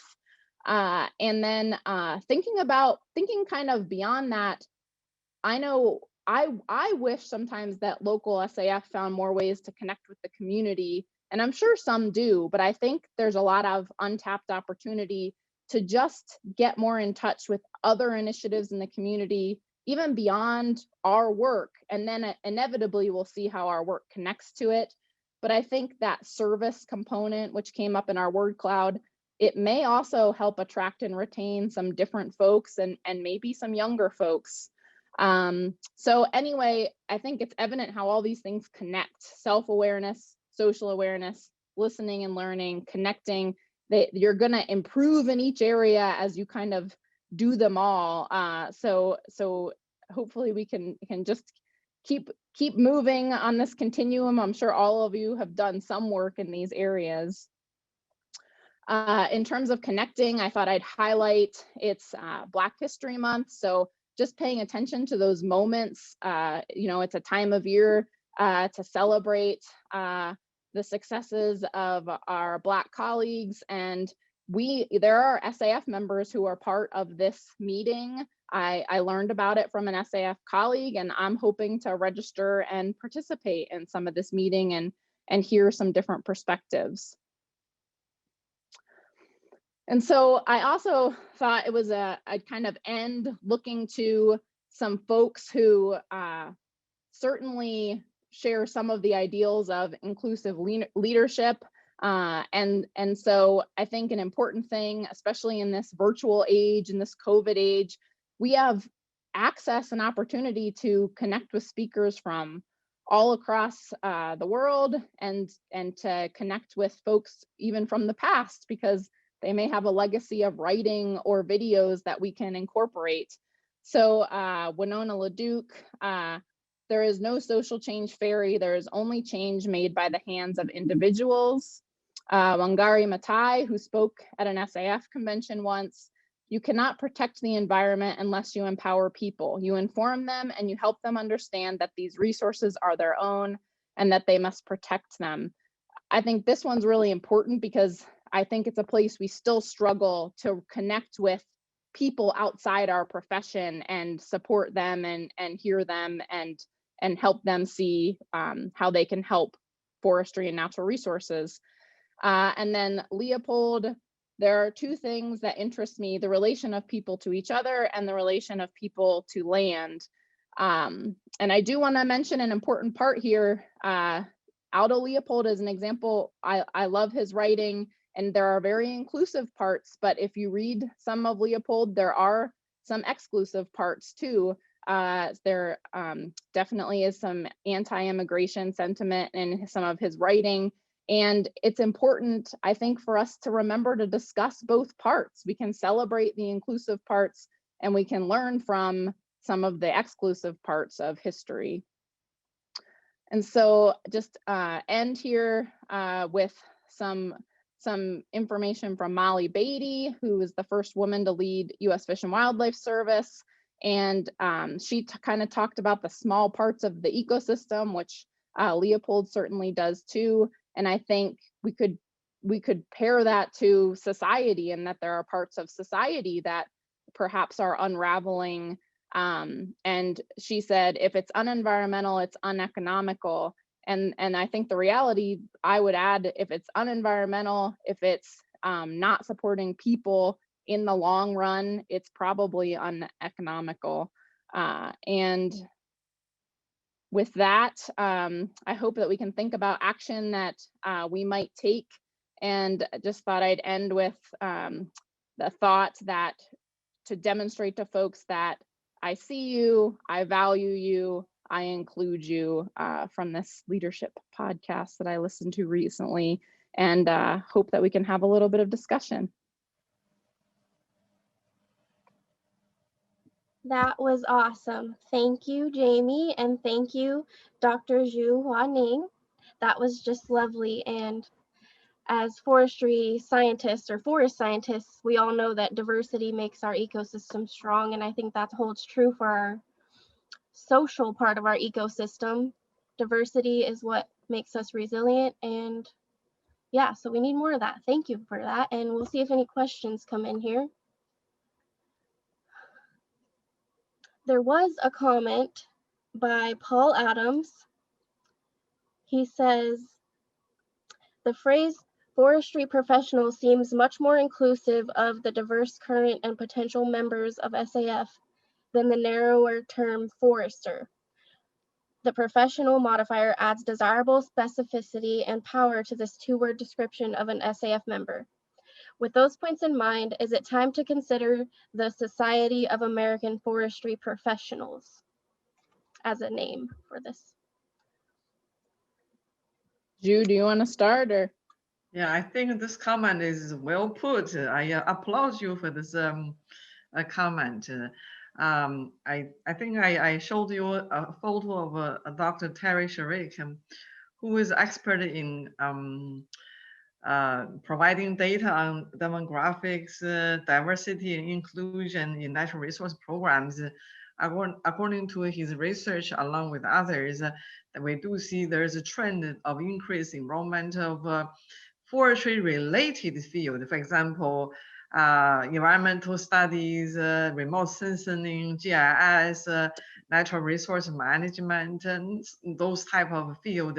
So as a forester, I'm a trained forester. I just tried, my degree is in forestry, doctoral degree in forestry. And also I have a further training in urban forestry. So as a forester myself, I also believe as a whole, we need to make sure we expand our profession by including other disciplines, and we need to look into the trend that's showing us. So we should expand our educational field, will be more inclusive and expand the forestry in general. Jamie. Yeah, I would just echo, I think it's a great comment, Paul, and it's we actually host like World Cafe discussions at convention, and that has come up just about every time. Not necessarily agreement on what it should be, but some folks do talk about a name change. I mean, I think that would be hard. There is certainly opposition to that too. I know that, but I think there's lower hanging fruit too. I mean, there's ways that we can just work to, like I have tried to start to put in my language to always say forestry and natural resource professionals. So like I go beyond forest because I think we should. I mean, we need, you know, the range is just as important to the forest and the water and the wildlife. So I think it only strengthens us. And then the social science too. And there's robust social science in natural resources, but I don't think we always bring them to the table as well.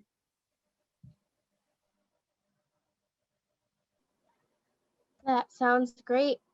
Well, I don't see any other questions in here, so I will ask my own question. What are some ways that you think we can be allies to marginalized people and marginalized groups of people, and not, you know, not in a patronizing way, like trying to be their allies, trying to give them the same opportunities? I don't really know how to say this, but I hope you understand. Oh yes, I do understand. As a matter of fact, when Jamie and I participated in the discussion hosted by Wisconsin chapter, this question came up also.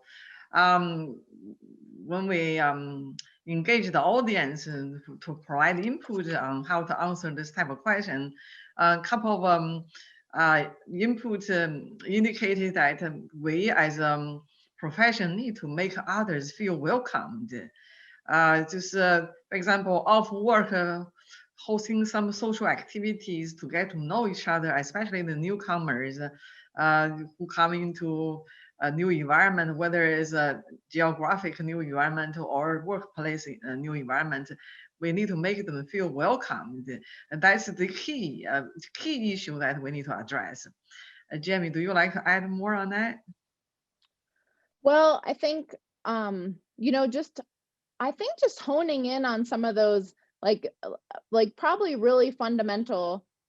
I mean, I think the self-awareness is really fundamental, because I know I study this and it's like, I still feel like way behind. Like there's more and more books, there's more, and you don't want to be overwhelmed.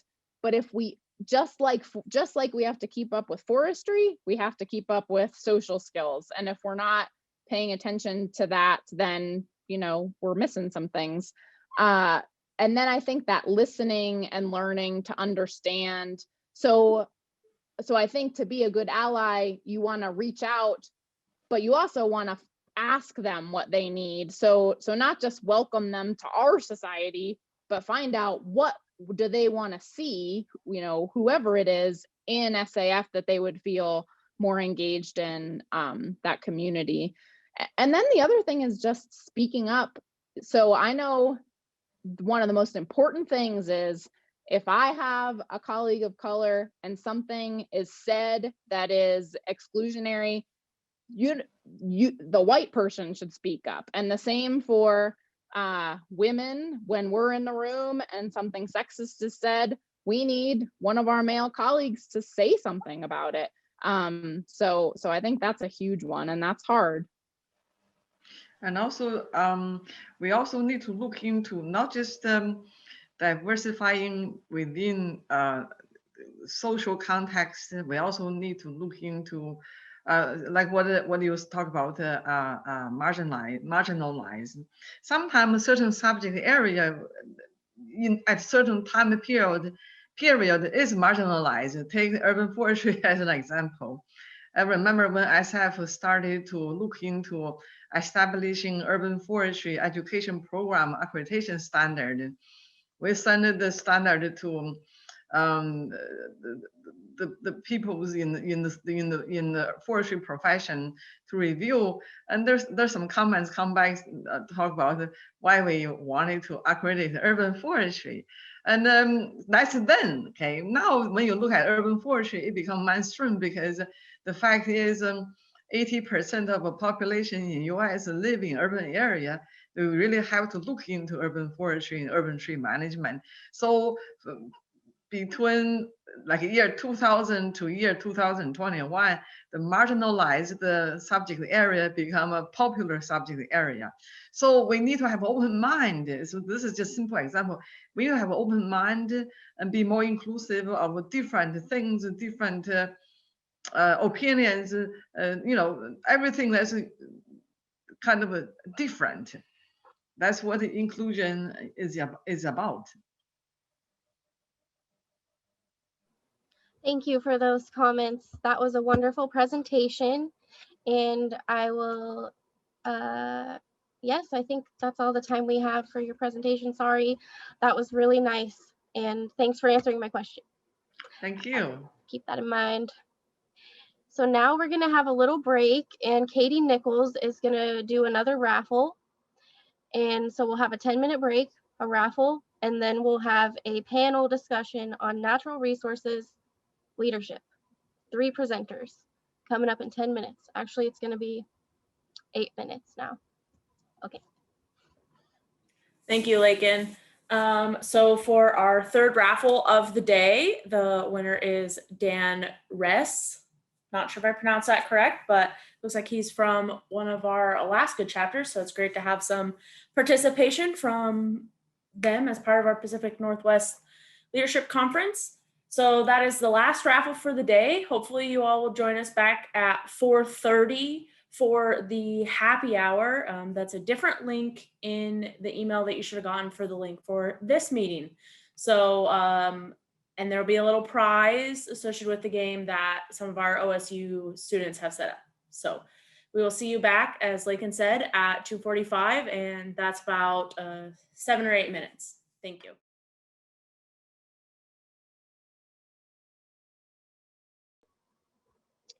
Welcome back, everyone. Maybe. We'll see. Oh, well, I do welcome you, but I don't know if everyone's here yet. So our next presentation is called Natural Resources Leadership in Action. And we're going to have 3 presenters, 25 minutes each. So I'm going to go through the introductions here a little fast. I encourage you to read the program for more detailed biographies because they are fascinating. Okay, so first up, we have Tina Terrell, who is with the USDA Forest Service. Tina is currently the Associate Deputy Chief for the National Forest System, managing the agency's regulatory agenda. Tina is an honorary fellow as a member of SAF, and she has worked for the Forest Service for over 35 years. Let's see. Oh, and that's in 4 regions across the country: Alabama, Arizona, Alaska, and California.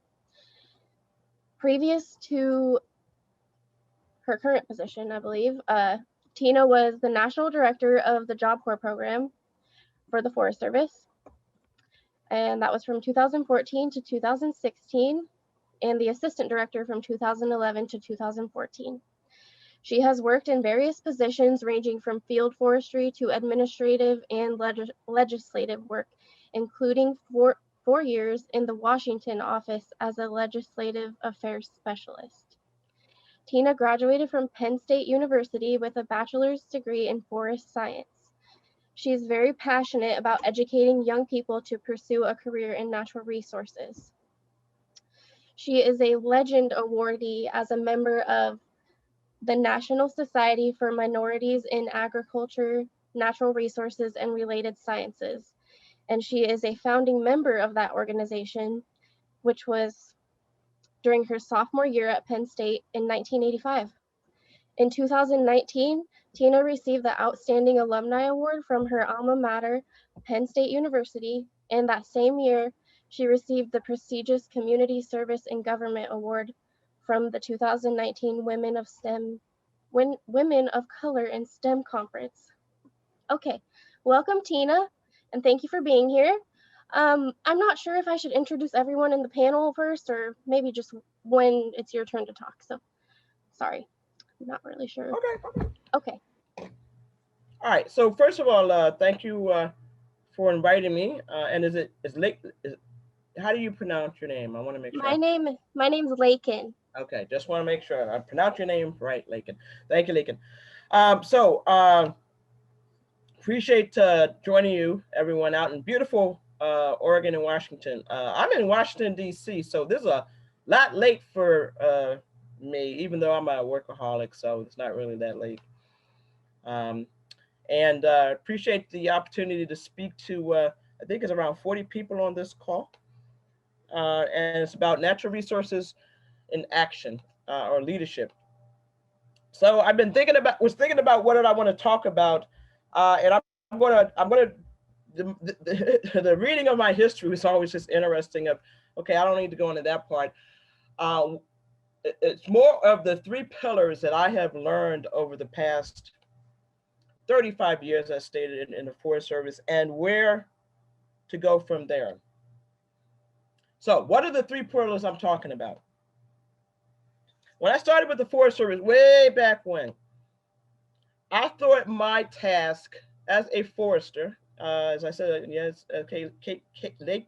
Lakin stated, I had my degree in forest science from Penn State. I thought I was going to be a forester. But my vision of being a forester was going to be dealing around information management. I started forest inventory and analysis, and I got taught very early at Penn State of you need to know what the forest resources are about. Do the inventory, do the mapping. So that's what I thought I was going to be doing. And that is important, to know your craft, to know your task, to know your work. And that deals with the systems, as we all got taught, whether we're in natural resources or forestry or hydrology, is understand the natural systems. So that's what I thought I was going to focus on my first 5-10 years in the Forest Service. And as I progressed along, I realized that's important, again, to have that background, but that's not really what I wanted to be. I wanted to be a leader. And to be a leader, that meant I needed to understand people. And that's important because we are all people. And I wanted to lead people. So then I moved on to the second part of my discussion was I want to now lead people. So I was a supervisor, and I supervised crews, and I supervised young people, and I supervised fire people, recreation crews, volunteers. And I thought, let me stay with this for a while, because that's what leadership is about, is leading people. That's the second pillar. But as I started progressing and started talking to people in other universities and people who have also been in organizational management, which I would get to, that's the third, I realized it's more than just the people. Because you do need the people to manage an organization and to manage systems. But really it's organizational management that's important, which is how they all fit together. So then I said, let me now be a manager. And that was the third pillar that came into existence for me. And I became a district ranger, as stated, and a force supervisor. And yes, I was the Job Corps' national director and oversaw 28 Job Corps civilian conservation centers located in 16 states. And I had, at the peak, about 1,200, 1,300 employees. We had about almost 50 to 100 contractors who assisted us. And the student base was around 6,000. And I thought I had really learned how to be a leader and managing an organization. So that's why, again, the three pillars of success I thought were people, first systems, then people, then organization. And as I kept progressing up the ladder in the Forest Service and talking to other people and learning from other people, I realized those are the foundational marks, but really there's a fourth pillar. So think about three pillars, three-legged stool. All three legs are important: systems, people, and organization. But really there's a fourth one. And the fourth one is, how do you formulate all that? But that is not you that's basically formulating it. It's the mass of the community. And what I mean is, in all three of those aspects of dealing with systems, people, and organization, I thought it was me, that I had to be the hero or the shero to get all of that done. And I thought, okay, people kept asking me questions. And so, yes, I have to be the one to come up with the answer. Again, you're the supervisor. You're the one who comes and says, this is what we're going to do, and everyone follows you. You're the manager. You say, this is where we're going to go, and everyone follows you. And as I started talking and listening and literally identifying the three pillars of success, really need that fourth one, because it's not what I do as a leader. It's what I persuade or assist or collaborate or communicate for all of us to do. Because if it's just me, when I leave, it may fall apart. Or I say it will fall apart. I was a forest supervisor of two different forests. And the first time I was a forest supervisor, I operated as the shero. Oh, it's Tina's idea. Let's go with this. Tina's going to do this. And I left that forest to become a forest supervisor of another forest. And a couple of months later, went back and I called the employees. Some of them were still there. Many of them are still there. And I asked them, I said, how things going? They said, oh, Tina, we were so happy when you were here because you started things and we were doing things. And when you left, the new person came in and they stopped it. I said, wow. So what did I teach? I taught them how to do stuff, but when I left, the person who followed behind me stopped many of it. So I put that in and I said, okay, I need to do things differently. It's not what I do, it's what I leave behind others to do of the organization, the people, and the systems. So again, the job I was in, the next forest supervisor job, I started putting things into place because, again, I've had 16 different jobs in the Forest Service. And I said, okay, it's not what I do, it's what I leave. And it took me a while to realize, again, I need the 3 pillars, but I need to have that first really big pole in the middle, which is the foundation around me of the people, the organization, and the systems. And that is where I have taken almost everything I do now, is I try and bring the people, organization, and the systems for success. So now I'm gonna take leadership in action of how do you get there from here? First comes the vision. People always say that you need to have a vision, but you don't need to have the only vision, which is you don't have to have all the pieces to it. You have to have an idea. That really helps. But you really also need to adjust and find out who else is out there that can help implement parts of this. And when you open up that door to people actually articulating their ability and they're wanting to be involved, it's amazing how that vision you have may change, which is okay. It's a little scary because some people say, I want to know exactly all the steps to go from A to B to C to D to F. And if you come with that, then that means you already identified, again, the vision to get to success. So learn to persuade others of, let's get your ideas. I don't have to be the only one. Put some points out there and see what others may come in, because as you start moving down that journey or that path to success, other things come into play.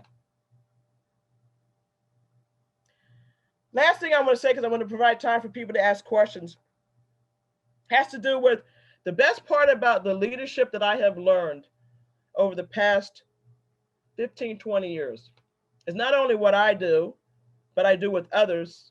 And the best part is what we do together. I can remember over these past 15, 20 years of the successes of the group that I formed and led, and sometimes they were in front of me, and we crossed the finish line.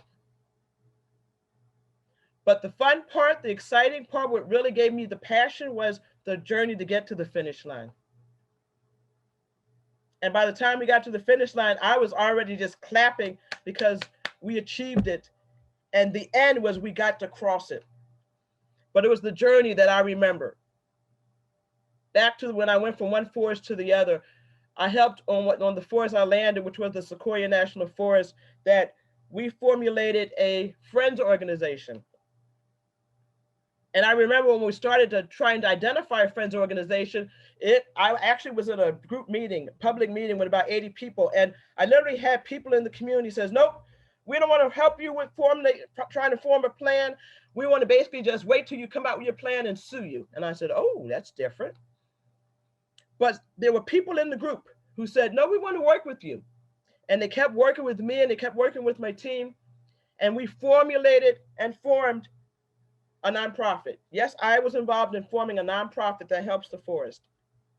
But I bring this up because back to that plan. When it came time for the draft plan to come out, the day was to come out, I was not in my office celebrating when that plan came out. I was actually hiking in the forest with some other friends. And the reason I was in the forest is because I knew it was the journey to get to development of that plan. It was not the plan coming out on that day. That is why I say it's 3 pillars, but it's really the foundation of the group. And when you put that foundation in and then the 3 pillars come around it, that's when you say we've been successful. That is where we're going, and that's the leadership. So the last thing I'll say is, what's next? What's next is how to then get people engaged who think, oh, there's no opportunity for me. In the Forest Service, we're located in 43 states, and many of our forests are in rural areas. And I work with people who say, how do we get urban people engaged? I'm like, to get them engaged, you got to go where they are and not always expect them to come out where you are. And that's putting your mind in a different place. How do I get people to be engaged where they are? This COVID environment is teaching us this. How do we as a society get people engaged when we're not able to visit face to face? Let's use different platforms and different mechanisms. That is the next phase, that we could learn how to engage people where they are in natural resources. And we need to, because look at where America is. The last person talked about it. 80% of the population is in urban areas. America is becoming more and more diverse. The Caucasian ethnicity by 2040 will not be the majority. So what will America be now to then, and how will we help people to get engaged in it? In particular, urban people who say, first of all, where's a national forest, let alone what is a national forest? And then, wait a minute, it's nature. So connecting people to nature where they are instead of thinking they have to always come out where we are. That to me is the next step of how we take natural resources leadership. So that's my talk. I love what I do, as you see, in particular getting young people engaged and getting urban people engaged, because those are the future leaders. My passion and my drive is to create the citizen steward in every single person I deal with. It doesn't mean they will come be a forester. I love forestry. But it does mean that they can be involved in taking care of their land. That is a citizen steward of tomorrow. So I think I've given about 8-9 minutes for questions. So I'll turn it back to you. Okay. I think we had planned to have questions at the end of all three speakers, but I don't see our other speakers here yet. If I could get some advice from one of the leaders of this conference, that would be great. Okay, Lakin's asking for advice from the, oh, Jamie, you're there. Yeah, I'm not seeing them either. Let me give Doug a call. I think he was up next, or no, Tom is up next. Tom is up next. How about we do questions with Tina right now then? Yeah, let's do that. Go ahead and I'll get them on the phone and see what's going on. Be right back. Okay, cool. Okay, let's see. There might be a question in the chat here. Okay. So someone from Oregon Natural Forestry asked, do you have a specific example when you had to change your vision when you engaged others? Wow. That's a good question.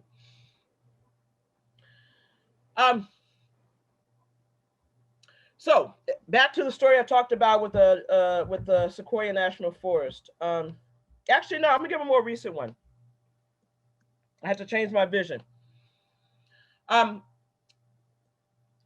When I managed a job corps, I was the national director of the Job Corps Civilian Conservation Centers. As I said, it was 28 centers located in 16 states. The Department of Labor funds the Job Corps program. Okay, the Forest Service, we don't fund it. It's almost like a parent-child relationship. If you ever heard about the federal government giving money to the states, well, one federal agency gives money to the Forest Service to manage Job Corps centers. So our funding for managing 28 Job Corps centers comes from the Department of Labor. The Department of Labor, for various reasons, wanted to close Job Corps centers. One of the reasons was they wanted to spread the money to less centers. The other reason was we had low performing centers, and I say we, society. And the Forest Service, we did have low performing centers. And that was based on a scorecard of 15 different ways to rank. And I'll just say, Forest Service, we had low performing centers when I got in the Job Corps. And I said, oh, we're going to improve the performance. And I'll just say we improved our performance in 3 years. But in 2 of those years, the Department of Labor notified me. I became the National Director of Job Corps. Again, I started in Job Corps in March 2011. I became the National Director in June 2013. And in July 2013, 1 month later, the Department of Labor reduced my budget by $39 million in 1 year. And then the next year, they basically stated, which was 2014, that they were closing one of my Job Corps centers. Now, I had a vision of, before they actually sent me the letter to close it, again, I had a reduced budget, but I had a vision of, me again, not Shiro hat. Oh, I can help this. I can stop this from closing. Let me put my Shiro hat on and let me start talking to people. And I soon realized, that center's going to close. Then I said, okay, fine. My plan was, I work with my staff and will identify how to place employees in other jobs because it was a reduction in force. And you've ever heard of the federal government reduction in force? That means you as an employee lose your job, which means you lose your livelihood. And so as I kept going down the road thinking, oh, we got a plan in place and people just go along with it, the union was very vocal and they had major concern about it. And I thought, oh, I'll just present the plan to them and they'll go for it. And nope. And we had a meeting, we being myself and my staff, we had a meeting the day that I received the letter from the Department of Labor that says your center is now closed. And I was meeting with the union that morning, and I remembered I was going to walk in thinking, okay, union, go along with the plan I have. It's going to go fine. And I changed my focus that day as I looked across from the union, and I said, nope, this is not about you, Tina, no longer. Swallow your pride, swallow your ego. 46 people just received a pink slip. They no longer have a job. And your responsibility now is to work with the union to help those 46 people land. And we did. And to make a long story short, in 1 year, we were able to place 20 out of the 26 people in other positions. Not on that unit, in other units. Some people left and moved to another state. Some people stayed in that community. The other 26 people, they received a pink slip. But I will say, they were offered an opportunity to take another job in another location. They decided not. But that's where I had to change my focus of, it's not about you, Tina. It's not about what the Forest Service is about, what you do for those 46 people. And we placed 20 people in other positions. That's a good example of adaptability. So I have some more questions, but if it's okay with you, we'll save all the questions till after all the two other presenters present their ideas, and then we'll have Q&A at the end after that. Sure. Okay, so up next we have Tom DeLuca from Oregon State University. So Thomas H. DeLuca, known to many as Tom, is the Dean of the College of Forestry at Oregon State University. He is a forest soil scientist and ecosystem ecologist and an exceptionally experienced higher education leader. Before OSU, he was at University of Montana as the Dean of the College of Forestry and Conservation there. He held other positions in Montana too.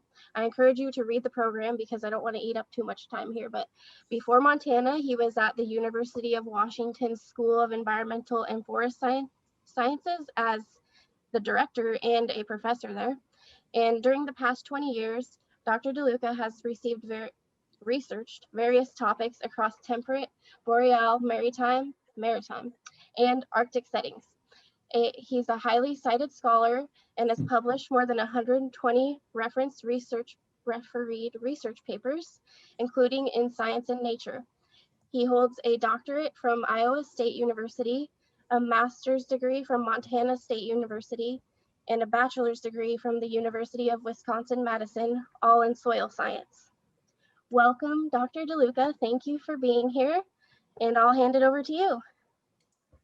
Great, thank you. And I had other obligations right up until now, and so I apologize about coming in the middle of Tina's talk, but it sounded really exciting and lively. So I'm gonna share, oops, hold it just a sec. I'm gonna share my screen. Is that okay? Yes, perfect. Okay, great, okay.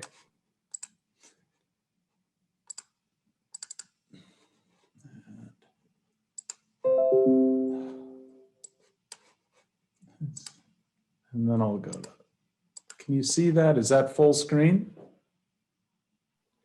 Yep, looks good. Okay, great. So I'm gonna just, I'm gonna share a few things. As a title of this little presentation was a little bit on leadership from the bottom up. And I say that because I'm a soil scientist. I'm gonna talk a little bit about soils and its contribution to the way I think. And I'm gonna talk about that as terms of being in an academic setting, why I got into it and what are some of the key drivers for my leadership style within the college. And then I wanted to talk about my hopes for forestry and the future in terms of leading the College of Forestry here. So I've had a sort of convoluted path. A couple of the stops were shared just a moment ago. I've lived overseas a couple of times and have bounced around the country in a number of different positions. I left my tenured full professor position at the University of Montana in 2006 to go to work for an NGO for several years and then overseas. And that path has brought me here to Oregon State University, where I feel very pleased to be a part of this institution. Really briefly, my research background is soils and ecosystem processes, mostly studying how different disturbances influence carbon and nitrogen cycling across a host of environments. In terms of how did I get into academic leadership, that process that led me to becoming a dean was primarily from being in situations where you have leadership where you know it's failing the greater whole within your institution, and in that case within the college that I might have been at the time. I also owe a lot of my decision to observation of good practices and looking at how good leaders function within an academic environment, and then also looking at opportunities to serve the greater whole. And that has led me to ultimately where I am today.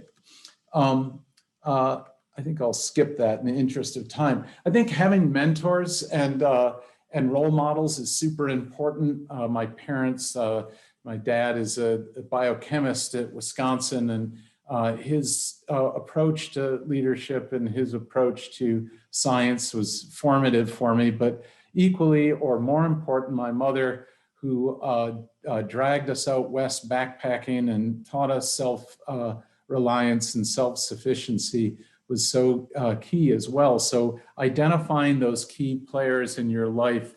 Tom Jones was a teacher in high school. He's half Shoshone, half Black. He grew up in Watts and then was moved to the Wind River Reservation when he was a teenager.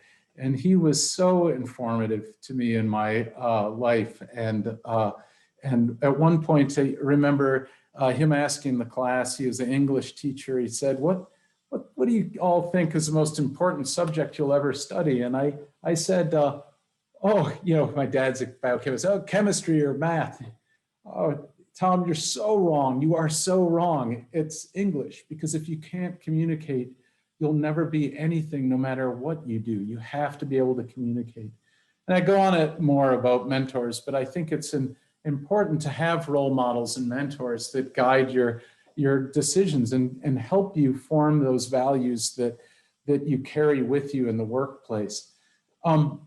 As I said, I'm a forest soil scientist. Importantly, forest soils as a science is really different than agronomic soils.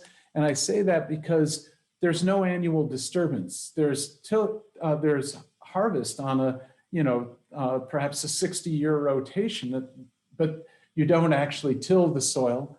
And so you study the natural system and understand how the processes within a functioning system provide for the larger ecosystem, as opposed to manipulating that system as an agronomy and trying to figure out what do you have to add as ingredients to make it do what you want it to do. It's a very different perspective. And then soils, from a leadership perspective, soils is pretty humble practice. I mean, not many people think about soil scientists as when they think about great scientific leaders. But I think that, first of all, we all know what humus is. Humus is that material that gives soil its beautiful dark color, and it's made up of organic matter. And humus and humility and humanity all share the same Latin root, and that is a good thing, because we should function with a lot more humility, and if we did, we'd be better as a society. But humility in leadership is exceptionally important. And then soils are made up of diverse and complex food webs. So systems thinking is required when you study processes in soil environment as it relates to the greater ecosystem in which it functions. And it is myriad symbiotic relationships that, such as, the one that everybody knows, are mycorrhizal or leguminous plants, microbe relationships. But there's a wealth of symbiotic relationships that facilitate partnerships as opposed to competition. And oftentimes we focus on competition instead of facilitation. And then, of course, soils provides that bottom up rather than top down thinking when we approach, if we move into a leadership position. In terms of my approach and value system, the first thing from my perspective and most important thing in working with a large group of people is to build trust. And that doesn't happen overnight. That happens through getting to know people, and it takes time. Especially, I moved here to Oregon State 6 months or 7 months ago and haven't met with very many people in person. It's all been this virtual. Not the greatest way to build trust, but it's one of those, it's a slow process, and it takes you having to lay yourself out there and be judged. You have to have values, and those values have to be ones you can share openly and not hide behind anonymous emails or aliases. You have to be able to have values that you believe in, honesty, integrity, that you can share openly and talk about openly. You can never mess with people, and too often people are trying to figure out ways to manipulate people that work for them instead of, trying to look for the best in people and work with their strengths. And one of the biggest failings in academia is that deans think that they have to hire the very best scientists over and over and over again. And they hire egos inadvertently.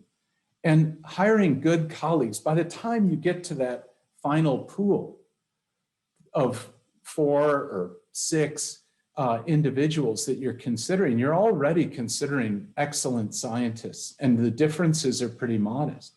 But differences in collegiality are huge, can be huge. And that's why it's important. I'll just leave it at that. And we have to hold high aspirations, have higher aspirations, not just about revenue or economy. And importantly, as I heard Tina just say, it's not about me. It cannot be about me. It's about the people that are within your program. I've already mentioned a couple of these. I think it's really important when you are getting to know people and you assume the best in them first and look for those strengths and consider people as a whole person. We all have challenges, and if anything, this recent spate with COVID has just brought out those challenges, and so we have to be thoughtful of weaknesses that get drawn out in that, and look for people's strengths and build off of those strengths. We have to be ready to fight for our team. So often, I had a dean that said to us once, "I don't work for the faculty, I work for the provost." Well, you can answer to the provost, but you work for the people. You work for the staff and faculty and students of your program.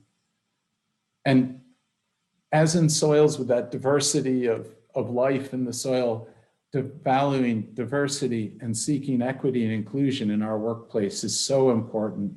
And this recent history has just brought it home so much more so. So as I said at the end of that slide, the avoid scarcity mentality.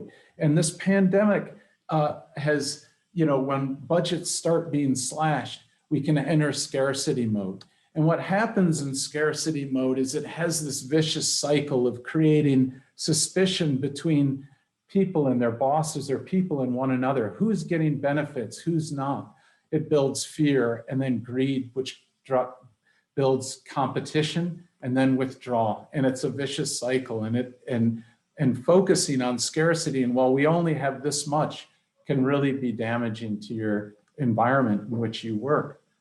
So we try to avoid the outcomes of that, the thinking about what we might lose or who might be out to get me, and avoid isolationism and protectionism as a unit. Well, let's just protect what's ours, because it greatly reduces your opportunities. Abundance mode is the opposite. It's a positive and virtuous cycle. When we think in abundance, we can focus on curiosity, generosity, respect, synergy, and growth.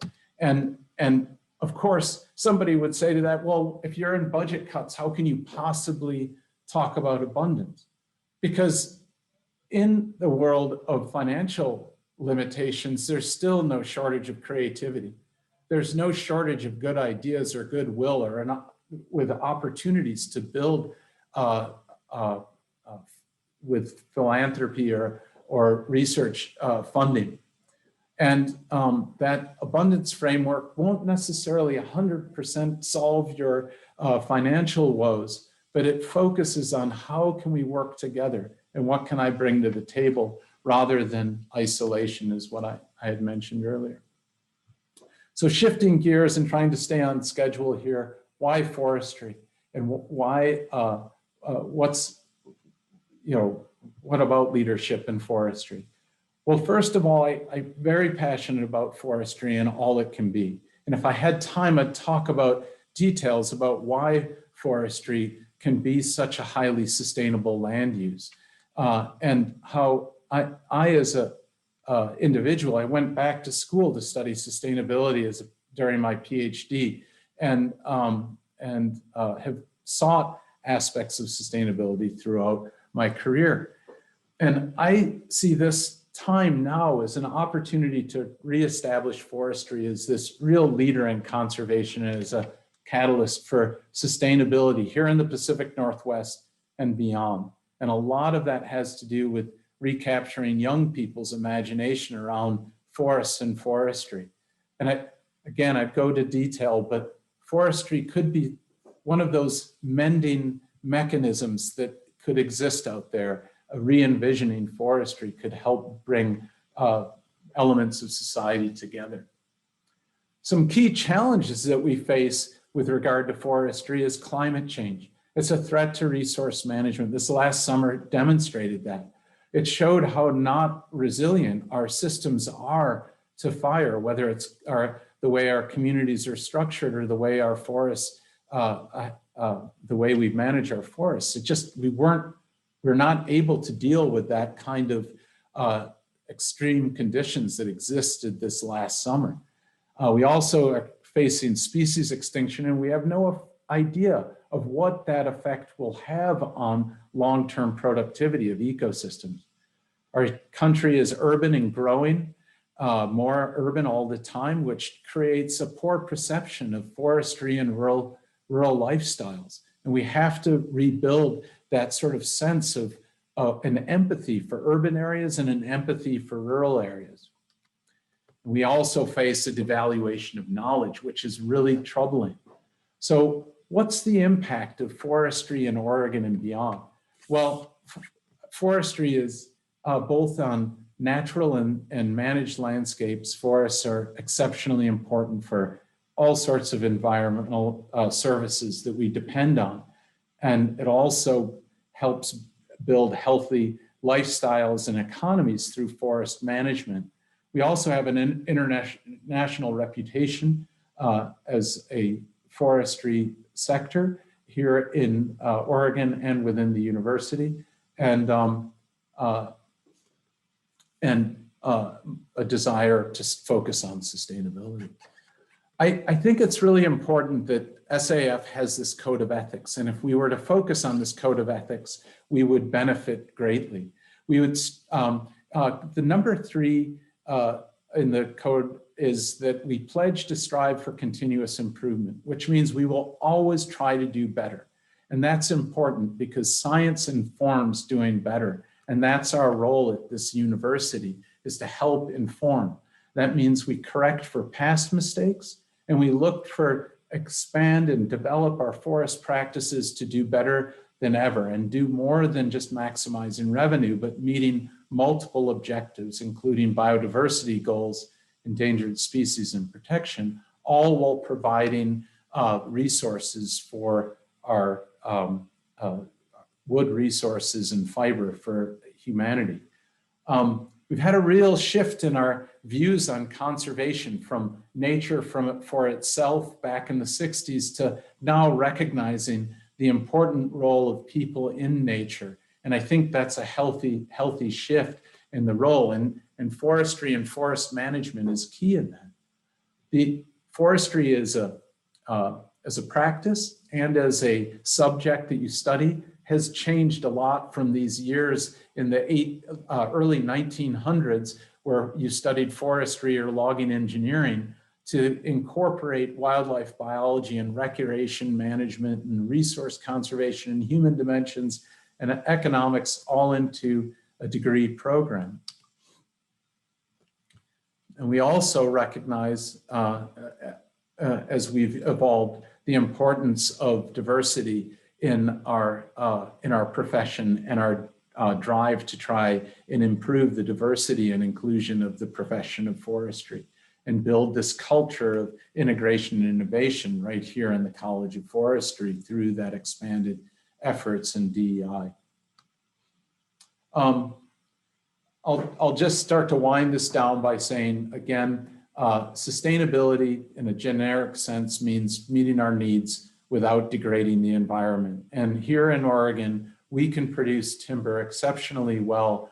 We just have to strive to minimize the impacts to the environment while meeting those human needs. We produce native species on our forests here in Oregon with a native understory, but we can do better, and we can advance through science our practices on the landscape. We need to improve landscape connectivity, whether that's through urban and rural management and semi-natural land management right up, so we have a seamless flow of energy and life through all the way from wilderness to urban landscapes. And social connectivity as well, from a perspective of reconnecting people with nature. People are a part of nature. We just need to strive to reconnect kids with forestry and forests. So going back to the leadership piece, it was interesting when I started at Montana, I met with somebody who had been as a dean. I met with one of the past department chairs, and they said, after the faculty asked them to step down as a department chair, they said, they took away my power. But leadership isn't about power, it's about responsibility. It's about responsibility to the faculty, staff, and the larger community that you serve. And it's an honor to have that responsibility. But it's not about power, and we need to, as leaders, keep that in mind. And then with regard to forestry, we're pushing towards sustainability as a unifying call within the college, as well as trying to commit to doing better as a practice into the future. And with that, I'll finish and just say that, this is from Glencoe in Scotland. These hills were forested to 600 meters at one time. And you know what? The future depends on what we can be, not what, and not what we are today or what we have done. It's really what we strive for. So with that, I'll stop sharing, and I hope I kept that within the time frame that. Yeah, you did great. You have about 6 minutes, maybe 5 minutes, if you have anything else you want to share really quick. Or. Oh yeah, sure. I really raced through that because I thought we were running a little bit behind, and I thought I saw that you were saving questions to the end, so I was just trying to race through that and not take up too much time. To come back around to the forestry as a practice and a sustainable land practice from a soil scientist perspective. As I said, soils are a living body.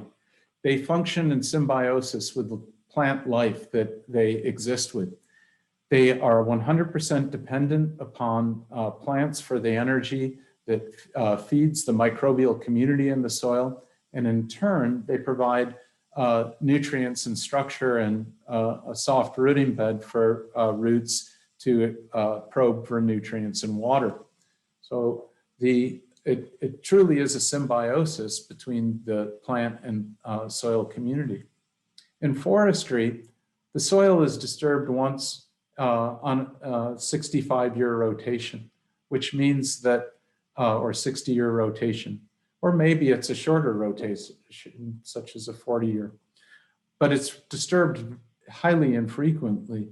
And in contrast, we tend to give agriculture a lot of space, but we till soils, when it comes to talking about, know your farmer, we focus on, agriculture being a positive thing, and yet forestry gets a negative rap for management frequently. But from a soils perspective, it really has it's in a long-term rest of, let's say, 60 years between disturbances. And as we move to higher and higher retention forestry, we, in terms of variable retention forestry, we have less and less impact on the system. And if we start to envision agriculture's holy grail for sustainability is a perennial polyculture. And what's forestry? Forestry is perennial polyculture. It is a diversity of species, both overstory and understory, potentially, if it's not even age, single species plantation. And but the understory is diverse, and the community is. So anyhow, we have this practice of forestry, especially as we look at ecological forestry practices, could be considered one of the most sustainable on earth, and could be a catalyst for alternative practices being adopted in other land management systems. And so I just raced through that, and I wanted to go back to it and share that again, because I probably didn't clarify very well. So. Thank you, Dr. DeLuca. That was a wonderful presentation. Sorry you felt rushed. Oh, no. Okay, so we do have a few minutes left for your portion of the presentation. If you have any last remarks before we move on to Doug Graffet. Yeah. Well, I didn't know if there would I didn't know if there would be a Q&A. Is that at the end? Yes. Is that going to be okay for your schedule? Yes. If we wait till the end? Okay. Well, we will move on to Doug Graffet now. Am I saying that right? Please help me, Doug. Hey, we're going to work together. Graph, how and is it, how do you pronounce your first name? Lakin. Lakin, okay. We got that squared. Yeah, Google tricked me, said it was an Argentinian last name. Okay, here we go. I'm gonna read a little bit about your background. So Doug Graff began his career with the Oregon Department of Forestry in 2003 as a stewardship forester, then unit forester in the Toledo unit of the West Oregon District. He moved up through the ranks since then, and in October of 2015, Doug accepted his current position as Chief of Fire Protection. In 1995, going back in time a little bit, Doug earned his Bachelor of Science degree in forestry at the University of Florida. He has served as a professional forester for over 20 years with a variety of organizations, including Georgia Pacific Timber Company, United States Forest Service, the City of Albany, and a consulting forestry company, Beatty and Associates Incorporated. Throughout his career, Doug has remained a member of SAF, fostering a vision for sustainable forest management, including wildfire protection. As an active member of the communities he has lived in, Doug has served on a variety of commissions, including as an elected official director on the Toledo Rural Fire Protection District. Now he lives in the university town of Corvallis, Oregon with his wife, Jamie. Welcome, Doug, and I'll let you have your time in the spotlight now. Right on. Thank you, Lack. And then I appreciate you giving the time to Dr. DeLuca. Never would want to take the dean's time for a presentation there. I really appreciate the call today to join in this intimate setting. I'm looking at, in the range of 50 SAF members, and we're here talking about leadership. And typically I've presented because folks are interested in where we're at and what's going on with wildfire seasons. And I've certainly enjoyed those presentations, but this is pretty meaningful for me personally. So I really appreciate the invite. SAF has been a steady hand, a guiding light for me throughout my career. On all those times where I couldn't keep positions more than a few years, I've always been an SAF member to ensure that I've got the solid grounding in professionalism and carrying myself accordingly as a natural resource professional. So I really appreciate being with peers today and having a conversation about leadership, and that's what this is for me today. I'll speak to 3 items. First, just some thoughts relative to principle-based leadership that have kept me grounded in my professional career. Of course, the topic of interest was the Labor Day fires of 2020, which I was asked to reflect on the leadership moment there that was present. But there's certainly more to that than just the Labor Day fires. It's the fire condition across the landscape that has led up to that. So I'll speak to that, and then close with fighting fire in a time of COVID and experience I had in preparation for Oregon's COVID response. And I'll share my role from a leadership perspective there. And looking forward to Q&A. I understand we have till 4. So Lacken, if I'm off on that, please adjust, but I'll carry us to 4 for Q&A. Yes, you have until 4 to do your presentation, and then we'll have about 15 minutes for Q&A after that. Sounds good. When I speak about a principle-based leadership, really wondering about what's your operating system, what makes you tick. These are the types of questions you get in an interview potentially, which is what is your personal operating system? And for me, these 3 principles are front and center. And the first is humility. I heard that in Dr. DeLuca's leadership perspective also, and being forever a student. And I think what that allows me to do is listen with empathy, always seeking to understand. And if you're forever a student, then you're more approachable, and you're on a growth trajectory, and it begins with humility. So I start there. Integrity, do what you say you will do. I've lived by those words, and what I think resonates for me with integrity and do what you say you'll do is you're very careful with what you say if you hold to that statement. So operating with integrity, being responsible, that's a critical principle for me in leadership. And the third is accountability. And that's understanding your roles and responsibilities. And I'll expand a little bit more on the accountability, because that's the more esoteric of the 3. When I think about accountability, I really think about that inner circle, that circle of control, and ensuring that you're doing that well. And for me, as Chief Fire Protection for ODF. That's understanding the agency's mission, vision, values, our working guidelines and professional standards, and executing the policy of the state that this agency is authorized to deliver. And we do that by taking care of people and program management. So when I think of accountability, front and center is that circle of control, and do that well, and recognize within that accountability circle, you're touching a circle of influence that's important to understand. And those are the key areas which we focus on a daily basis, particularly here with legislative session, work for the governor's office as a agency in the executive branch.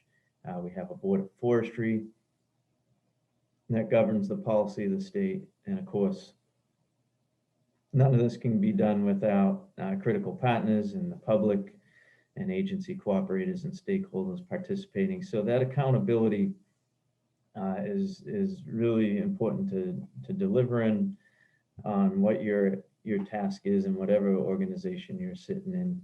So those are my three principles, and how they play out. Doug, sorry to interrupt. I heard that a few people are having a hard time hearing you. Would you mind just talking a little bit louder, or maybe moving closer to the mic? Thank you, sorry. No worries. I appreciate that. So I'll lean in here and let me know if that's helpful, or if I'm in or out. That sounds better to me now. I hope that's good for everyone else. We'll see. It sounds good. Excellent. So inspiration and clarity of purpose with those principles. I lean towards quotes quite a bit. I write down quotes I hear, everyday quotes in conversations, in talking with folks. And these are a few that resonate with me. And people don't care what you know until they know you care. You care. I've definitely seen that and felt that. And in times of crises and difficult and challenging issues, knowing what must be done takes away that fear. From Rosa Parks. Key to successful leadership is influence, not authority. I find this one interesting because at first glance, thinking about leadership principles, I read this to be a little bit of arrogance in the influence leaders have on it, influence folks. But the reality is, as a leader, there's a level of accountability that comes with that. So I look at that statement as the outflow of leadership is influence. So how are you going to lead to ensure that you're accountable to that stage? Be the first out with bad news. In any organization, there's mantras that folks live by, and this is an ODF one that I've always appreciated. And then this really goes against the humility principle here, but I'm quoting myself on a leadership presentation. But I do this just to share, if you have your own thoughts around how you want to live and lead, write them down. And I wrote this down years ago, live in the now, learn in the past, plan for the future. And I think about that when faced with many crises and challenges and decisions in the position I'm at. And certainly the big one here was the Labor Day fires. And most of you, I imagine, have seen this map and experienced these fires firsthand. And frankly, we're all ordinary people in extraordinary circumstances. And this fire season, we all have a lived experience from this. It hit across much of the state. As you can see, 72 hours was a powerful moment in Oregon's history and natural resource management. 1 million acres burned within a 72-hour period.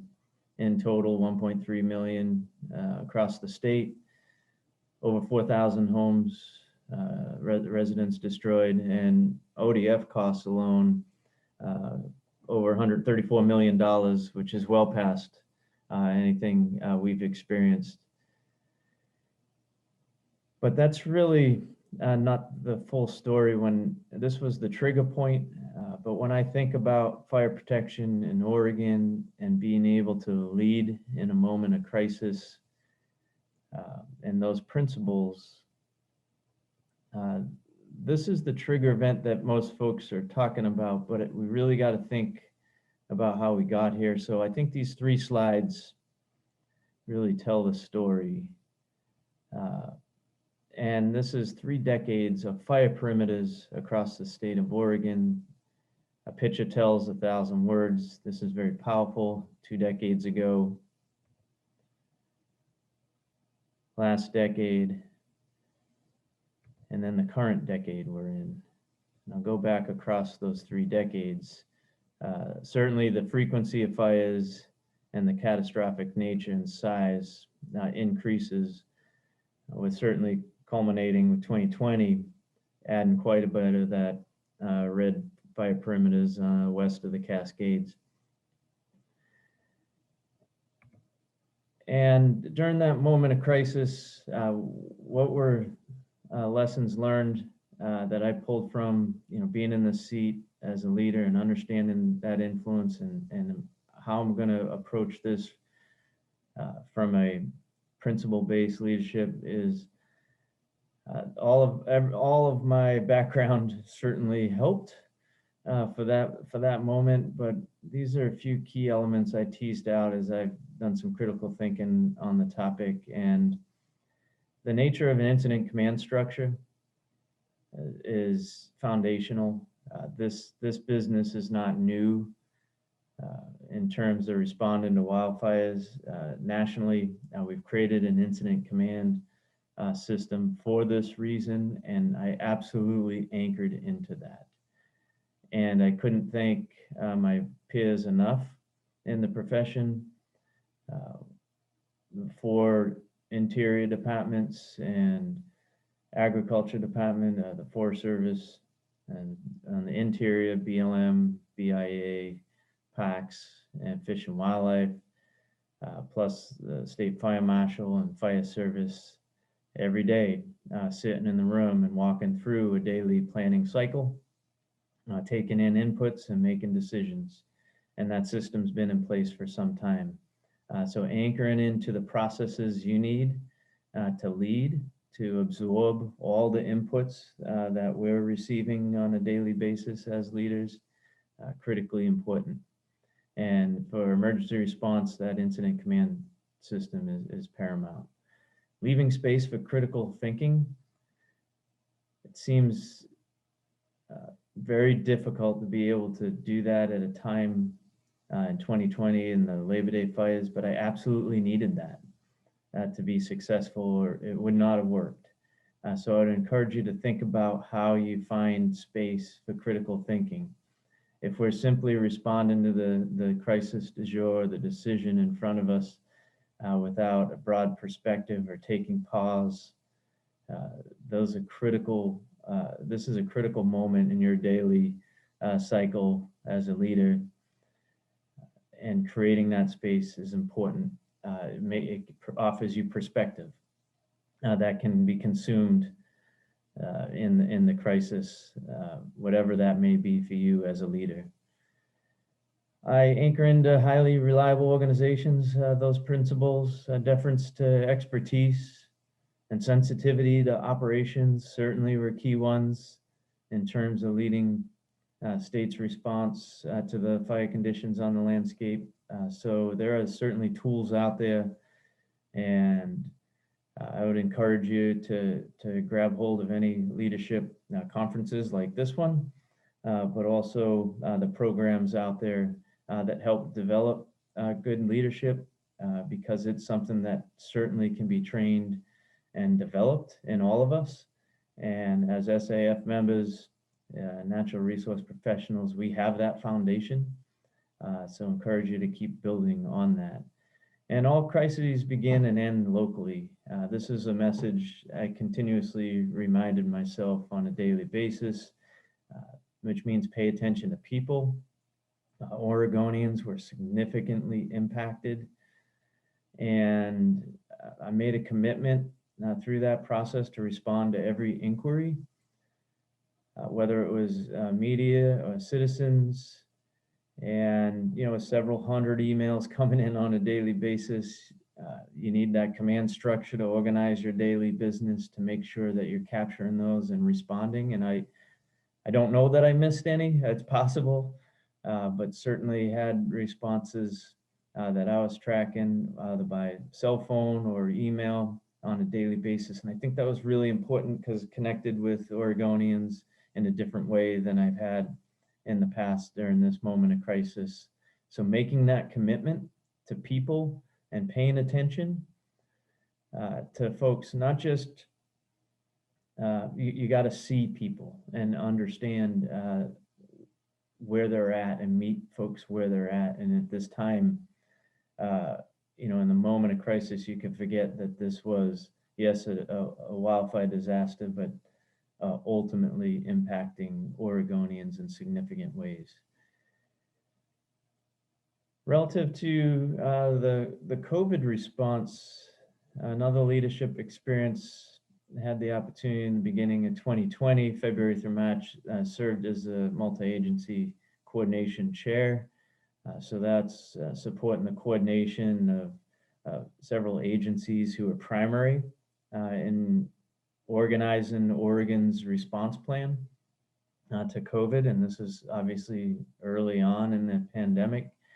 So that was coordinating Department of Human Services, Oregon Health Authority, the Military Department, Office of Emergency Management, and Department of Administrative Services. So truly an honor to serve as the chair for that working group and lay the foundation of Oregon's response. So certainly approach that with a level of humility and integrity and accountability with what was at stake. A huge honor. I would encourage you to step through the doors when they open. You create those spaces, and this was a rewarding experience. Of course, had to shift and focus into fire season. April, May, and June, fire season begins to pick up. So had a short time really understanding the state's response, and certainly learned a lot from those other organizations. And in order to be, achieve the desired outcomes that you're seeking, absolutely planning and preparedness. This is not an accident to achieve your outcomes, and responding to COVID in the time of wildfire absolutely required planning and preparation. And we did that collectively across all the wildland fire agencies and fire service and state fire marshal. It was an honor to serve across the board. We began with regional coordinating group plans for COVID down to the Oregon fire camps, where we typically put 2,000-3,000 people in a congregate care facility, essentially, during the time of COVID in our communities. And we had to implement plans to mitigate COVID in that environment. And I was pleased to say at the end of the fire season, we had no outbreaks within camp, which is frankly amazing. But when you put the time and energy into the planning and the preparedness, you should expect those outcomes. Really proud of that work. And then, of course, the agency stood up and developed our plan for ODF. And it began with a recognition and leadership that time of crisis and COVID, that added capacity is absolutely necessary. To suggest that we continue to do more with less in a time of COVID, delivering the services we do would have been a challenge. So a commitment up and through the legislature to invest dollars in preparedness was really key. We hired COVID coordinators And incident management team modules were 3 fire service personnel from around the state that came to each of our incident camps and served as COVID coordinators and screening and testing as needed with the local counties, a service we typically didn't have at our camps. So capacity needs absolutely critically important as we consider our preparation for COVID. Those are my reflections. I'm closing in on time as I think of leadership in time of crises, both with the fire conditions on the landscape and COVID. It's been a wild ride, and you all have your own lived experiences in leadership and SAF members, and I appreciate being up here and having these conversations with you. I'm looking forward to Q&A. Thanks for your time.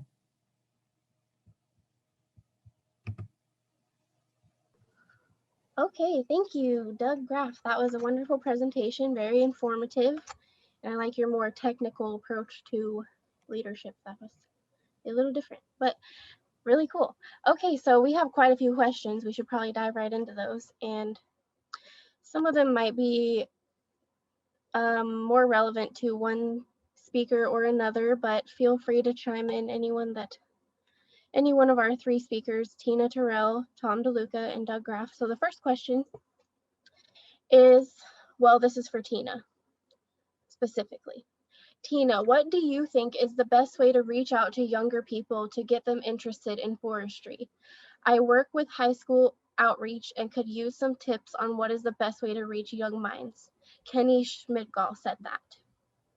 Yes, I was I said, let me go to the chat room and look at the questions. So a couple of things. One is reach out to the teachers in your school and pick a particular age, because that is key. So for instance, a number of years ago under the Biden administration, Congress passed legislation called the 21 CSC, which is 21 Civilian Conservation Corps. And when that legislation passed, the Park Service started a program, actually had a program, but it enhanced the program called Every Kid in the Park. And the Forest Service worked with the Park Service as well as other land management agencies. And we initiated putting funds to basically connect young people to nature. That was one, again, where young people are, but also putting more emphasis on conservation education and working with schools to teach about natural resources. And the interesting thing is to help people to connect where they are. So for instance, national forests, again, are in many rural areas. National parks are, but many communities have rural parks where you can, again, take young people not very far from where they are to connect them to nature. I fell in love with forestry because of Fairmount Park in Philadelphia. It's a big park like Central Park is in New York City. Fairmount Park is in Philadelphia, and it was right there. And I was fortunate, my mother and my aunt took me and my sisters to the park in springtime every Friday. And that I literally fell in love with trees at 10, 11, 12 years old. That was it. And so that's the connection, is to connect people where they are to nature. The other one is the Forest Service. We are actually, and I love the slides about where Oregon is. We have to start realizing, one, we have affected nature.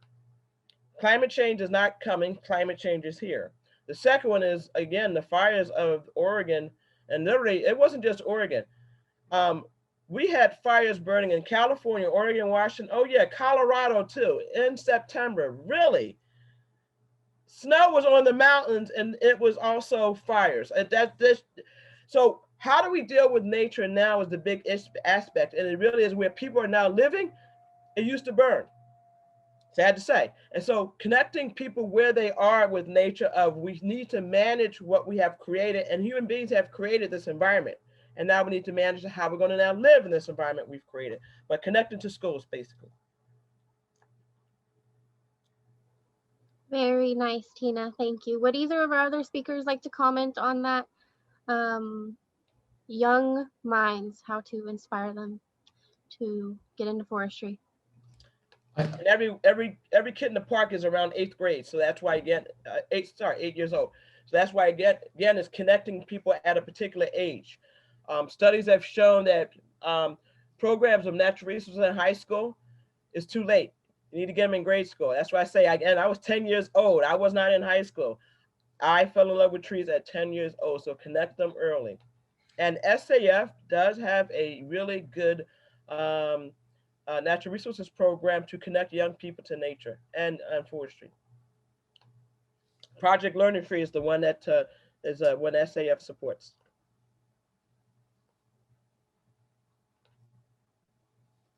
So just really briefly, Lincoln, I'll just add to that and say a couple of experiences from past. At Washington, we had a couple of things that we started to get young people engaged in forests and forestry. We had a preschool that was held, an outdoor preschool at the Arboretum in affiliated with the university, so the UW University Arboretum, which we managed in the school. And that was the Fiddleheads program. It was just great in terms of kids just spending the whole day outdoors as preschool, and they just wore the right clothes. And we had to have shelter and that type of thing so they could get out of the rain when it was pouring. But and then one of our faculty established the Mount Rainier Institute at Pack Forest to get kids that were 6th through 8th grade. So as Tina said, trying to get them before high school out in the forest, and they would spend several days out at Pack Forest and getting natural resource infusion in their blood. And I think it was super effective. And the whole idea there was to really go into these urban communities for the kids that otherwise were not getting the opportunity to have that access, to get them out and give them the opportunity. And then here in Oregon, we have OFRI supports several of our K through 12 programs that are taught through Oregon Outdoor program, and it's a way of engaging kids K through 12 in natural resources, and they do a great job. Thank you, Dr. DeLuca and Tina Terrell. So we'll move on to our next question. There were some questions in the chat and not in the Q&A, so I think I'll grab one from over there. Someone asked, well, I think this is for Tina, but it could apply to all of you. How has leadership changed over your career? The Forest Service of 2021 is quite different than in 1990. Has that changed the way leaders work? Great question. Yes, the Forest Service is totally different than when I started in the Forest Service. The first aspect is not always coming to the room, which is we have the answer. Again, that to me is very big. And that's also how collaboration has been able to formulate, and I say it that way, across the country. Because it used to be, we would come into the room, we had the answers, thank you, yeah, and we got hired as technical people. That is not, again, managing your public land and actually dealing with any land needs a community, which means we don't always have the answers. That's the first. Second is being willing, literally being willing to say how we have to try something and we may fail. And it doesn't mean, again, fail of, oh, it's terrible. That's how you learn. And that's something, again, okay, that's the humility part of let's try something, let's do something. Let's not always, first of all, and sometimes we use the phrase try and get perfection. Let's try it as a learning organization to see where we are. The third, and again, it was talking about fires. The incident management system actually got started in the 1970s, and of all places, California, Southern California. And it's because, again, they have been dealing with a lot of this, and they're still dealing with it, which is the influx of fires across the landscape. And how do you manage? So management of fire, incident management, it takes a village. It takes not just the Forest Service, it takes the states, it takes the counties, and it takes the people. For instance, technology now is using it to our advantage, and it was talked about again about how you manage fires. We need to use technology to our advantage, which is how do we put treatments on the landscape, working where people are, living where people are, and people assisting in those treatments. As I said, the citizen steward is a big thing now. If people want to be engaged in not only talking about what they want from their land, but actually getting out there and doing things. And that's also a new aspect for, wow, how do we now engage a full group of people to basically take care of their land that doesn't have to be the Forest Service? As a matter of fact, it never was just to be the Forest Service. We are the managers who bring the people together. And we're doing more and more with states, counties, tribes, the private citizen of what they want to do on their national forest. Does either one of our other guests want to chime in on that? Okay, thank you, Tina. We will go on to another question. Mark Alden Buckby has asked Tom, there is a fair amount of differing opinions among faculty about important forestry issues in Oregon. How do you manage this situation? Seems like a challenging leadership dilemma. Thanks, Mark. That's a great question. Yeah, and I've been at 3 institutions where that replicates itself to some degree in each case. But Oregon State in particular and Washington had a really strong reputation for having browns versus greens, sort of the more environmental aspect of the college, and then the more traditional forest management. And I think a lot of that situation has gone by the wayside. Just to answer your question specifically, how do I deal with it? Number one, I try to embrace as faculty, they have to have the latitude to do the research that they see as important. We hired him for a reason, and trying to force a philosophy on a researcher can squelch their creativity. So we really want to have the freedom to conduct the research that they see as important. But then in terms of just the culture and trying to balance differences in philosophy that can get out of hand, is trying to create that unifying call for the faculty as a whole. And that's why I feel, number one, that sustainability is an important objective as a society. Why wouldn't we want to be sustainable, even if it's not realistic or attainable in the short term, given the technology that we're working with currently? Not that we should limit our thinking from that perspective, but we can do so much better even with the technology we have today. And I think that's a really effective unifying call, because everybody can see their part of a sustainable future within the College of Forestry. And whether they're in forest engineering or whether they're in human dimensions of resource management. And so trying to create that unifying call that reflects on the importance of everybody's role in moving that forward is one tool for doing that. There are situations where there's individuals that just butt heads and you're not going to get around it. And you just have to manage that as best as you can, encouraging individuals to be civil and not tolerating insulting and bullying of any form within that environment. That makes a lot of sense. Thank you, Dr. DeLuca. So in the interest of fairness, I have a question for Doug now, because we've asked the other two panelists. Fire Chief Graff, can you talk a little bit more about leading through burnout and talk about how you sustained engagement with staff, contractors, and partners during the difficult end of the Oregon fire season last year? Great question. I looked at burnout and I went a different place. I was thinking burning out on a fire. I'm like, okay, so the people aspect of this. And that's a real condition that we have to tend to. Absolutely. Nationally, the fire season has moved to a fire year. And we organized a national response behind an army of volunteers for a year-round, that's what has become now a year-round service.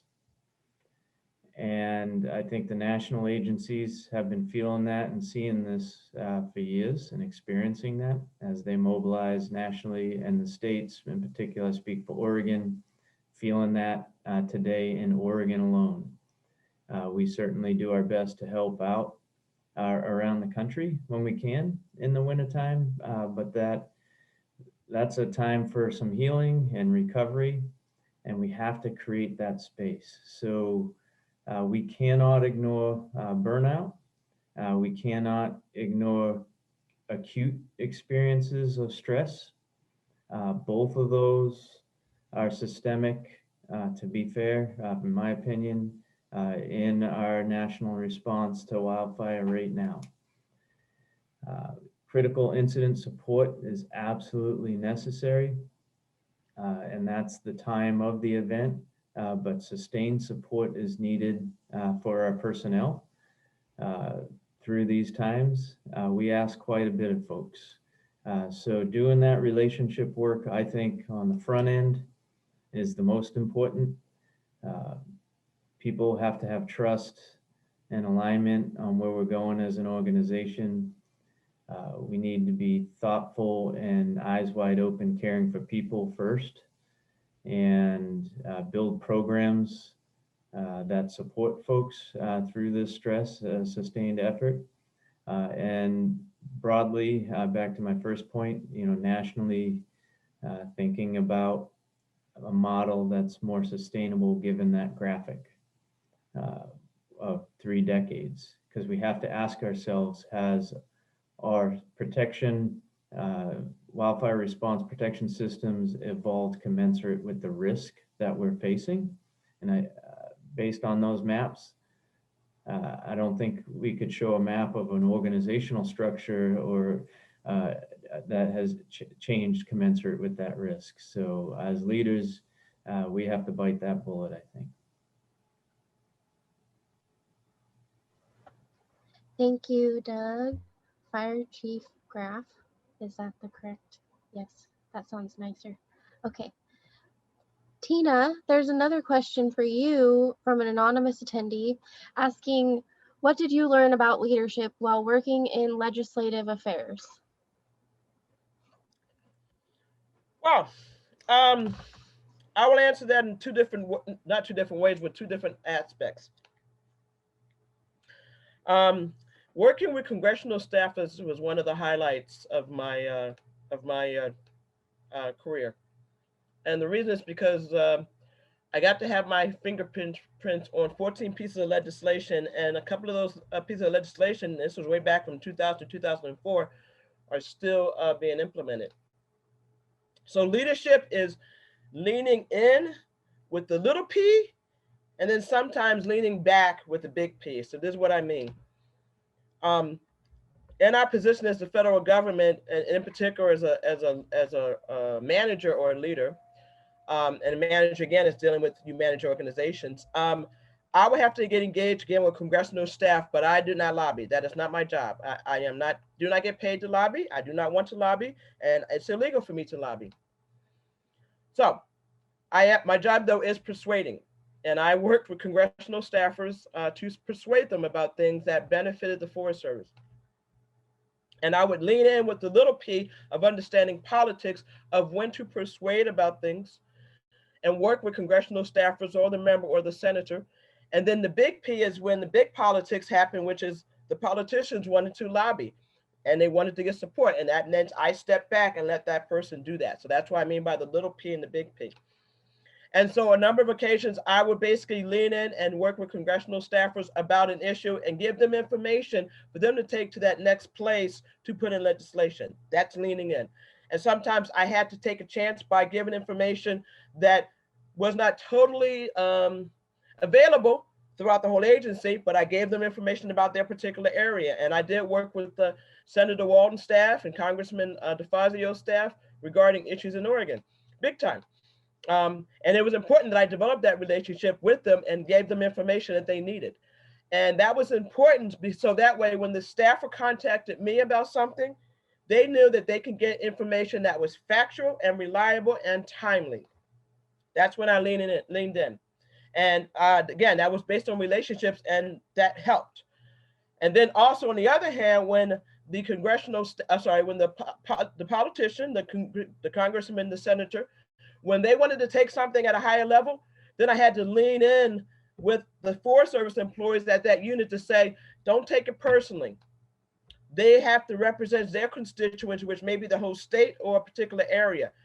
And Doug is the one that talked about issues are local. And I understand issues are local, and there's a reason for it. We live in a society of local and big, and how do you manage between the two? And it doesn't mean one is right or wrong. People always want to jump to that. It means sometimes it may get elevated to a higher level.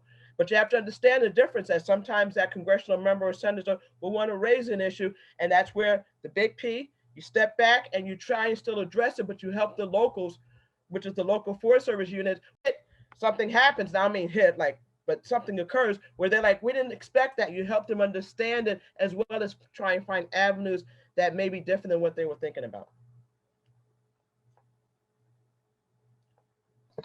Thank you, Tina. That's a very impressive body of work there. Thank you for your work on that and sharing that experience with us. And I'd like to open it up for closing remarks for each of our panelists right now. We're a little bit over the time, but if there's any final thoughts that you have on this discussion on leadership in action in natural resources, we'd love to hear it. And then we're gonna close this meeting. Thank you, everyone. All right, so I'll start. Again, all of our topics were slightly different, but they also still focused on, and I saw some of the information about humility. That is big. We all don't know everything. There's some things that it helps us to basically say we want to learn, and we all learn together. So that to me is most important. Second, leadership is what you show, how you appear, but it's also how you bring others. So that way, again, and I love the picture of the mountain. When I talk with people, I basically say, okay, someone's on top of that mountain. How did they get there? They found a way to get there. And my job as a leader is to help people get up to the mountain. And it may be that I have people who already know how to get up there and I have to let them go. They've already figured it out. And that's the easy group because they already can figure it out. They're the go-getters. Okay, go after them. Yeah. And then there are people who are trying to get up there, but they're in the middle, or they're like getting close, but maybe they're going over into the brushes where it's going to get a little fiery. Like, okay, let me go help them that maybe they may not be able to see some things. The toughest part of a leader is to go down to the bottom and to deal with the people who basically, they have their head up and they're looking up. They're like, okay, I ain't going to make it. I am not going to make it. Or they got their head down saying, nope, this is not for me. And it's helping those people find success. That is the toughest part of a leader because why? It takes time. But when you help them and they put a big smile on their face and they're like, okay, you've encouraged me, I'm going to go up there. Those are the ones you really smiled and said, I was successful.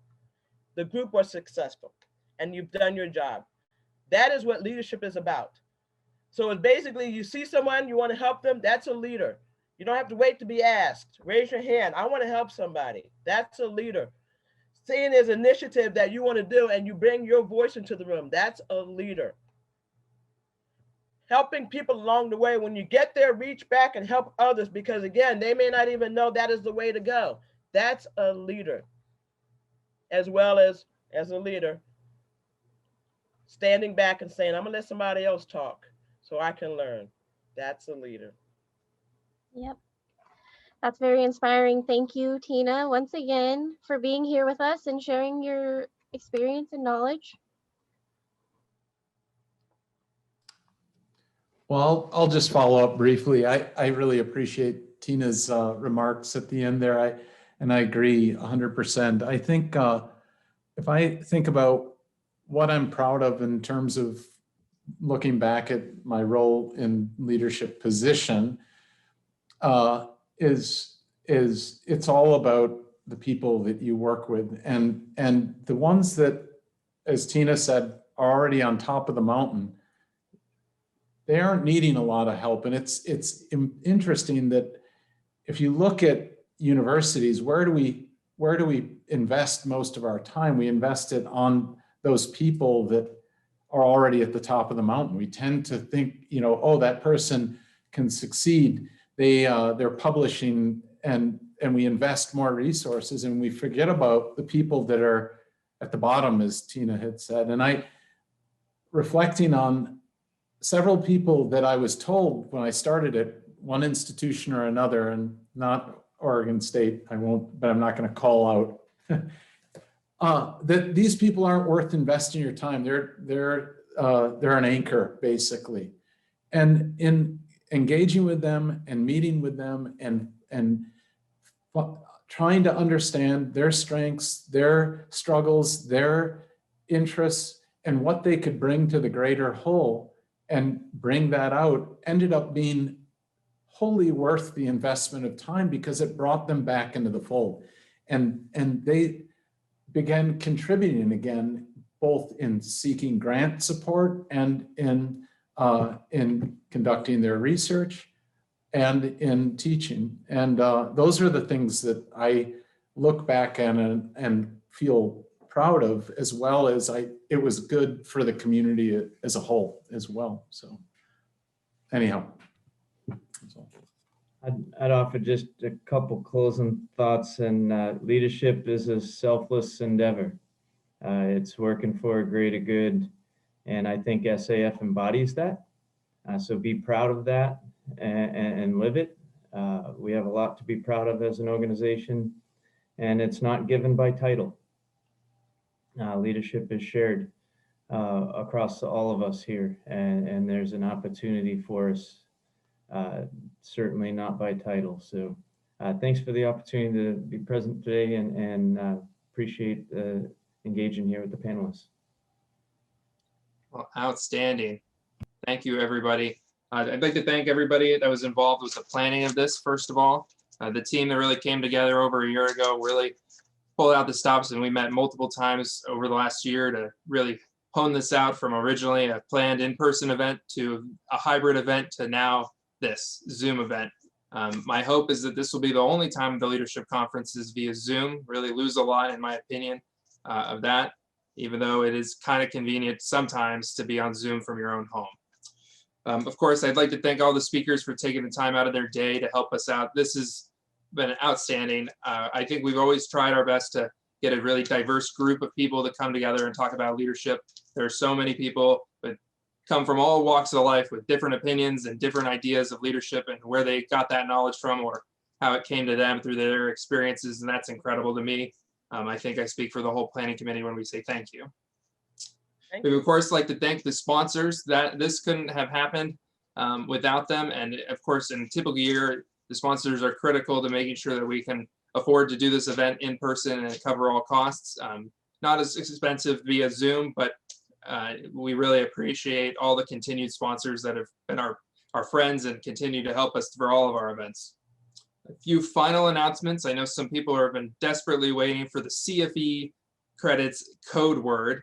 It's going to be posted in the chat, but it is PNW Leaders. And there will be a link to that as well in the chat. So there's a little form for you to fill out. Fill out the form, get your 6 credits. Thank you for being here today, everybody. If you have any questions about that, you can direct the CFE questions to Jacob Putney. Final commentary from me. Let's see. After the conference, you will receive an email with a survey to complete, asking for your feedback for us on this event and on the speakers. That helps us curate to the next leadership conference that we get to plan. I believe Washington is up to host the next one now. That's usually how it goes, even though I did argue that maybe Alaska should do it if we do it over Zoom again, but we'll see. Final moments as well. Please make sure to try and use those Starbucks gift cards that we sent out after you registered. Enjoy the coffee, or give it to someone who will enjoy the coffee. Speakers, I believe Jeff Brogan will be reaching out to you. We have a gift from us to you for your efforts and for coming here today to speak to us. So you'll hear about that more. Let's see, last thing, we have some save the dates that I really got to get on here. First of all, Oregon First on May 13th and May 14th of this year will be the Oregon SAF annual meeting for our state chapter. The theme is Landscape Restoration, Perspectives, Partnerships, and Opportunities. It's going to be hosted by our Blue Mountain chapter, which is our easternmost chapter of the state. They were really looking forward to having us from the west side come over there, but unfortunately we'll be saving some gas this year and staying home. And then of course, our partners up in Washington have their annual meeting scheduled for April 7th and 8th. It's being hosted by their Mid-Columbia chapter. And this information was all in your packet, so please scroll to the bottom of your packet to see all of that. And there we go. So Katie Nichols just posted the Zoom link to our Zoom happy hour. It's going to start in 5 minutes, hosted by Kenny Schmidgall and the rest of the Oregon State University student chapter. I hear they've got some pretty exciting Zoom activities. That'll be a good change from the meetings and all that. So please, if you have the time to step in there, it'd be great. Speakers, you're of course welcome to join us if you have the time. And thank you so much, everyone, for giving up some of you're pretty much, for most of you, giving up your whole day to be here at our conference. Thank you very much. But thank you. Enjoyed it. Awesome job, Lakin. Yep. Thanks, you guys. That was great. Thank you, Tammy. Thank you, Lakin. That's so nice of you. This is awesome. Thank you, everyone. Bye.